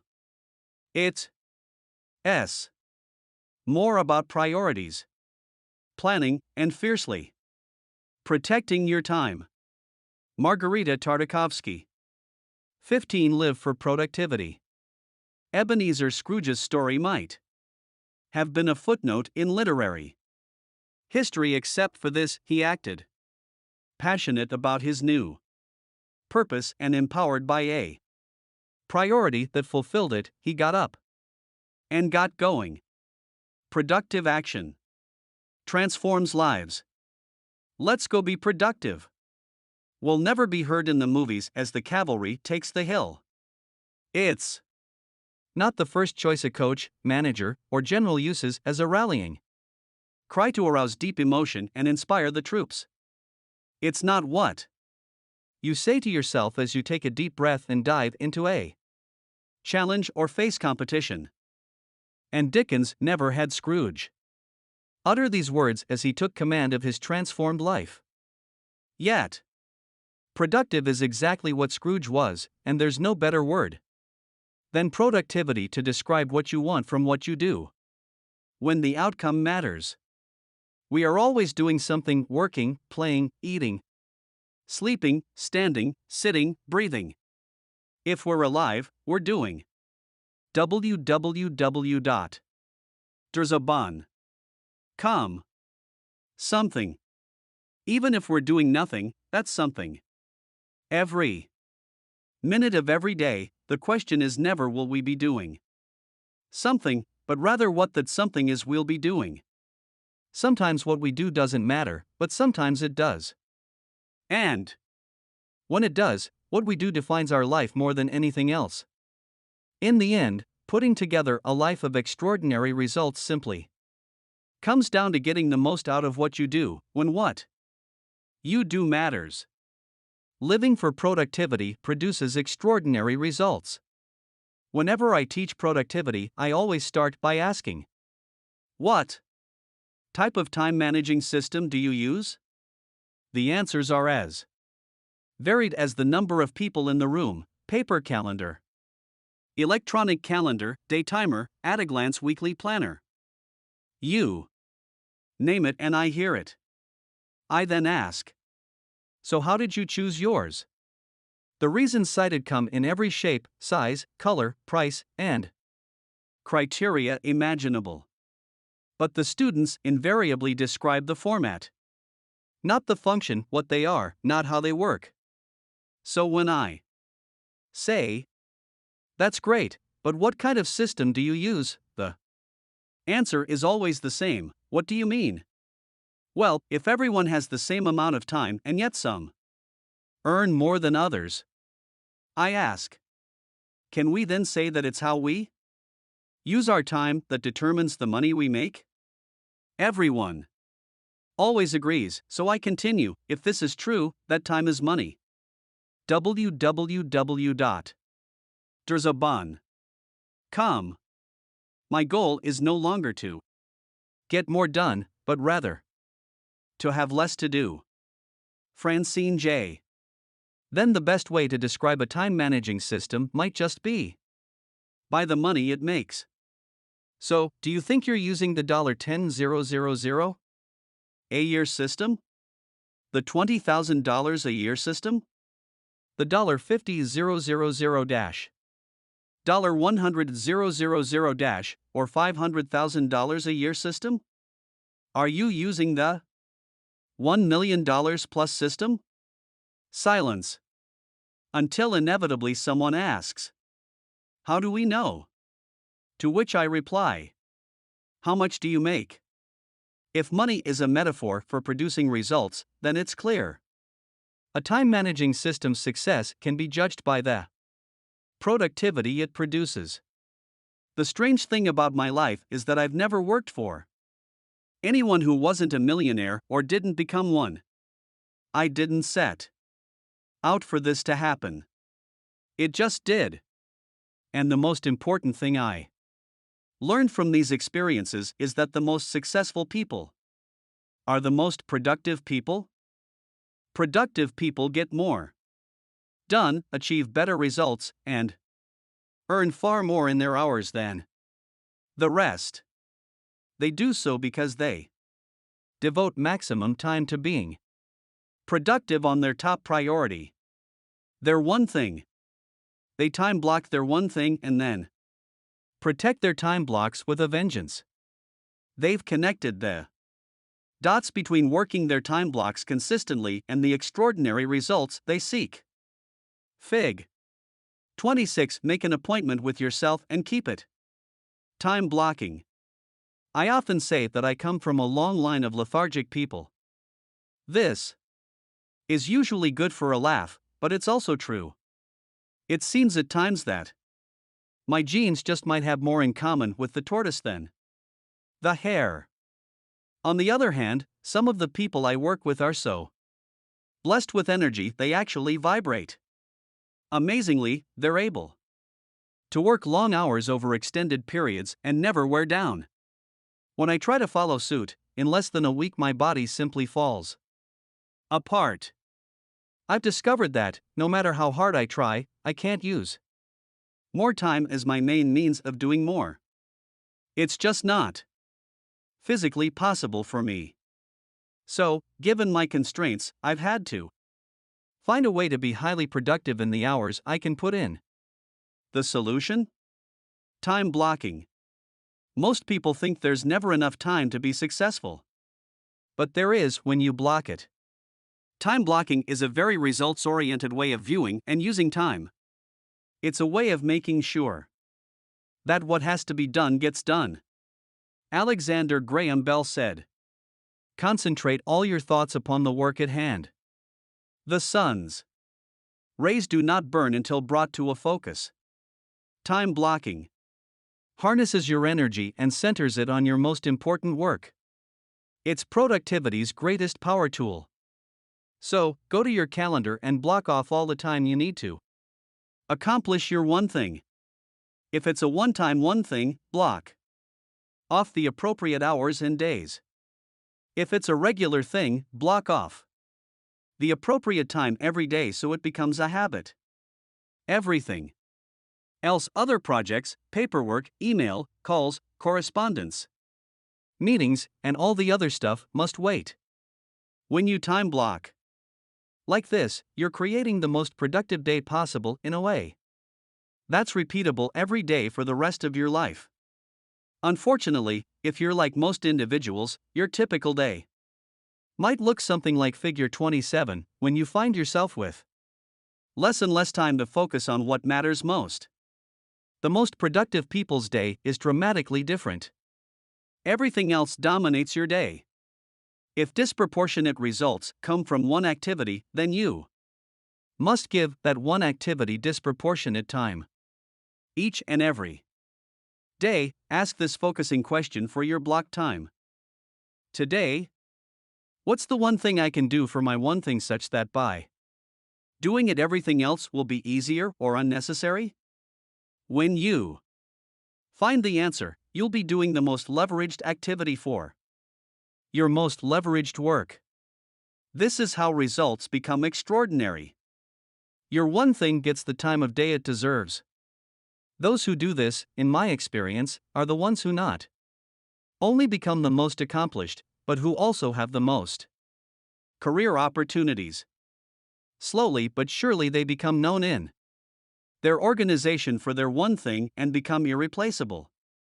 Ultimately, no one can imagine or tolerate the cost of losing them. The opposite is equally true, by the way, for those lost in the land of everything else. Once you've done your one thing for the day, you can devote the rest of it to everything else. Just use the focusing question to identify your next priority and give that task the time it deserves. Repeat this approach until your workday is done. Getting everything else done may help you sleep better at night, but it's unlikely to you. There's a bon. Come on you a promotion. Fig.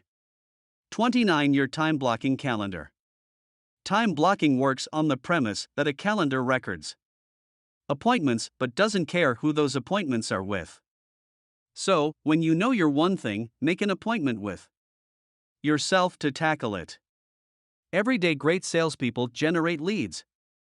Great programmers program, and great artists paint. Take any profession or any position and fill in the blank. Great success shows up when time is devoted every day to becoming great. To achieve extraordinary results and experience greatness, time block these three things in the following order. 1. Time block your time off. 2. Time block your one thing. 3. Time block your planning time. 1. Time block your time off. Extraordinarily successful people launch their year by taking time out to plan their time off. Why? They know they'll need it and they know they'll be able to afford it. In truth, the most successful simply see themselves as working between vacations. On the other hand, the least successful don't reserve time off because they don't think they'll deserve it or be able to afford it. By planning your time off in advance, you are, in effect, managing your work time around your downtime instead of the other way around. You're also letting everyone else know well in advance when you'll be out so they can plan accordingly.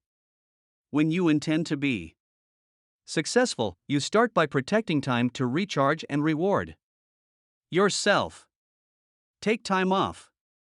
Block out long weekends and long vacations. Then take them. You'll be more rested, more relaxed, and more productive afterward. Everything needs rest to function better, and you're no different. Resting is as important as working.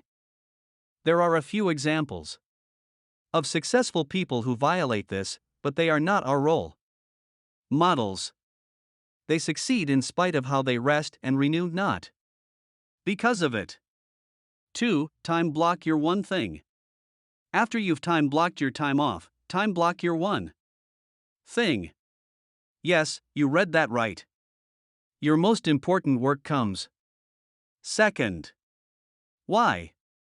Because you can't happily sustain success in your professional life if you neglect your personal recreation time. Time block your time off, and then make time for your one thing. The most productive people, the ones who experience extraordinary results, design their days around doing their one thing. Their most important appointment each day is with www.derzaban.com. Day, N. A period of 24 hours, mostly misspent. Ambrose Bierce. Themselves, and they never miss it. If they complete their one thing before their time block is done, they don't necessarily call it a day. They use the focusing question to tell them how they can use the time they have left. Similarly, if they have a specific goal for their one thing, they finish it, regardless of the time. In A Geography of Time, Robert Levine points out that most people work on clock time.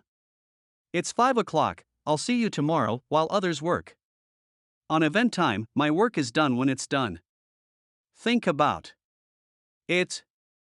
The dairy farmer doesn't get to knock off at any certain time, he goes home when the cows have been milked. It's the same for any position in any profession where results matter. The most productive people work on event time. They don't quit until their one thing is done. The key to making this work is to block time as early in your day as you possibly can. Give yourself 30 minutes to an hour to take care of morning priorities. Then move to your one thing. My recommendation is to block 4 hours a day. This isn't a typo. I repeat, 4 hours a day. Honestly, that's the minimum. If you can do more, then do it. Efficiency is doing the thing right. Effectiveness is. In On Writing, Stephen King describes his workflow. My own schedule is pretty clear-cut. Mornings belong to whatever is new, the current composition. Afternoons are for naps and letters. Evenings are for reading, family, Red Sox games on TV, and any revisions that just cannot wait. Basically, mornings are my prime writing time. 4 hours a day may scare you more than King's novels, but you can't argue with his results. Stephen King is one of the most successful and prolific writers of our time. Whenever I tell this story, there is always one person who says to me, "Well, sure, it's easy for Stephen King, he's Stephen King." To that I simply say, I think the question you must ask yourself is this: does he get to do this because he is Stephen King? Or is he Stephen King because he does this? That invariably stops that discussion cold. Like so many other successful writers, early in his career, King had to find his time blocks where he could mornings, evenings, even lunch breaks, because his day job didn't accommodate his ambition for his life. Once extraordinary results started showing up, and he could earn a living from his one thing, he was able to move his time blocks to a more sustainable time. An executive assistant on our team recently transitioned to blocking large chunks of time for doing the right thing. Peter Drucker. A project. It was stressful at first. She was continually interrupted. Email alerts pinged, colleagues Dropped by team members provided a steady stream of requests for her time. These weren't even distractions, they were her job. In the end, she had to borrow a laptop and book a conference room to escape drive-bys and random, non-urgent requests. But within just a week, everyone became accustomed to the fact that for regular periods of time she would not be accessible. They adjusted. It took a week. Not a month or a year. A week. Meetings got rescheduled and life went on. And she experienced a huge leap in productivity. No matter who you are, large time blocks work. Paul Graham's 2009 essay Maker's Schedule Managers. Schedule underscores the need for large time blocks. Graham, one of the founders of the innovative venture capital firm Y Combinator, argues that normal business culture gets in the way of the very productivity it seeks because of the way people traditionally schedule their time or are allowed to. Graham divides all work into two buckets: maker, doer; create, and manager, oversee or direct. Maker time requires large blocks of the clock to write code, develop ideas, generate leads, recruit people, produce products, or execute on projects and plans. This time tends to be viewed in half-day increments. Manager time, on the other hand, gets divided into hours. This time typically has one moving from meeting to meeting, and because those who oversee or direct tend to have power and authority, they are in a position to make everyone resonate at their frequency. This can create a huge conflict if those needing maker time are pulled into meetings at odd hours, destroying the very time blocks they need to move themselves and the company forward. Graham embraced this insight and created a company culture at Y Combinator that now runs completely on a maker's schedule. All meetings get clustered at the end of the day. To experience extraordinary results, be a maker in the morning and a manager in the afternoon. Your goal is one and done. But if you don't time block each day to do your one thing won't become a done thing. 3. Time block your planning time. The last priority you time block is planning time. This is when you reflect on where you are and where you want to go. 4. Annual planning. Schedule this time late enough in the year that you have a sense of your trajectory, but not so late that you lose your running start for the next. Take a look at your someday and 5-year goals and assess the progress you must make in the next year to be on track. You may even add new goals, re-envision old ones, or eliminate any that no longer reflect your purpose or priorities. Block an hour each week to review your annual and monthly goals. First, ask what needs to happen that month for you to be on target for your annual goals. Then ask what must happen that week to be on course for your monthly goals. You're essentially asking, based on where I am right now, what's the one thing I need to do this week to stay on track for my monthly goal and for my monthly goal to be on track for my annual goal? You're lining up the dominoes. Decide how much time you'll need to achieve this, and reserve that amount of time on your calendar. In effect, you could say that when you time block your planning time, you're really time blocking your time to time block. Think about it. X's add up to extraordinary results. In July 2007, software developer Brad Isaac shared a productivity secret he reportedly got from comedian Jerry Seinfeld.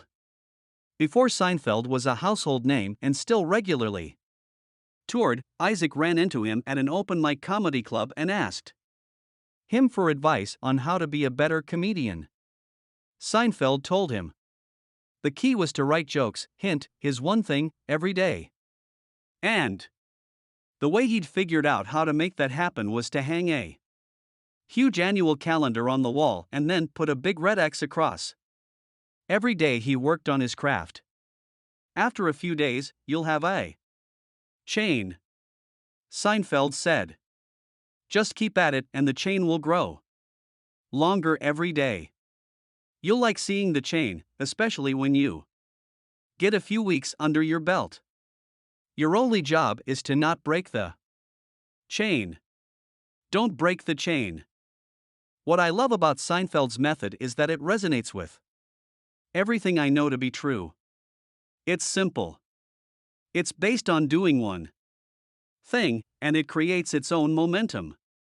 You could look at the calendar and be overwhelmed. How can I commit to this for an entire year? But the system is designed to bring your biggest goal to the now and simply focus on making the next X. As Walter Elliott said, perseverance is not a long race, it is many short races, one after another. As you complete these short races and get a chain going, it gets easier and easier. Momentum and motivation start to take over. There is magic in knocking down your most important domino day after day. All you have to do is avoid breaking the chain one day at a time until you generate a powerful new habit in your life, the time blocking habit. Sounds simple? Time blocking is if you protect it. Protect your time block. For time blocks to actually block time, they must be protected. Although time blocking isn't hard, protecting the time you've blocked is. The world doesn't know your purpose or priorities and isn't responsible for them, you are. So it's your job to protect your time blocks from all those who don't know what matters most to you, and from yourself when you forget. The best way to protect your time blocks is to adopt the mindset that they can't be moved. So, when someone tries to double book you, just say, I'm sorry, I already have an appointment at that time, and offer other options. If the other person is disappointed, you're sympathetic but ultimately unmoved. Extraordinarily results-oriented people, the very people who have the most demands on their time, do this every day. They keep their most important appointment. The toughest part is navigating a high-level request. How do you say no to anyone important, your boss, a key client, your mom, who asks you to do something with a high sense of urgency? One way is to say yes and then ask, if I have that done by a specific time in the future, would that work? Most often, these requests are more about an immediate need to hand a task off than about a need for it to be done immediately, so the requester usually just wants to know it will get done. Sometimes the request is real, needs to be done now, and you must drop what you're doing and do it. In this situation, follow the rule: if you erase, you must replace and immediately reschedule your time block. Then there's you. If you're already feeling overbooked and overworked, it can seem incredibly challenging to hold to a time block. It can be hard to imagine how everything else will get done when so much time is given to one thing. The key is to fully internalize the domino fall that will happen when your one thing gets done, and remember that everything else you might do or have to do will be easier or unnecessary. When I first began to time block, the most effective thing I did was to put up a sheet of paper that said, until my one thing is done, everything else is a distraction. Try it. Put it where you can see it and others can see it as well. Then make this the mantra you say to yourself and everyone else. In time, others will begin to understand how you work and support it. Just watch. The last thing that can knock you off your time block is when you can't free your mind. Day in and day out, your own need to do other things instead of your one thing may be your biggest challenge to overcome. Life doesn't simplify itself the moment you simplify your focus. there's always other stuff screaming to be done. Always. So when stuff pops into your head, just write it down on a task list and get back to what you're supposed to be doing. In other words, do a brain dump. Then put it out of sight and out of mind until its time comes. In the end, there are plenty of ways your time block can get sabotaged. Here are 4 proven ways to battle distractions and keep your eye on your one thing. 1. Build a bunker. Find somewhere to work that takes you out of the path of disruption and interruption. If you have an office, get a Do Not Disturb sign. If it has glass walls, install shades. If you work in a cubicle, get permission to put up a folding screen. If necessary, go elsewhere. The immortal Ernest Hemingway kept a strict writing schedule starting at 7 every morning in his bedroom. The mortal, but still immensely talented business author Dan Heath bought an old laptop, deleted all its browsers, and, for good measure, deleted its wireless network drivers and would take his Wayback Machine to a coffee shop to avoid distractions. Between the 2 extremes, you could just find a vacant room and simply close the door. 2. Store provisions. Have any supplies, materials, snacks, or beverages you need on hand and, other than for a bathroom break, avoid leaving your bunker. A simple trip to the coffee machine can derail your day should you encounter someone seeking to make you a part of theirs. 3. Sweep for minds. Turn off your phone, shut down your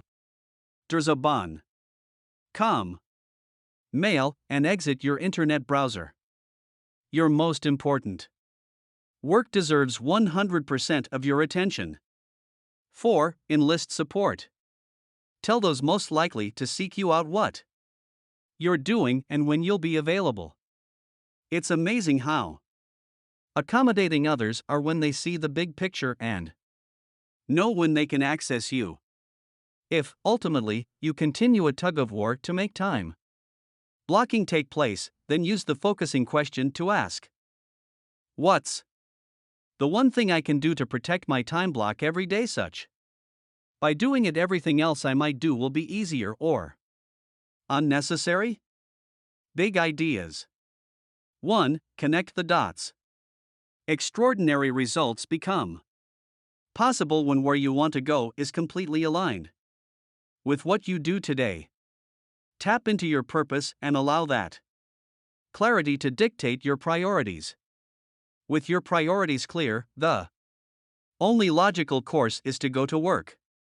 2. Time block your one thing. The best way to make your one thing happen is to make regular appointments with yourself. Block time early in the day and block big chunks of it, no less than 4 hours. Think of it this way: if your time blocking were on trial, would your calendar contain enough evidence to convict you? 3. Protect your time block at all costs. Time blocking works only when your mantra is nothing and no one has permission to distract me from my one thing. Unfortunately, your resolve won't keep the world from trying, so be creative when you can be infirm when you must. Your time block is the most important meeting of your day, so whatever it takes to protect it is what you have to do. The people who achieve extraordinary results don't achieve them by working more hours. They achieve them by getting more done in the hours they work. Time blocking is one thing, productive time blocking is another. Nobody who ever gave his best regretted it. George Hallis. The 3 commitments. Achieving extraordinary results through time blocking requires 3 commitments. First, you must adopt the mindset of someone seeking mastery. Mastery is a commitment to becoming your best, so to achieve extraordinary results, you must embrace the extraordinary effort it represents. Second, you must continually seek the very best ways of doing things. Nothing is more futile than doing your best using an approach that can't deliver results equal to your effort. And last, you must be willing to be held accountable to doing everything you can to achieve your one thing. Live these commitments and you give yourself a fighting chance to experience extraordinary. The 3 commitments to your one thing. 1. Follow the path of mastery. 2. Move from E to P. 3. Live the accountability cycle. 1. Follow the path of mastery. Mastery isn't a word we often hear anymore, but it's as critical as ever to achieving extraordinary results. As intimidating as it might initially seem when you can see mastery as a path you go down. Instead of a destination you arrive at, it starts to feel accessible and attainable. Most assume mastery is an end result, but at its core, mastery is a way of thinking, a way of acting, and a journey you experience. When what you've chosen to master is the right thing, then pursuing mastery of it will make everything else you do either easier or no longer necessary. That's why what you choose to master matters. Mastery plays a key role in your domino run. I believe the healthy view of mastery means giving the best. You have to become the best you can be at your most important work. The path is one of an apprentice learning and relearning the basics on a never-ending journey of greater experience and expertise. Think of it this way: at some point white belts training to advance know the same basic karate moves black belts know. They simply haven't practiced enough to be able to do them as well. The creativity you see at a black belt level comes from mastery of the white belt fundamentals. Since there is always another level to learn, mastery actually means you're a master of what you know and an apprentice of what you don't. In other words, we become masters of what is behind us and apprentices for what is ahead. This is why mastery is a journey. Alex Van Halen has said that when he would go out at night, his brother Eddie would be sitting on his bed practicing the guitar, and when he came home many hours later, Eddie would be in the same place, still practicing. That's the journey of mastery, it never ends. In 1993, psychologist K. Anders Ericsson published The Role of Deliberate Practice in the Acquisition of Expert Performance in the journal Psychological Review. As the benchmark for understanding mastery, this article debunked the idea that an expert performer was gifted, a natural, or even a prodigy. Ericsson essentially gave us our first real insights into mastery and birthed the idea of the 10,000-hour rule. His research identified a common pattern of regular and deliberate practice over the course of years in elite performers that made them what they were: elite. In one study, elite violinists had separated themselves from all others by each accumulating more than 10,000 hours of practice by age 20. Thus the rule. Many elite performers complete their journey in about 10 years, which, if you do the math, is an average of about 3 hours of deliberate practice a day, every day, 365 days a year. Now, if your one thing relates to work and you put in 250 workdays a year, 5 days a week for 50 weeks, to keep pace on your mastery journey, you'll need to average 4 hours a day. Sound familiar? It's not a random number. That's the amount of time you need to time block every day for your one thing. More than anything else, expertise tracks with hours invested. Michelangelo once said, "If the people knew how hard I had to work to gain my mastery, it wouldn't seem wonderful at all." His point is obvious. Time on a task, over time, eventually beats talent. Every time. I'd say you can book that. But actually, you should. Block it. When you commit to time block your one thing, make sure you approach it with a mastery mentality. This will give you the best opportunity to be the most productive you can be, and ultimately the best you can become. And here's what's interesting: the more productive you are, the more likely you are to receive several additional payoffs you would otherwise have missed. The pursuit of mastery bears gifts. As you progress along the path of mastery, both your self-confidence and your success competence will grow. You'll make a discovery: the path of mastery is not so different from one pursuit to the next. What might pleasantly surprise you is how giving yourself over to mastering one thing serves as a platform for and speeds up the process of doing other things. Knowledge begets knowledge, and skills build on skills. It's what makes future dominoes fall more easily. Mastery is a pursuit that keeps giving, because it's a path that never ends. In his landmark book Mastery, George Leonard tells the story of Jigoro Kano, the founder of judo. According to legend, as Kano approached death, he called his students around him and asked to be buried in his white belt. The symbolism wasn't lost. The highest-ranking martial artist of his discipline embraced the emblem of the beginner for his life and beyond, because to him the journey of the successful lifelong learner was never over. Time blocking is essential to mastery, and mastery is essential to time blocking. They go hand in hand. When you do one, you do the other. 2. Move from E to P. When coaching top performers, I often ask, are you doing this too? Simply do the best you can do, or are you doing this to do it the best it can be done?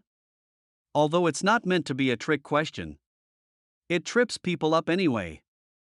Many realize that although they are giving their best effort, they aren't doing the best that could be done, because they aren't willing to change what they are doing. The path of mastering something is the combination of not only doing the best you can do at it, but also doing it the best it can be done. Continually improving how you do something is critical to getting the most from time blocking. It's called moving from E to P. When we roll out of bed in the morning and start tackling the day, we do so in one of two ways: entrepreneurial, E, or purposeful, P. Entrepreneurial is our natural approach. It's seeing something we want to do or that needs to be done and racing off to do it with enthusiasm, energy, and our natural abilities. No matter the task, all natural ability has a ceiling of achievement, a level of productivity and success that eventually tops out. Although this varies from person to person and task to task, everybody in life has a natural ceiling for everything. Give some people a hammer and they're an instant carpenter. Give one to me and I'm all thumbs. In other words, some people can naturally use a hammer extremely well with minimal instruction or practice, but there are others, like me, who hit their ceiling of achievement the moment they're holding one. If the outcome of your efforts is acceptable at whatever level of achievement you reach, then you high five and move on. But when you're going about your one thing, any ceiling of achievement must be challenged, and this requires a different approach, a purposeful approach. Highly productive people don't accept the limitations of their natural approach as the final word on their success. When they hit a ceiling of achievement, they look for new models and systems, better ways to do things to push them through. They pause just long enough to examine their options, they pick the best one, and then they're right back at it. Ask an E to cut some firewood, and the entrepreneurial person would likely shoulder an axe and head straight for the woods. On the other hand, the purposeful person might ask, where can I get a chainsaw? With a P mindset, you can achieve breakthroughs and accomplish things far beyond your natural abilities. You must simply be willing to do whatever it takes. In the long run, P beats E every time. You can't put limits on what you'll do. You have to be open to new ideas and new ways of doing things if you want breakthroughs in your life. As you travel the path of mastery, you'll find yourself continually challenged to do new things. The purposeful person follows the simple rule that a different result requires doing something different. Make this your mantra and breakthroughs become possible. Too many people reach a level where their performance is good enough and then stop working on getting better. People on the path to mastery avoid this by continually upping their goal, challenging themselves to break through their current ceiling, and staying the forever apprentice. It's what writer and memory champion Joshua Ford dubbed the OK Plateau. He illustrated it with typing. If practice time were all that mattered over the course of our professional careers, with the millions of memos and emails we type, we'd all progress from the lowly chicken peck to 100 words a minute. But that doesn't happen. We reach a level of skill we deem to be acceptable and then simply switch off the learning. We go on automatic pilot and hit one of the most common ceilings of achievement. We hit the OK Plateau. When you're in search of extraordinary results, accepting an OK Plateau or any other ceiling of achievement isn't okay when it applies to your one thing. When you want to break through plateaus and ceilings, there is only one approach, P. In business and in life, we all start off entrepreneurially. We go after something with our current level of abilities, energy, knowledge, and effort, in short, everything that comes easily.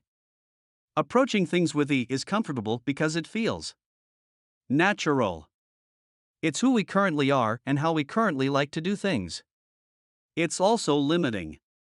When E is our only approach, we create artificial limits to what we can achieve and who we can become. If we tackle something with all E and then hit a ceiling of achievement, we simply bounce up against it over and over and over. This continues until we just can't take the disappointment anymore. Become resigned to this being the only outcome we can ever have, and eventually seek out greener pastures elsewhere. When we think we've maxed out our potential in a situation, starting over is how we think we'll get ahead. The problem is this becomes a vicious cycle of taking on the next new thing with renewed enthusiasm, energy, natural ability, and effort, until another ceiling is hit and disappointment and resignation set in once again. And then it's on to, you guessed it, the next greener pasture. Bring P to the same ceiling and things look different. The purposeful approach says, I'm still committed to growing, so what are my options? You then use the focusing question to narrow those choices down to the next thing you should do. It could be to follow a new model, get a new system, or both. But be prepared. Implementing these may require new thinking, new skills, and even new relationships. Probably none of this will feel natural at first. That's okay. Being purposeful is often about doing what comes unnaturally. But when you're committed to achieving extraordinary results, you simply do whatever it takes. Anyway, when you've done the best you can do but are certain the results aren't the best they can be, get out of E and into P. Look for the better models and systems, the ways that can take you farther. Then adopt new thinking, new skills, and new relationships to help you put them into action. Become purposeful during your time block and unlock your potential. 3. Live the accountability cycle. There is an undeniable connection between what you do and what you get. Actions determine outcomes, and outcomes inform actions. Be accountable, and this feedback loop is how you discover the things you must do to achieve extraordinary results. That's why your final commitment is to live the accountability cycle of results. Taking complete ownership of your outcomes by holding no one but yourself responsible for them is the most powerful thing you can do to drive your success. As such, accountability is most likely the most important of the three commitments. Without it, your journey down the path of mastery will be cut short the moment you encounter a challenge. Without it, you won't figure out how to break through the ceilings of achievement you'll hit along the way. Accountable people absorb setbacks and keep going. Accountable people persevere through problems and keep pushing forward. Accountable people are results-oriented and never defend actions, skill levels, models, systems, or relationships that just aren't getting the job done. They bring their best to whatever it takes, without reservation. Accountable people achieve results others only dream of. When life happens, you can be either the author of your life or the victim of it. Those are your only two choices: accountable or unaccountable. This may sound harsh, but it's true. Every day, we choose one approach or the other, and the consequences follow us forever.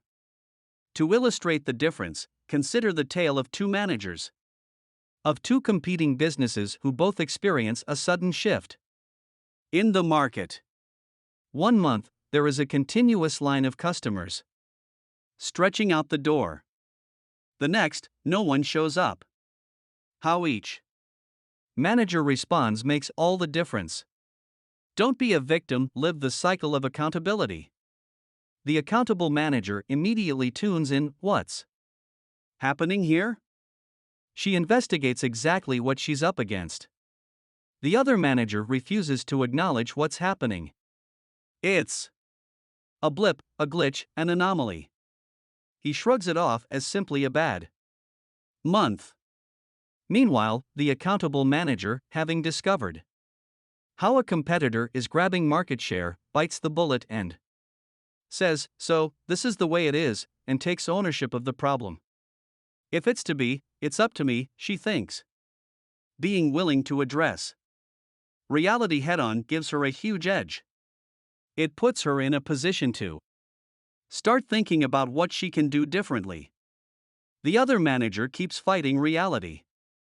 He comes up with an alternative view, placing responsibility elsewhere.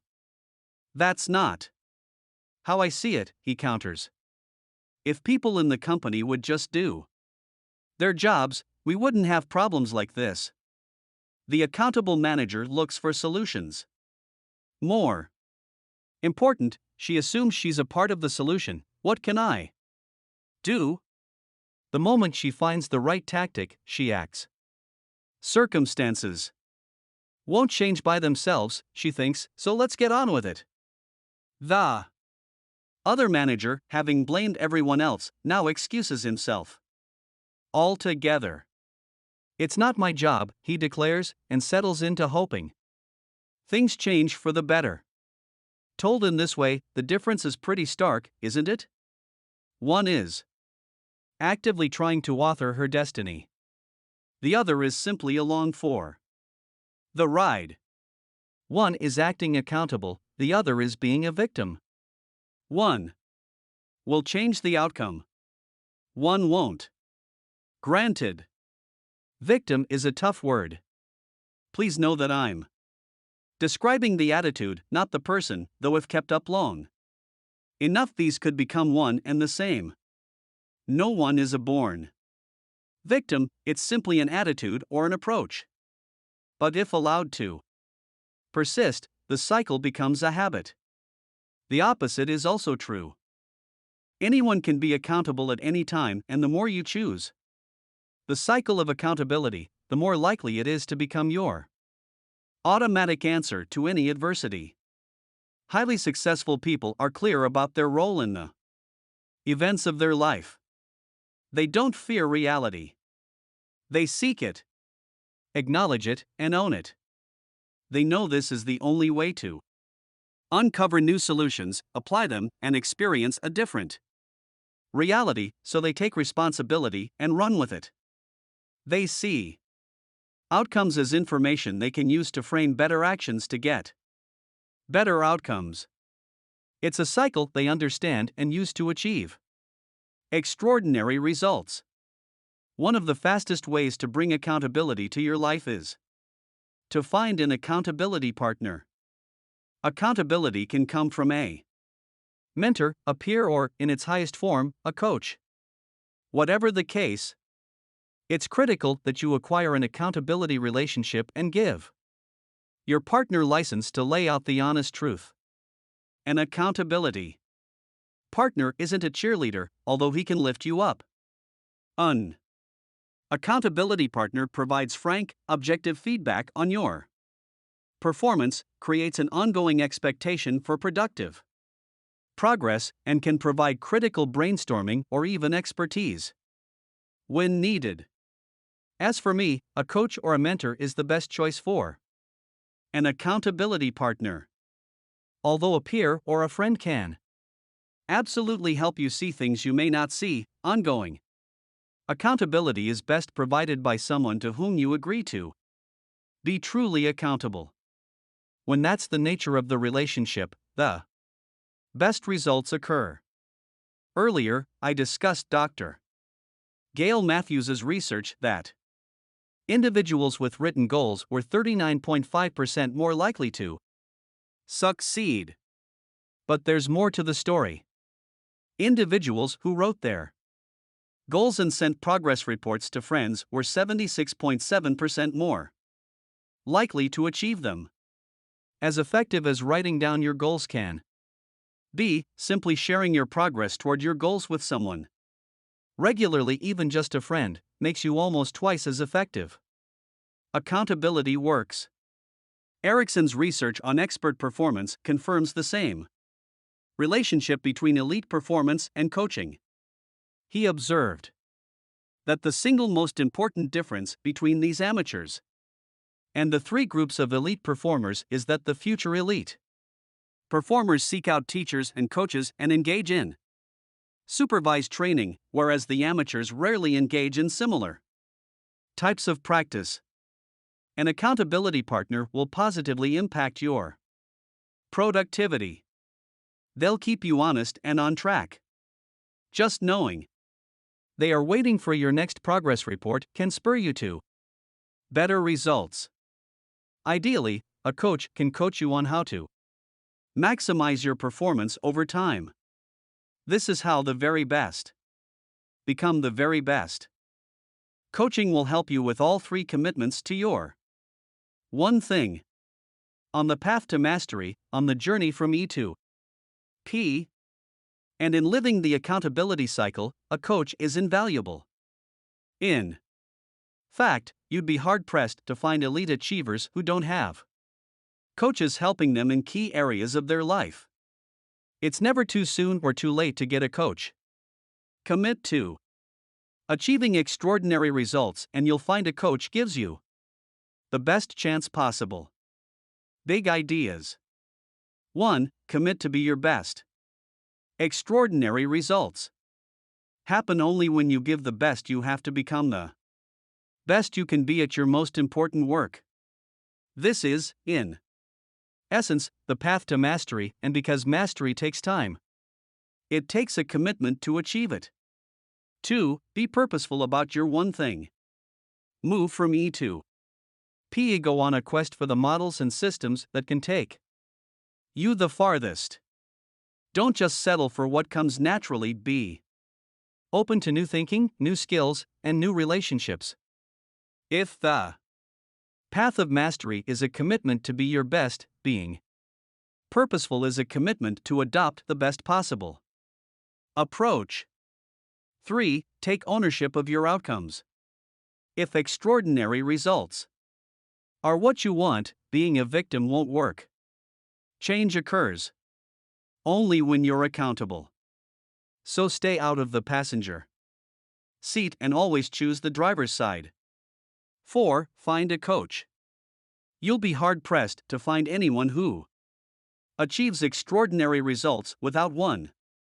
Remember, we're not talking about ordinary results. Extraordinary is what we're after. That kind of productivity eludes most, but it doesn't have to. When you time block your most important priority, protect your time block and then work your time block as effectively as possible. You'll be as productive as you can be. You'll be living the power of the one thing. Now you just have to avoid getting hijacked. Focus is a matter of deciding what things you're not going to do. John Carmack. 17. The Four Thieves. In 1973, a group of seminary students unknowingly participated in a grand study known as the Good Samaritan experiment. These students were recruited and divided into two groups to see what factors influenced whether or not they would help a stranger in distress. Some were told they were going to prepare a talk about seminary jobs, the others, that they were going to give a talk about the parable of the Good Samaritan, a biblical story about helping people in need. Within each group, some were told they were late and had to hurry to their destination, while others were told they could take their time. What the students didn't know was that researchers had planted a man alone the way, slumped on the ground, coughing, apparently in distress. In the end, fewer than half the students stopped to help. But the deciding factor wasn't the task, it was time. 90% of the students who were rushed failed to stop and render aid to the stranger. Some actually stepped over him in their hurry to get where they were supposed to go. It didn't seem to matter that half of them were on their way to deliver a talk on helping others. Now, if seminary students can so easily lose focus on their real priority, do the rest of us even have a prayer? Clearly, our best intentions can easily be undone. Just as there are the 6 lies that will deceive and mislead you, there are 4 thieves that can hold you up and rob you of your productivity. And since there's no one standing by to protect you, it's up to you to stop these thieves in their tracks. The 4 thieves of productivity. 1. Inability to say no. 2. Fear of chaos. 3. Poor health habits. 4. Environment doesn't support your goals. 1. Inability to say no. Someone once told me that one yes must be defended over time by 1,000 numbers. Early in my career, I didn't understand this at all. Today, I think it's an understatement. It's one thing to be distracted when you're trying to focus, it's another entirely to be hijacked before you even get to the way to protect what you've said yes to and stay productive is to say no to anyone or anything that could derail you. Peers will ask for your advice and help. Coworkers will want you on their team. Friends will request your assistance. Strangers will seek you out. Invitations and interruptions will come at you from everywhere imaginable. How you handle all of this determines the time you're able to devote to your one thing and the results you're ultimately able to produce. Here's the thing. When you say yes to something, it's imperative that you understand what you're saying no to. Screenwriter Sidney Howard, of Gone with the Wind fame, advised, "One half of knowing what you want is knowing what you must give up before you get it."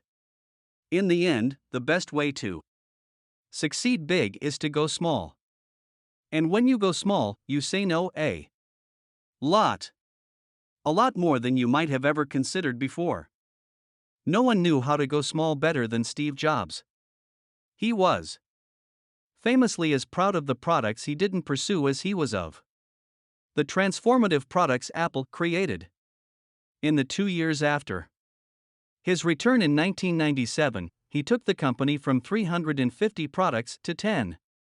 That's 340 no's, not counting anything else proposed during that period. At the 1997 Macworld Developers Conference, he explained, "When you think about focusing, you think, well, focusing is saying yes. No. Focusing is about saying no." Jobs was after extraordinary results, and he knew there was only one way to get there. Jobs was a no man. The art of saying yes is, by default, the art of saying no. Saying yes to everyone is the same as saying yes to nothing. Each additional obligation chips away at your effectiveness at everything you try. So the more things you do, the less successful you are at any one of them. You can't please everyone, so don't try. In fact, when you try, the one person you absolutely won't please is yourself. Remember, saying yes to your one thing is your top priority. As long as you can keep this in perspective, saying no to anything that keeps you from keeping your time block should become something you can accept. Then it's just a matter of how. All of us struggle to some degree with saying no. There are many reasons. We want to be helpful. We don't want to be hurtful. We want to be caring and considerate. We don't want to seem callous and cold. All of this is totally understandable. Being needed is incredibly satisfying, and helping others can be deeply fulfilling. Focusing on our own goals to the exclusion of others, especially the causes and the people we value the most, can feel downright selfish and self-centered. But it doesn't have to. Master marketer Seth Godin says, "You can say no with respect, you can say no promptly, and you can say no with a lead to someone who might say yes. But just saying yes because you can't bear the short-term pain of saying no is not going to help you do the work." Godin gets it. You can keep your yes and say no in a way that works for you and for others. Of course, whenever you need to say no, you can just say it and be done with it. There is nothing wrong with this at all. In fact, this should be your first choice every time. But if you feel there are times you need to say no in a helpful way, there are many ways to say it that can still lead people forward toward their goals. You can ask them a question that leads them to find the help they need elsewhere. You might suggest another approach that doesn't require any help at all. You might not know what else they could do, so you could help them by gently prompting them to get creative. You can politely redirect their request to others who might be better able to assist them. Now, if you do end up saying yes, there are a variety of creative ways you can deliver it. In other words, you can leverage your yes help desks, support centers, and information resources. Couldn't exist without this kind of strategic thinking. Pre-printed scripts, frequently asked question pages or files, written explanations, recorded instructions, posted information, checklists, catalogs, directories, and pre-scheduled training classes can all be used to effectively say yes while still preserving your time block. I started doing this in my first job as sales manager. I leveraged training sessions to cut frequently asked questions off at the pass. And then, by either printing or recording them, created a library of answers my team could access whenever I wasn't personally available. The biggest lesson I've learned is that it helps to have a philosophy and an approach to managing my space. Over time, I developed what I refer to as the 3-foot rule. When I hold one of my arms out as widely as possible, from my neck to my fingertips is 3 feet. I've made it my time managing mission to limit who and what can get within 3 feet of me. The rule is simple: a request must be connected to my one thing for me to consider it. If it's not, then I either say no to it or use any one of the approaches I shared above to deflect it elsewhere. Learning to say no isn't a recipe for being a recluse. Just the opposite. It's a way to gain the greatest freedom and flexibility possible. Your talent and abilities are limited resources. Your time is finite. If you don't make your life about what you say yes to, then it will almost certainly become what you intended to say no to.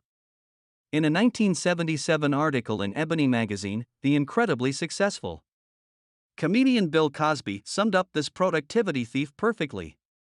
As he was building his career, Cosby read some advice that he took to heart. I don't know the key to success, but the key to failure is trying to please everybody.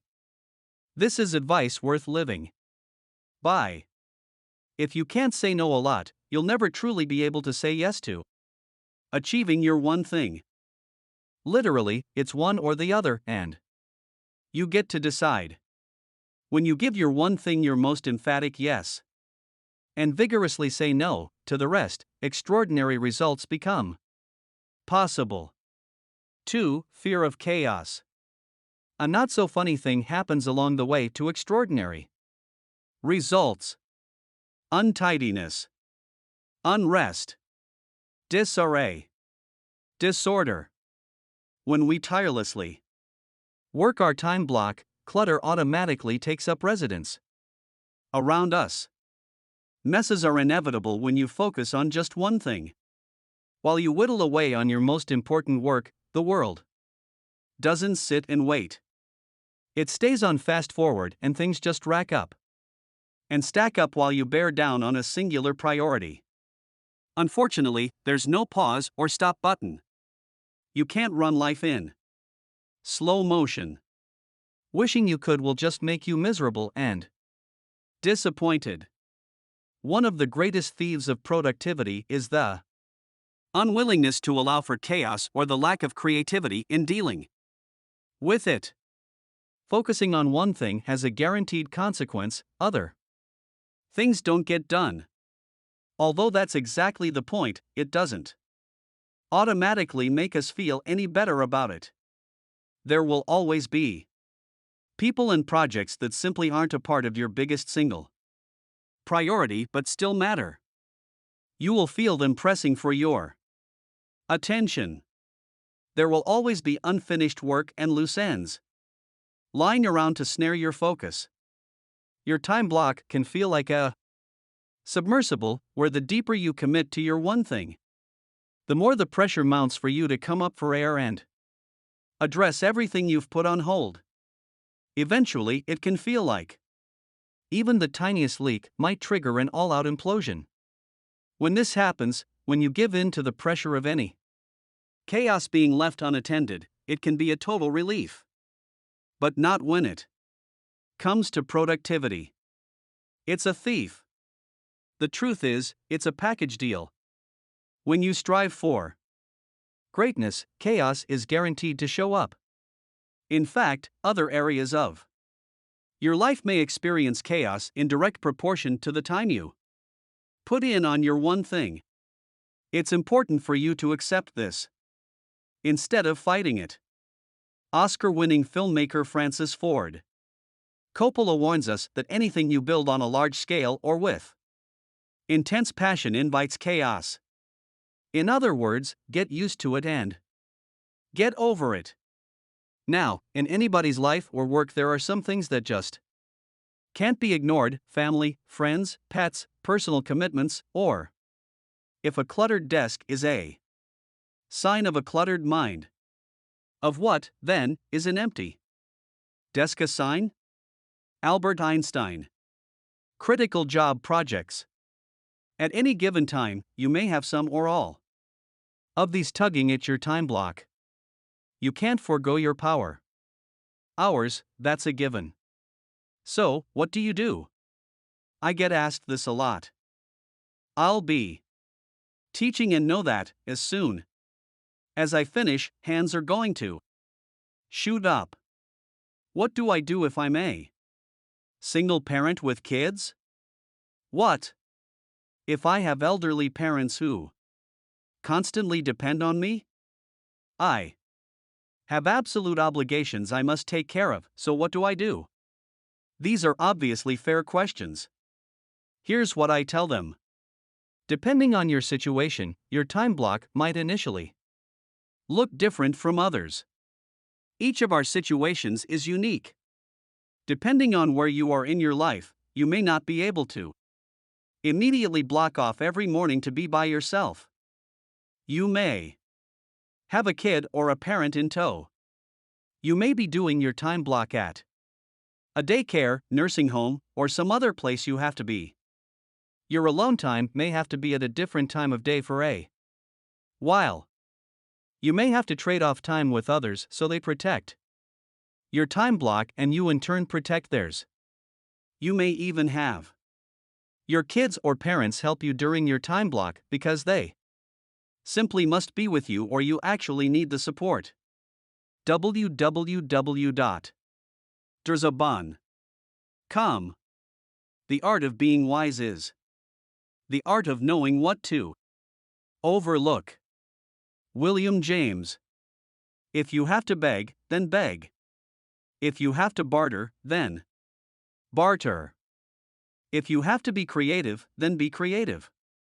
Just don't be a victim of your circumstances. Don't sacrifice your time block on the altar of I just can't make it work. My mom used to say, when you argue for your limitations, you get to keep them. But this is one you can't afford. Figure it out. Find a way. Make it happen. When you commit to your one thing each day, extraordinary results ultimately occur. In time, this creates the income or opportunity to manage the chaos. So, don't let this thief pickpocket your productivity. Move past your fear of chaos, learn to deal with it, and trust that your work on your one thing will come through for you. 3. Poor health habits. I was once asked, if you don't take care of your body, where will you live?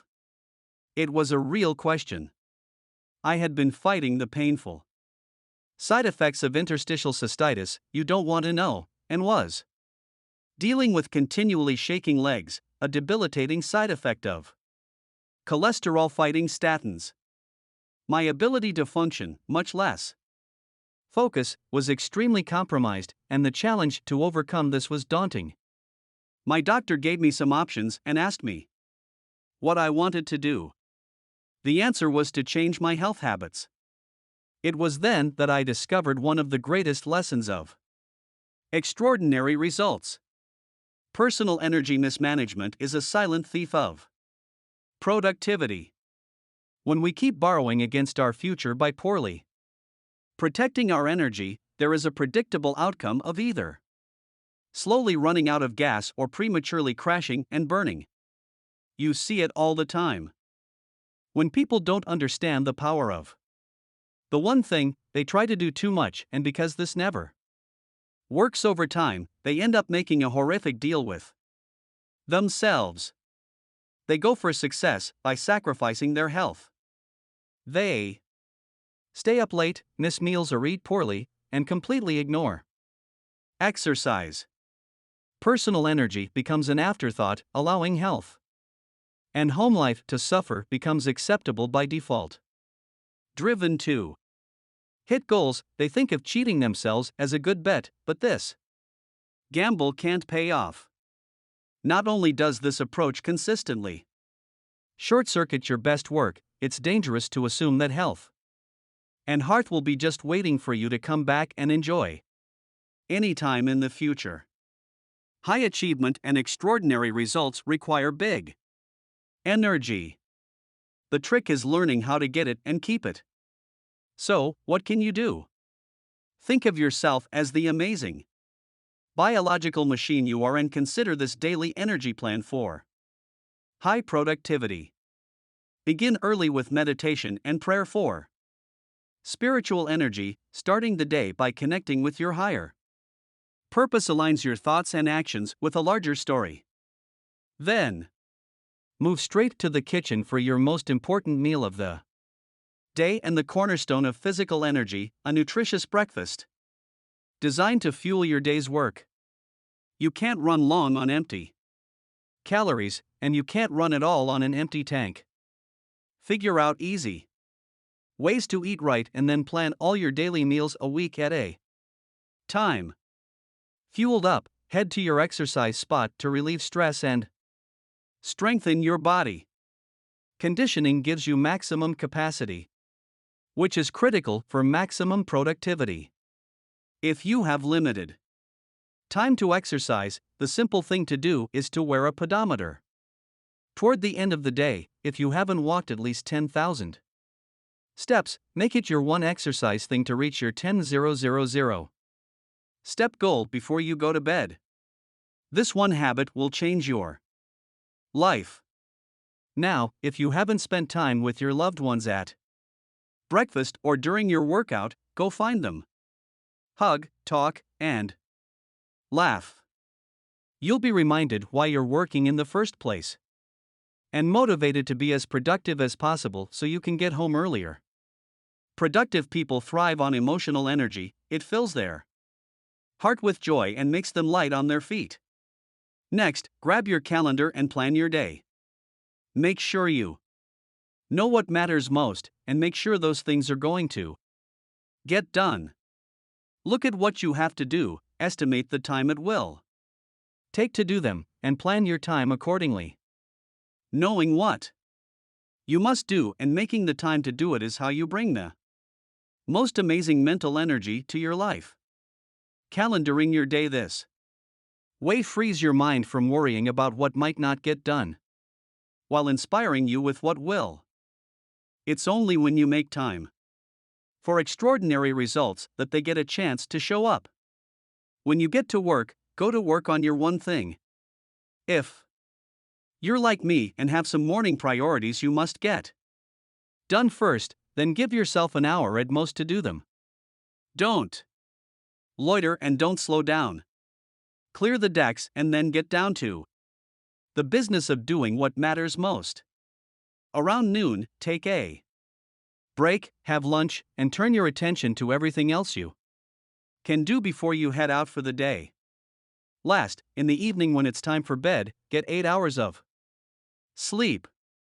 Powerful engines need cooling down and resting before taking off again, and you're no different.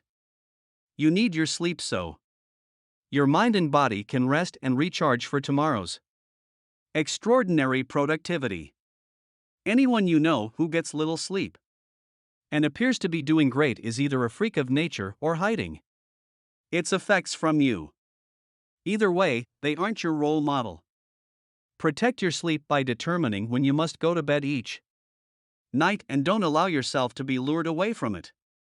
If you're committed to your wake-up time, you can stay up late only so many nights before you're forced to hit the hay at a decent hour. If your response is that you have too much to do, stop right now, go back to the beginning of this book and start over. You apparently missed something. When you've connected proper sleep with success, you'll have a good enough reason to get up and you'll go to sleep at the right time. The highly productive person's daily energy plan. 1. Meditate and pray for spiritual energy. 2. Eat right, exercise, and sleep sufficiently for physical energy. 3. Hug, kiss, and laugh with loved ones for emotional energy. 4. Set goals, plan, and calendar for mental energy. 5. Time block your one thing for business energy. Here's the productivity secret of this plan: when you spend the early hours energizing yourself, you get pulled through the rest of the day with little additional effort. You're not focused on having a perfect day all day, but on having an energized start to each day. If you can have a highly productive day until noon, the rest of the day falls easily into place. That's positive energy. Creating positive momentum. Structuring the early hours of each Day is the simplest way to extraordinary results. 4. Environment doesn't support your goals. Early in my career, a married mom of 2 teenagers sat in front of me and cried. Her family had told her they would support her new career as long as nothing at home changed. Meals, carpooling, anything that touched their world couldn't be disrupted. She had agreed, only to discover later how bad a deal she'd cut. As I listened, I suddenly realized I was hearing about a productivity thief almost everyone overlooks. Your environment must support your goals. Your environment is simply who you see and what you experience every day. The people are familiar, the places comfortable. You trust these elements of your environment and, quite possibly, even take them for granted. But be aware. Anyone and anything at any time can become a thief, diverting your attention away from your most important work and stealing your productivity right from under your nose.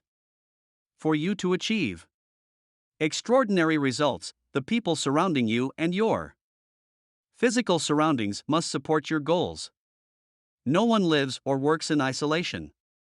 Every day, throughout your day, you come in contact with others and are influenced by them.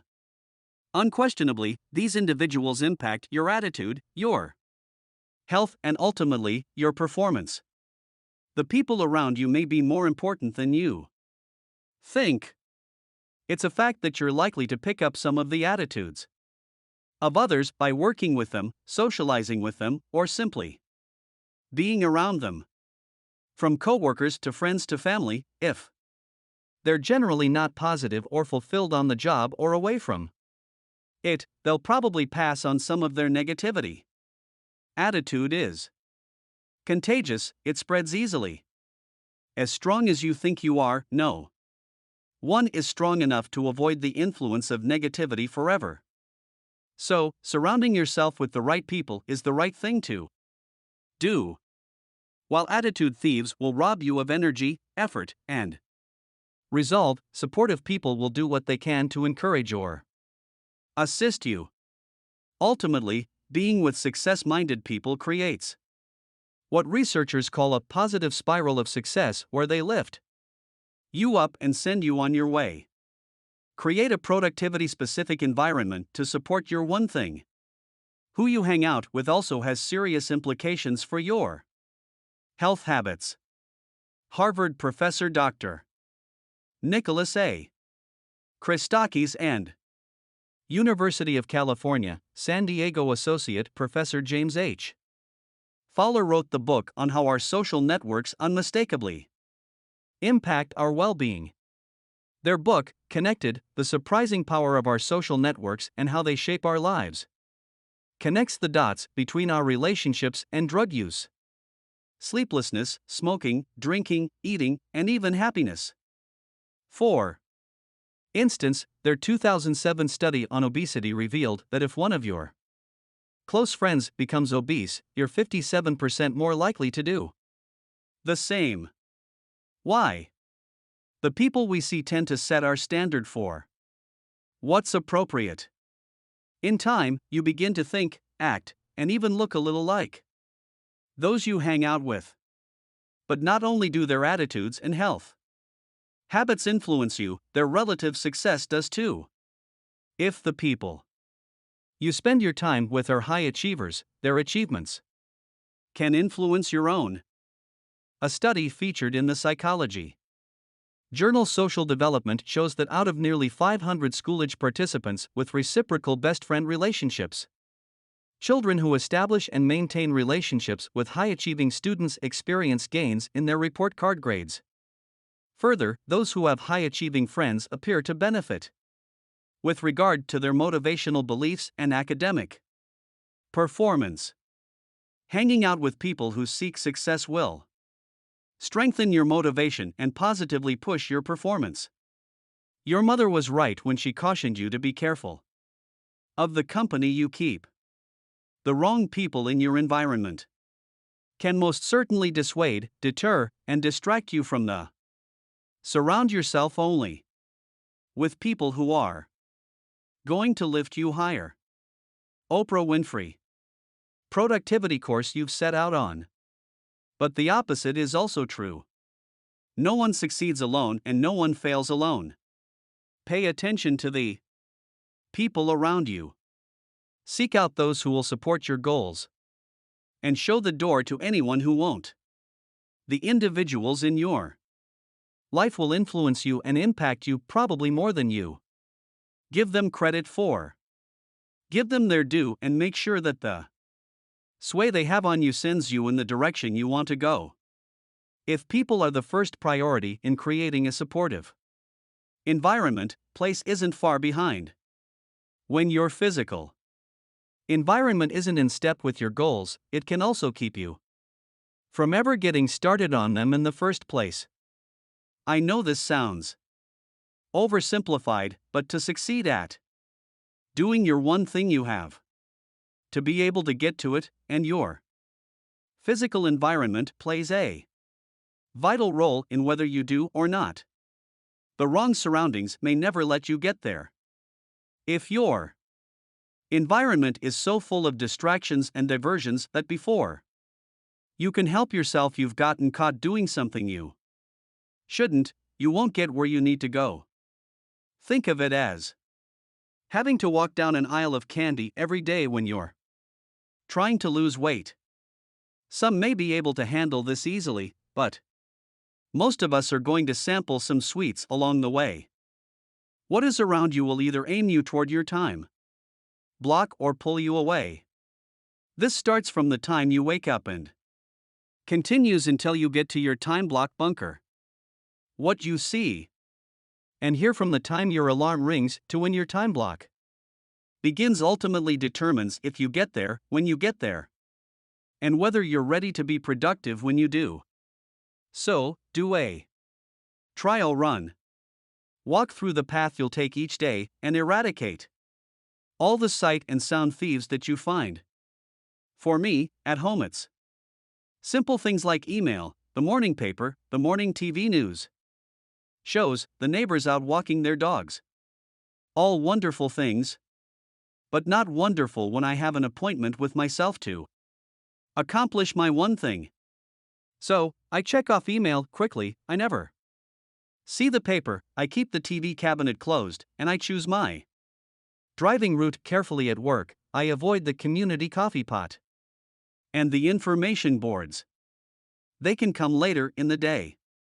What I've learned is that when you clear the path to success, that's when you consistently get there.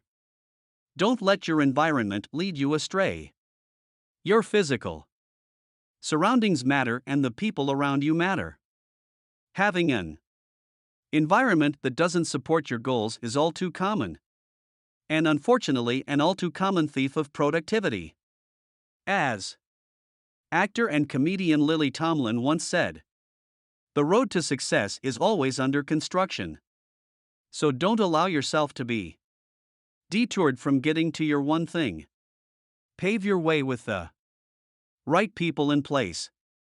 Big ideas. 1. Start saying no. Always remember that when you say yes to something, you're saying no to everything else. It's the essence of keeping a commitment. Start turning down other requests outright or saying no, for now, to distractions, so that nothing detracts you from getting to your top priority. Learning to say no can and will liberate you. It's how you'll find the time for your one thing. 2. Accept chaos. Recognize that pursuing your one thing moves other things to the back burner. Loose ends can feel like snares, creating tangles in your path. This kind of chaos is unavoidable. Make peace with it. Learn to deal with it. The success you have accomplishing your one thing will continually prove you made the right decision. 3. Manage your energy. Don't sacrifice your health by trying to take on too much. Your body is an amazing machine, but it doesn't come with a warranty, you can't trade it in, and repairs can be costly. It's important to manage your energy so you can do what you must do, achieve what you want to achieve, and live the life you want to live. 4. Take ownership of your environment. Make sure that the people around you and your physical surroundings support your goals. The right people in your life and the right physical environment on your daily path will support your efforts to get to your one thing. When both are in alignment with your one thing, they will supply the optimism and physical lift you need to make your one thing happen. Screenwriter Leo Roston pulled everything together for us when he said, "I cannot believe that the purpose of life is to be happy. I think the purpose of life is to be useful, to be responsible, to be compassionate. It is, above all, to matter, to count, to stand for something, to have made some difference that you lived at all. Live with purpose, live by priority, and live for productivity. Follow these 3 for the same reason you make the 3 commitments and avoid the 4 thieves, because you want to leave your mark. You want your life to matter. To get through the hardest journey we need. Take only one step at a time, but we must keep on stepping." Chinese proverb 18. The journey. One step at a time may be trite, but it's still true. No matter the objective, no matter the destination, the journey to anything you want always starts with a single step. That step is called the one thing. I want you to do something. I want you to close your eyes and imagine your life as big as it can possibly be. As big as you have ever dared to dream, and then some. Can you see it? Now, open your eyes and listen to me. Whatever you can see, you have the capacity to move toward. And when what you go for is as vast as you can possibly envision, you'll be living the biggest life you can possibly live. Living large is that simple. Let me share a way you can do this. Write down your current income. Then multiply it by a number, 2, 4, 10, 20, it doesn't matter. Just pick one, multiply your income by it, and write down the new number. Looking at it and ignoring whether you're frightened or excited, ask yourself, will my current actions get me to this number in the next 5 years? If they will, then keep doubling the number until they won't. If you then make your actions match your answer, you'll be living large. Now, I use personal earnings only as an example. This thinking can apply to your spiritual life, your physical conditioning, your personal relationships, your career achievement, your business success, or anything else that matters to you. When you lift the limits of your thinking, you expand the limits of your life. It's only when you can imagine a bigger life that you can ever hope to have one. The challenge is that living the largest life possible requires you not only to think big, but also to take the necessary actions to get there. Extraordinary results require you to go small. Getting your focus as small as possible simplifies your thinking and crystallizes what you must do. No matter how big you can think, when you know where you're going and work backwards to what you need to do to get there, you'll always discover it begins with going small. Years ago, I wanted an apple tree on our property. Turns out you can't buy a fully mature one. The only option I had was to buy a small one and grow it. I could think big, but I had no choice but to start small. So I did, and 5 years later we had apples. But because I thought as big as I could. Guess what? You got it. I didn't just plant one. Today we have an orchard. Your life is like this. You don't get a fully mature one. You get a small one and the opportunity to grow it if you want to. Think small and your life's likely to stay small. Think big and your life has a chance to grow big.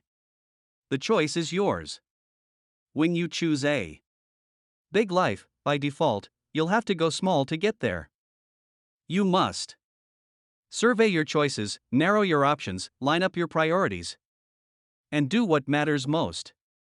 You must go small. You must find your one thing. There is no surefire thing, but there's always something, one thing, that out of everything matters more than anything. I'm not saying there will only be one thing, or even the same thing, forever.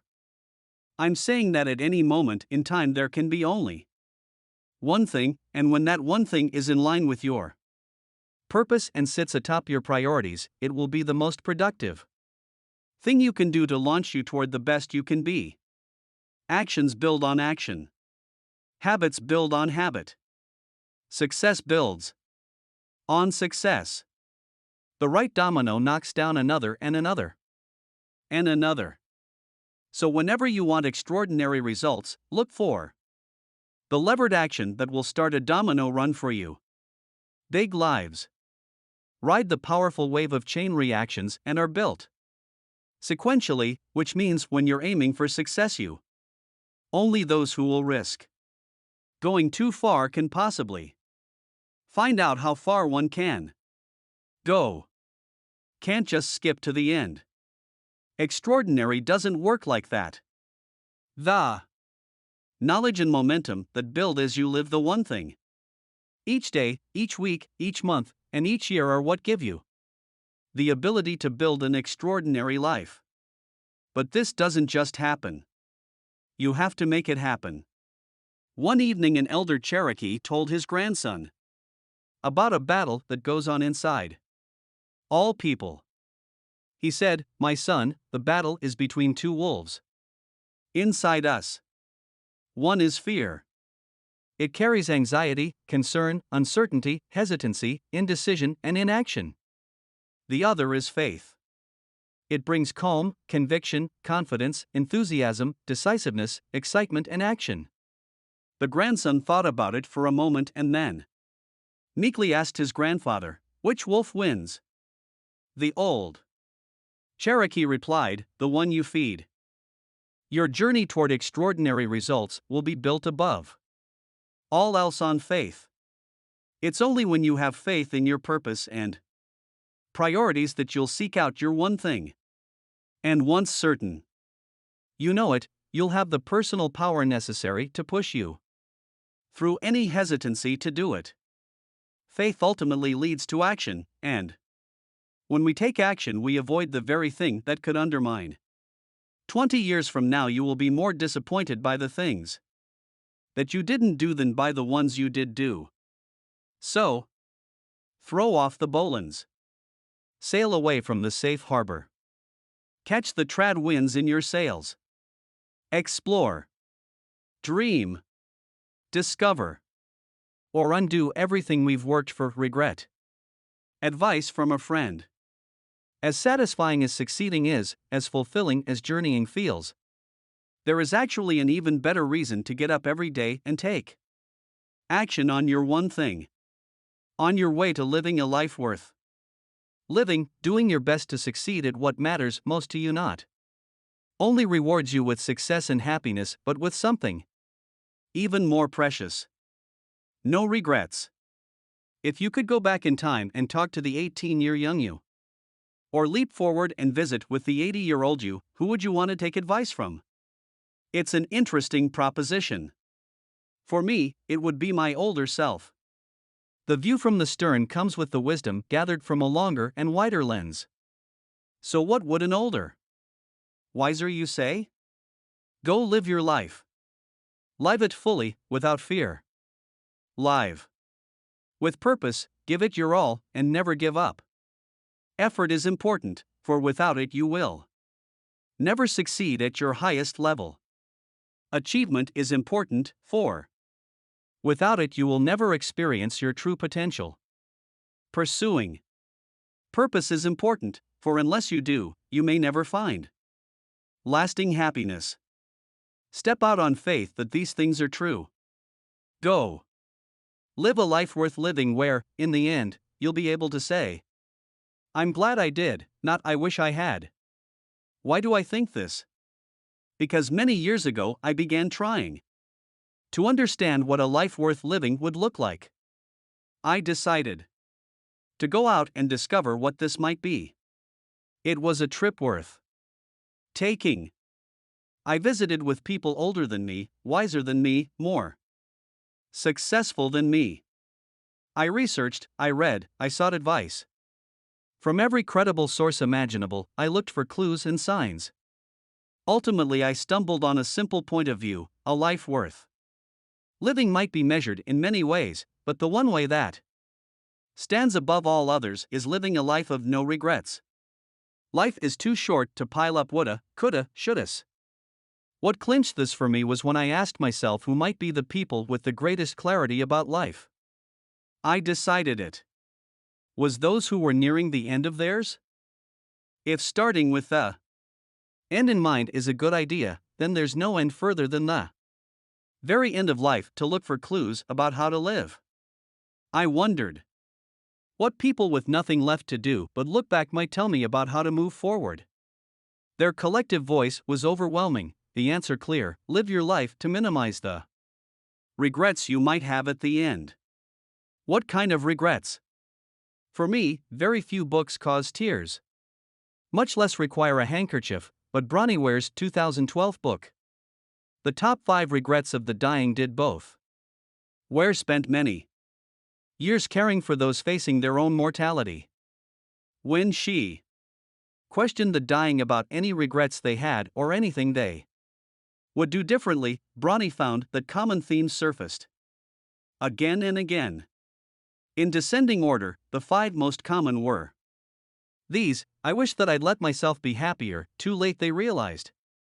Happiness is a choice, I wish I'd stayed in touch with my friends. Too often they failed to give them the time and effort they deserved, I wish I'd had the courage to express my feelings, too. Frequently shut mouths and shuttered feelings weighed too heavy to handle, I wish I hadn't worked so hard, too much time spent making a living over building a life caused too much remorse. As tough as these were, one stood out above them all.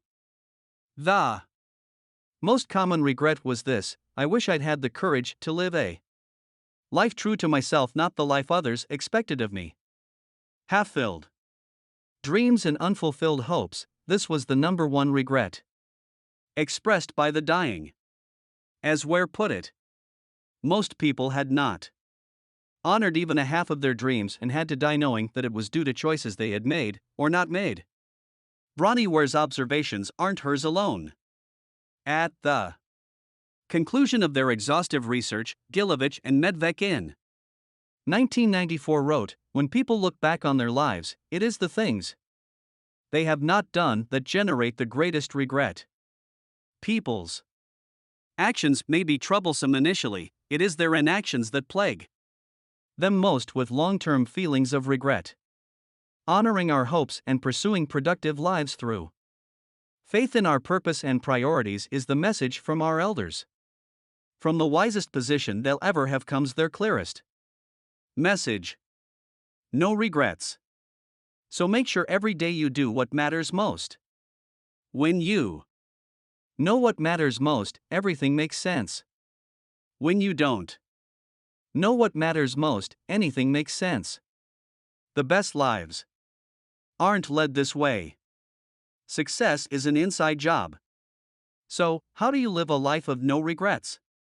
The same way your journey to extraordinary results begins. With purpose, priority, and productivity, with the knowledge that regret must be avoided, and can be, with your one thing at the top of your mind and the top of your schedule, with a single first step we can all take. I believe the best way to share this is in a story. One evening, a young boy hopped up on his father's lap and whispered, "Dad, we don't spend enough time together." The father, who dearly loved his son, knew in his heart this was true, and replied, "You're right, and I'm so sorry. But I promise I'll make it up to you. Since tomorrow is Saturday, why don't we spend the entire day together? Just you and me." It was a plan, and the boy went to bed that night with a smile on his face, envisioning the day, excited about the adventurous possibilities with his pops. The next morning, the father rose earlier than usual. He wanted to make sure he could still enjoy his ritual cup of coffee. With the morning paper before his son awoke, wound up and ready to go. Lost in thought reading the business section, he was caught by surprise when suddenly his son pulled the newspaper down and enthusiastically shouted, "Dad, I'm up. Let's play." The father, although thrilled to see his son and eager to start the day together, found himself guiltily craving just a little more time to finish his morning routine. Quickly racking his brain, he hit upon a promising idea. He grabbed his son, gave him a huge hug, and announced that their first game would be to put a puzzle together, and when that was done, we'll head outside to play for the rest of the day. Earlier in his reading, he had seen a full-page ad with a picture of the world. He quickly found it, tore it into little pieces, and spread them out on the table. He found some tape for his son and said, "I want to see how fast you can put this puzzle together." The boy enthusiastically dove right in, while his father, confident that he had now bought some extra time, buried himself back in his paper. Within minutes, the boy once again yanked down his father's newspaper and proudly announced, "Dad, I'm done." The father was astonished. For what lay in front of him, whole, intact, and complete, was the picture of the world, back together as it was in the ad, and not one piece out of place. In a voice mixed with parental pride and wonder, the father asked, "How on earth did you do that so fast?" The young boy beamed. "It was easy, Dad. I couldn't do it at first and I started to give up, it was so hard. But then I dropped a piece on the floor, and because it's a glass-top table, when I looked up I saw that there was a picture of a man on the other side. That gave me an idea. When I put the man together, the world just fell into place. I first heard this innocent narrative when I was a teenager, and I've never been able to shake it. It became a tale I continually retell in my head, and ultimately a central theme in my life. What struck me isn't the apparent issue with life balance the father had, though I certainly got that. What grabbed me and stuck with me was the inspired solution of the son. He cracked a deeper code, a simple and more straightforward approach to life. A starting point for any challenge we face personally or professionally. The one thing we must all understand if we are to achieve extraordinary results at our highest level possible. Undoubtedly, unquestionably, success is an inside job. Put yourself together, and your world falls into place. When you bring purpose to your life, know your priorities, and achieve high productivity on the priority that matters most every day, your life makes sense and the extraordinary becomes possible. All success in life starts within you. You know what to do. You know how to do it. Your next step is simple. You are the first domino. In delay there lies no plenty. William Shakespeare. Putting the one thing to work. So what now? You've read the book. You get it. You're ready to experience extraordinary results in your life. So, what do you do? How do you tap into the one thing in the most powerful way? Let's revisit the heart of the book and look at ways you can put the one thing to work right now. For brevity's sake, I'll shorten the focusing question, so be sure to add such that by doing it everything will be easier or Unnecessary at the end of each question. Your personal life. Let the one thing bring clarity to the key areas of your life. Here's a short sampling. What's the one thing I can do this week to discover or affirm my life's purpose? What's the one thing I can do in 90 days to get in the physical shape I want? What's the one thing I can do today to strengthen my spiritual faith? What's the one thing I can do to find time to practice the guitar 20 minutes a day? Knock 5 strokes off my golf game in 90 days. Learn to paint in 6 months. Your family. Use the one thing with your family for fun and rewarding experiences. Here are some options. What's the one thing we can do this week to improve our marriage?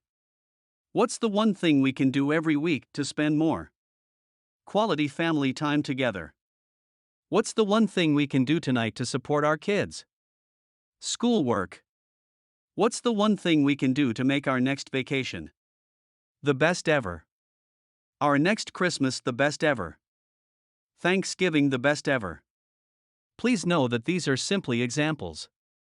If they apply to you personally, then great. If not, then use them to prompt you to discover what areas you might explore that matter to you.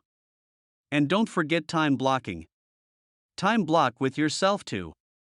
Make sure the things that matter get done and the activities that matter get mastered.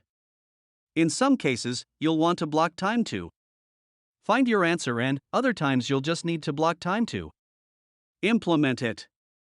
Now, let's go to work and see how you might take the power of the one thing with you.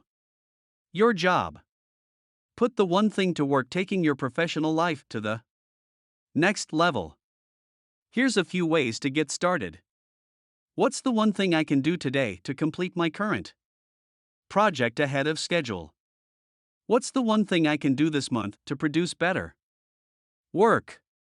What's the one thing I can do before my next review to get the raise I want?